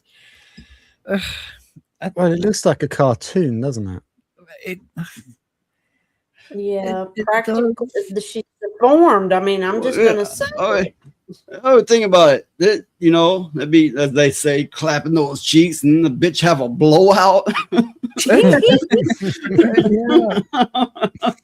Kaboom! What the fuck, bitch? What the fuck? It'd be enough wind to start a tsunami. Oh my goodness.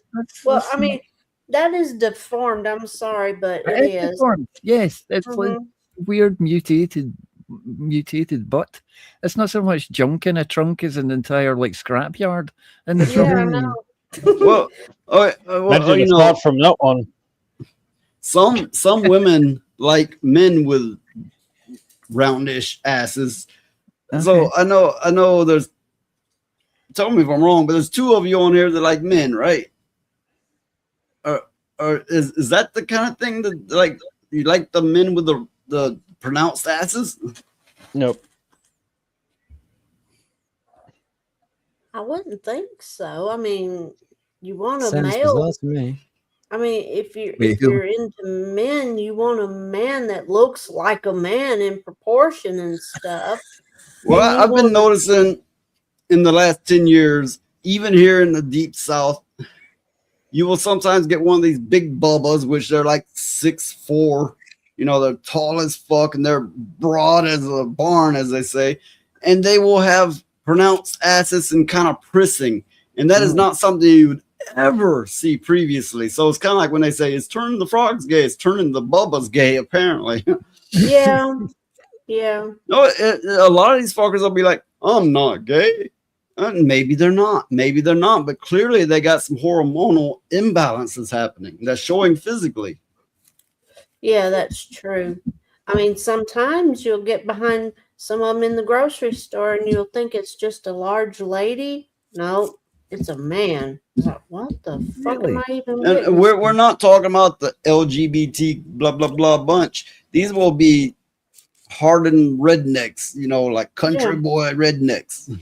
Straight people, you know, it's like, okay, you're straight, but you're pretty. Okay, my radar is going haywire because there's a term. There's a term for that kind of redneck men. They call them good old boys. Yeah, and there's a reason for that. Mm-hmm. Yeah. Well, no, I just don't know. I actually don't know the reason for it. I've just always heard the term. Yeah, it's it where they'd get together for a manhunt? string somebody up and that kind of thing. Oh my. Yeah. Yeah. It's not a good So it's a holdover from a different era. Yeah. They don't do that now. No, they don't. Which is a Makes good me thing, want- you know. Makes me want to speak on my gang experience, but I don't really need to talk about that.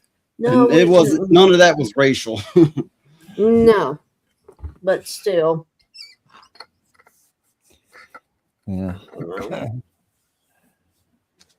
No, well, yeah, I'm certainly not impressed by these like weird cosmetic enhancements on women. That's not attractive. It's not attractive at all.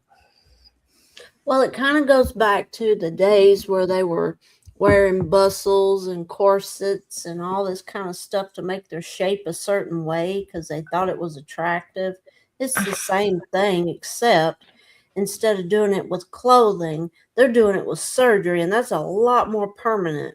Well, with you know, the it's too bad that Roadkill's not here because I wanted to highlight this article. Ozempic has officially stopped being a magic pill and is now shredding bones. Oh God. Okay. And yeah, it links to the research paper. Jesus. Okay, so at a 1.5 times faster than normal.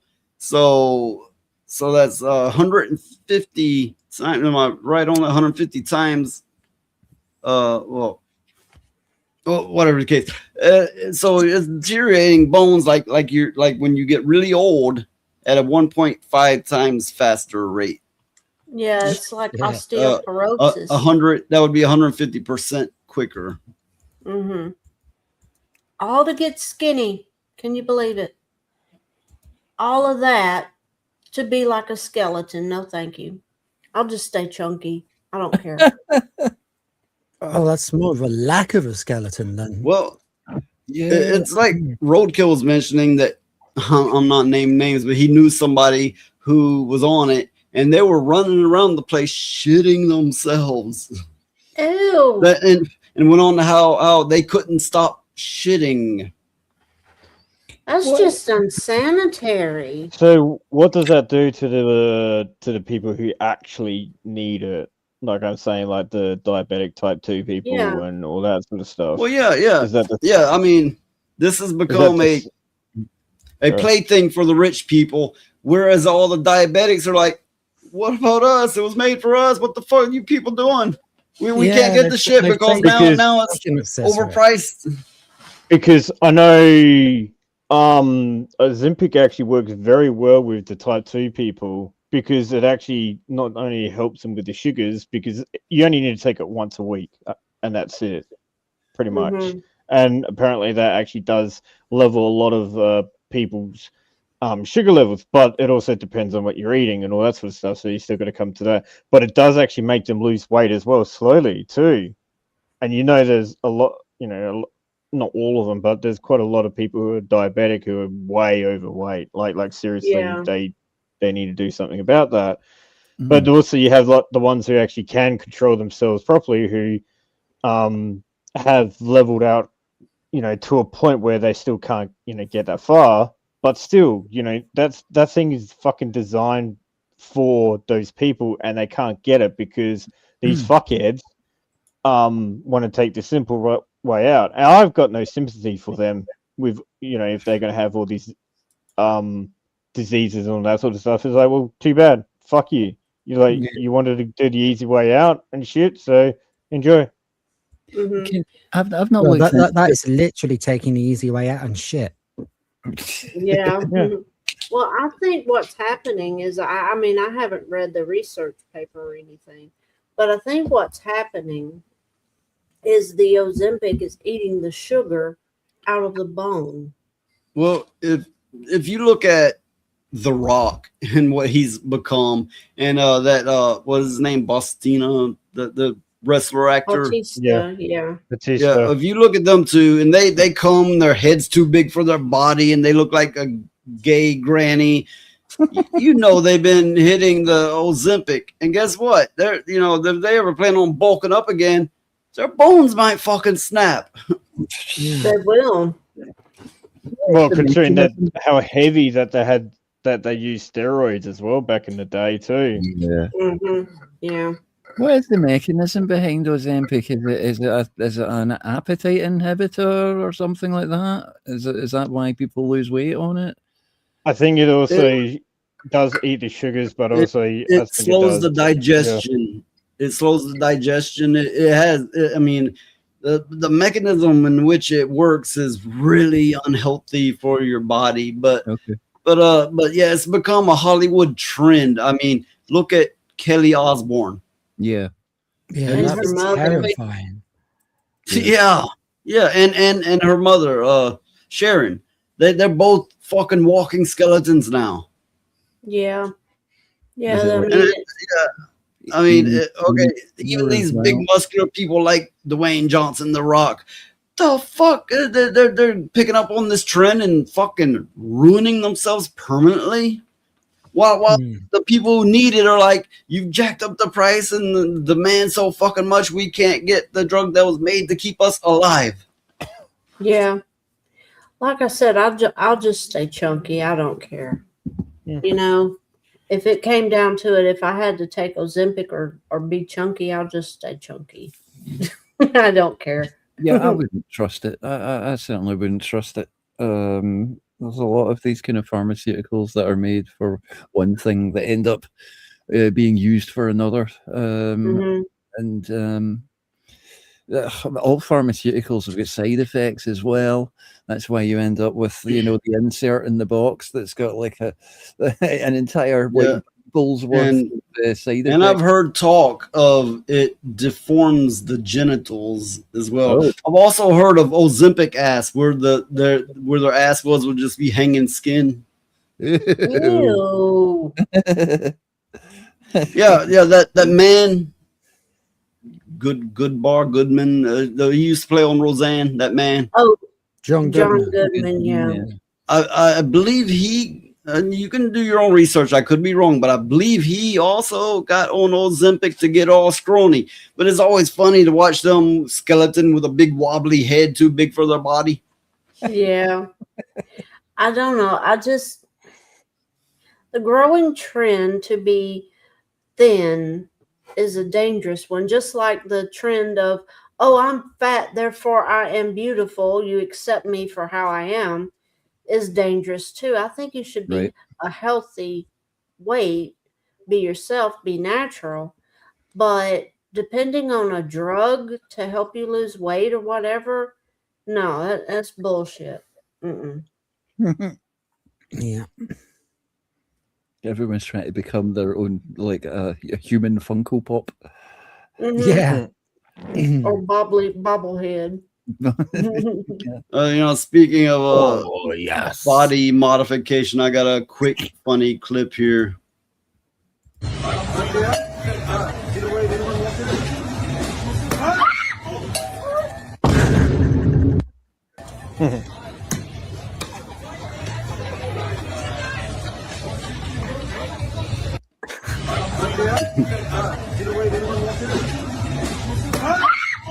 That's probably not what she said when she said she was going to bang tonight.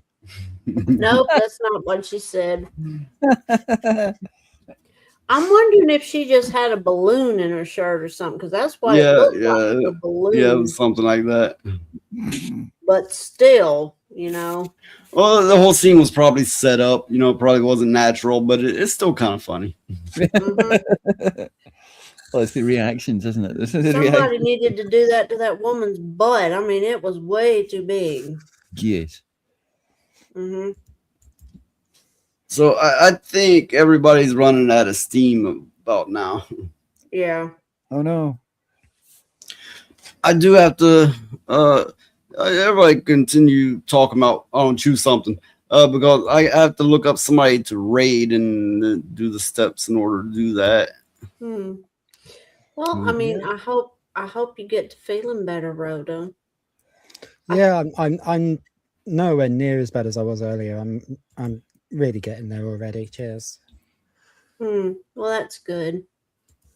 I mean, I think, what's interesting is all these sicknesses that's going around to different countries. There's a lot of people that's getting sick with something in the United States, and I think it's like allergies or something. It's awful. Maybe. Supposedly, I used to think that I kept getting sick all the time because of working in a shop, but obviously I've not been in for a few weeks because I saved up to take some time off, and it's still happening. If you're watching from Rumble, which the numbers are like 4, rather low, but if you're watching from Rumble, you're about to get sent over to the Common Nerd because that's who I'm rating. Hey. Yay! Cool. Yeah, supposedly there is a new variant of the COVID going around. I don't know if you saw that. No. It's I think it was called the cicada variant of COVID. Did you see this, Iris? It was on my Facebook anyway. They were reporting it in the Daily Express and the Mirror and stuff like that. And yeah, I've not seen it yet. Oh, great. Cicada COVID, and you're like, and everyone's kind of laughing at them, going, yeah. Oh. So Sure. I sent the raid over to the Common Nerd, but he seems to be having stream problems. The stream is kind of coming and going. So, oh no. Anyway. Oh no. Well, be afraid. There's more COVID going around. I'd say, yeah, just pay no attention. I've already had that mess 3 times. I don't want it no more. No. It feels like, another Project Fear coming into effect. They keep trying it. Someone needs to sell some masks somewhere. I had it a couple of times. All it really did for me was make me not be able to stay awake. The first time I had it, I got really dizzy and couldn't half walk around. I mean, I was walking all sideways and wonky, like I'd been on drugs for 5 weeks or something. But no, it was the COVID. And then the second time I got it, it was like a bad flu. And then the last time I got it, well, I just really did. I felt sleepy, but that was about it. So, yeah. Yeah, I had the sort of one that was like a bad flu at the end of 2020. And I had something for about 10 days. I had like a headache that didn't go away for like 7 days or something. It was just like massive headache. And then a little bit of sort of loss of the smell and taste and stuff for the last few days. And then I was fine. So, I think like Iris said, or like you said, in fact, just a bad flu. And like when they keep trying to bring it up to sort of, make everyone frightened again, people are just kind of laughing at them. So it just kind of shows that it's had that sort of boy who cried wolf effect. Well, it's fool me once, shame on you, isn't it? Exactly. Fool me twice, shame on me. Exactly. So I don't know. I think, but I do think they're going to keep on trying until they get something right, and there it goes. It's one of them kind of things. Yeah, if they could get the blanket coverage that they managed at the start of 2020, and like by everyone, then yeah, they will try it again. It's just strange, because like they said that when COVID first happened, this is a once in 100 years pandemic. And now all of a sudden you've got these 1 in 100 years pandemics happening every couple of years. That's not right. That's a plan. There's something going on there. Well, that's like when they say, "Oh, the moon is like this is the only moon in like this in 10 years," and then next month rolls around and it's the same moon. It's like, really. Don't insult my intelligence like that. That's bullshit. We all know it's bullshit. You ought to be ashamed of yourself. Yeah. Getting people all psyched up and stuff. Yeah. And then you got idiots going to the stores buying up all the toilet paper and nobody else can get it. It's like, well, that really? That was absolutely ridiculous. Obviously, as you know, I was working in the shop at the time. I feel sorry for you. There was all the there was all the panic buying of all the toilet paper, so the shelves were empty. Because everybody was in the shop because there was nowhere else they were allowed to go. We were just constantly on tills. We never ran out of toilet paper once. We just couldn't get off the tills to go to the warehouse and bring it back out. Yeah. We never ran out once. That was, I don't know if it was different in America, but here that was a lie. I believe most things is made into an artificial scarcity. I absolutely believe that. I mean, some things, we have a scarcity of, but most things is artificial. They create the panic, the illusion of scarcity. Yeah. So what we did have was less brands of toilet paper because obviously the factories had to lay staff off, so there are only certain lines being made. But we never actually ran out. We had plenty of it in the warehouse. We just couldn't go and get it because everybody was piling in the shop. And then, of course, because we haven't stacked the shelf, it looks like there's a scarcity. And there isn't. Well, it was bad over here because we have a store. I'm pretty sure everybody here has heard of it. I know Noise has his Walmart. Yeah. People were surrounding the delivery trucks to get the toilet paper off of the delivery trucks because I saw videos of it. It was in every store, grocery stores, smaller convenience stores, all the stores is like, damn, I mean, you can only wipe your ass so much. What the hell are they thinking? Yeah, so as well. Yeah, people actually erupting into violence over toilet paper. Okay.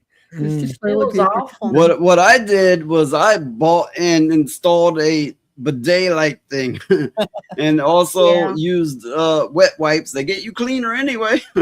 Yeah, and then people got started buying up all the staples, like food staples, like beans and flour and all that kind of stuff.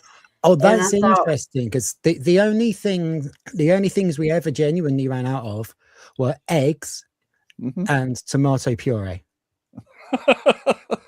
Okay. Oh, there's footage that'll be like in America, it'd be like there's a milk shortage, and then there'll be the farmers putting up YouTube videos. They're making us pour hundreds of thousands of gallons out. Pouring it out on the ground. They wouldn't let the farmers sell it. So what happened was a bunch of farmers got pissed off and they said, we are in the business to feed people. That's what we do. So what they did is they would take the milk and give it to the people in their communities and stuff. They did potatoes the same way. They'd throw out potatoes. And one of the farmers said that he is not going to sit there and let somebody's kids go without food because the government wants them to pour it all out. And they got in a lot of damn trouble for it. But they would give food to the people in the communities and stuff. Because, you'd have people lined up with their kids and little babies and everything trying to get the milk that, they were shocked because they saw them having to pour it out. Just thousands of gallons of milk poured out from the refinery. Well, again, one of my jobs has quite often been to throw away the food that we're not allowed to sell anymore. Write-offs, we call it. And sometimes there's hundreds, maybe thousands of pounds worth in a day in just a small. I had learned that expiration dates was not a thing until the 1970s. It was more of a thing for the companies and all. You said before expiration dates, they would just smell the food and it's like, oh, it's good. But basically expiration dates are largely artificial. You can't really go by them. It kind of gives you an idea, but you can get a lot of things that is marked as expired as perfectly good. For that matter, these days they're re-stamping the past the expiration date, which is something they can do and they are doing often now. Yeah, but anyway, that's just a random fact. That was the same over here. And do you know what the most ridiculous thing they put expiration dates on is? Condoms. Mineral water. No, there needs to be expiration dates on condoms. Yeah. No, but I was looking and looking and looking. The advert will say filter through this mountain for 100 years. And then the bottom will say best before February. I was like after looking 100 fucking years. Fuck off. I was looking how the fuck you rate somebody on YouTube, which I've done before, but it was always like 3 or more steps. I can't find it right now. How the fuck you rate somebody on YouTube? I'm gonna have to look that shit up. Yeah, I mean, I don't know how to do that because you have to be monetized, and my channel isn't, so I've no idea. Well, last time I did it, it was a 3 or 4 step process. It's not like click, raid. On Rumble, it's way easier actually. YouTube, it's a fucking pain in the ass. But I'm thinking we should wrap this up now. All right. Okay. So, as usual, any final words for the night or day or whatever time it is where you're at, and anything you want to promote? We'll start over with Rhoda. Yeah, we should have, provided I'm still getting better, we should have Shitegeist over on my channel tomorrow, and I think we might be having Will on for that, so that'll be good. Then there's the reward stream over on Will's show on Saturday where we'll be playing some games, and then obviously the Red Dwarf show on Sunday, and during the time me and Sardok will try to squeeze in a couple of gaming streams as well, and that is about it. Apart from that, I'll see you guys Monday hopefully. Well, okay, we have Lover Dosing. He's like, sure, it ends now when I get here. It's cool, whatever. Well, if you came a little earlier and if you like sweeten the deal with a super chat or something, that'd been great. No. Anyway, I'm glad to have you here, even if it's last minute. Seriously. Yeah. Yes, it has to be. Yes, you're Italian, and Italians offend me.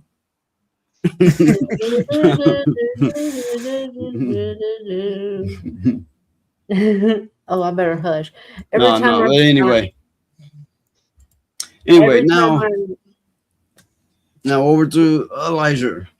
I was gonna say every time I hum the Godfather thing, my dogs go insane.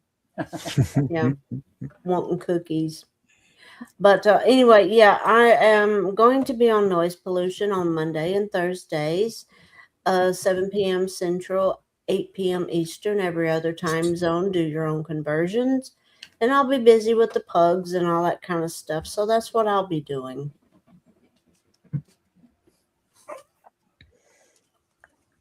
I'll be busy having existential crisis, and suffering through life a day at a time until I no longer have to. Wait. No. I'll be doing my usual show Mondays and Thursdays. Kind of like she said. Yeah. Catch me at the usual times. And now Valkyria. Well, as usual, I'm on here on Thursdays, and that's pretty much it. Sometimes I'll be with Killer J on Mondays, depending on if he wants to game or not. And yeah, follow everyone else on this panel. Okay, R2. Well, don't follow me for a start. Like that would be weird. People following me and shit.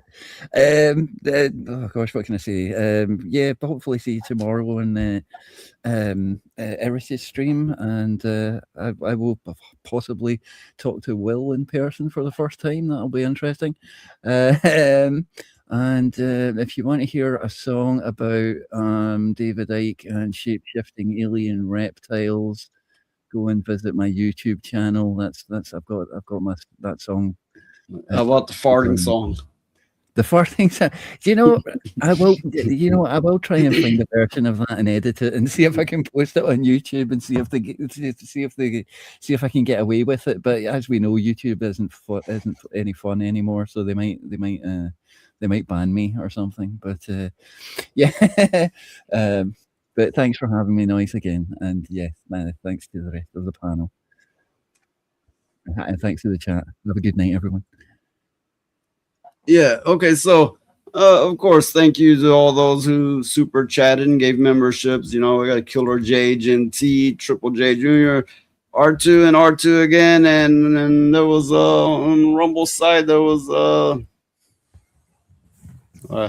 can't seem to see it, but there was a couple on Rumble side too. I know one of them was Killer J. Thanks to all you people. And let's see, I will give my usual outro. Find my clip for it. Okay, when you're seeing who's live, and you know I'm one of those live people. If not for me, you know, choose me, right? But if not for me, do it for the other people here. If not for them, do it for this Pick girl. me! Choose me! Love me!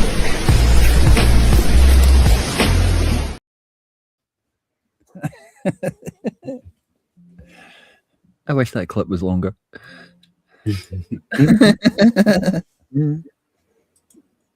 Okay, so till Monday, we're out, and see you later, everyone. Take care. Be forewarned, ye devils. Don't talk shit about me, or you shall be struck down into non-existence.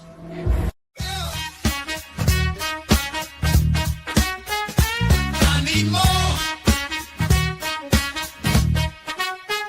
More money, more blood, more war, more power, more love. I need more land, more hand, more glove, more power. I need more. Give me your shit. I need more. I'm taking all of it. I need more.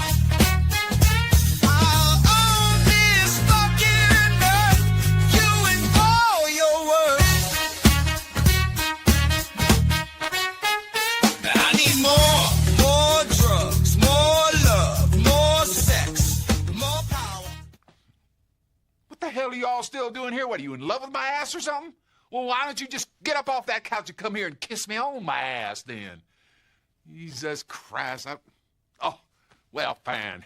It is now official. You have just wasted most of my fucking day.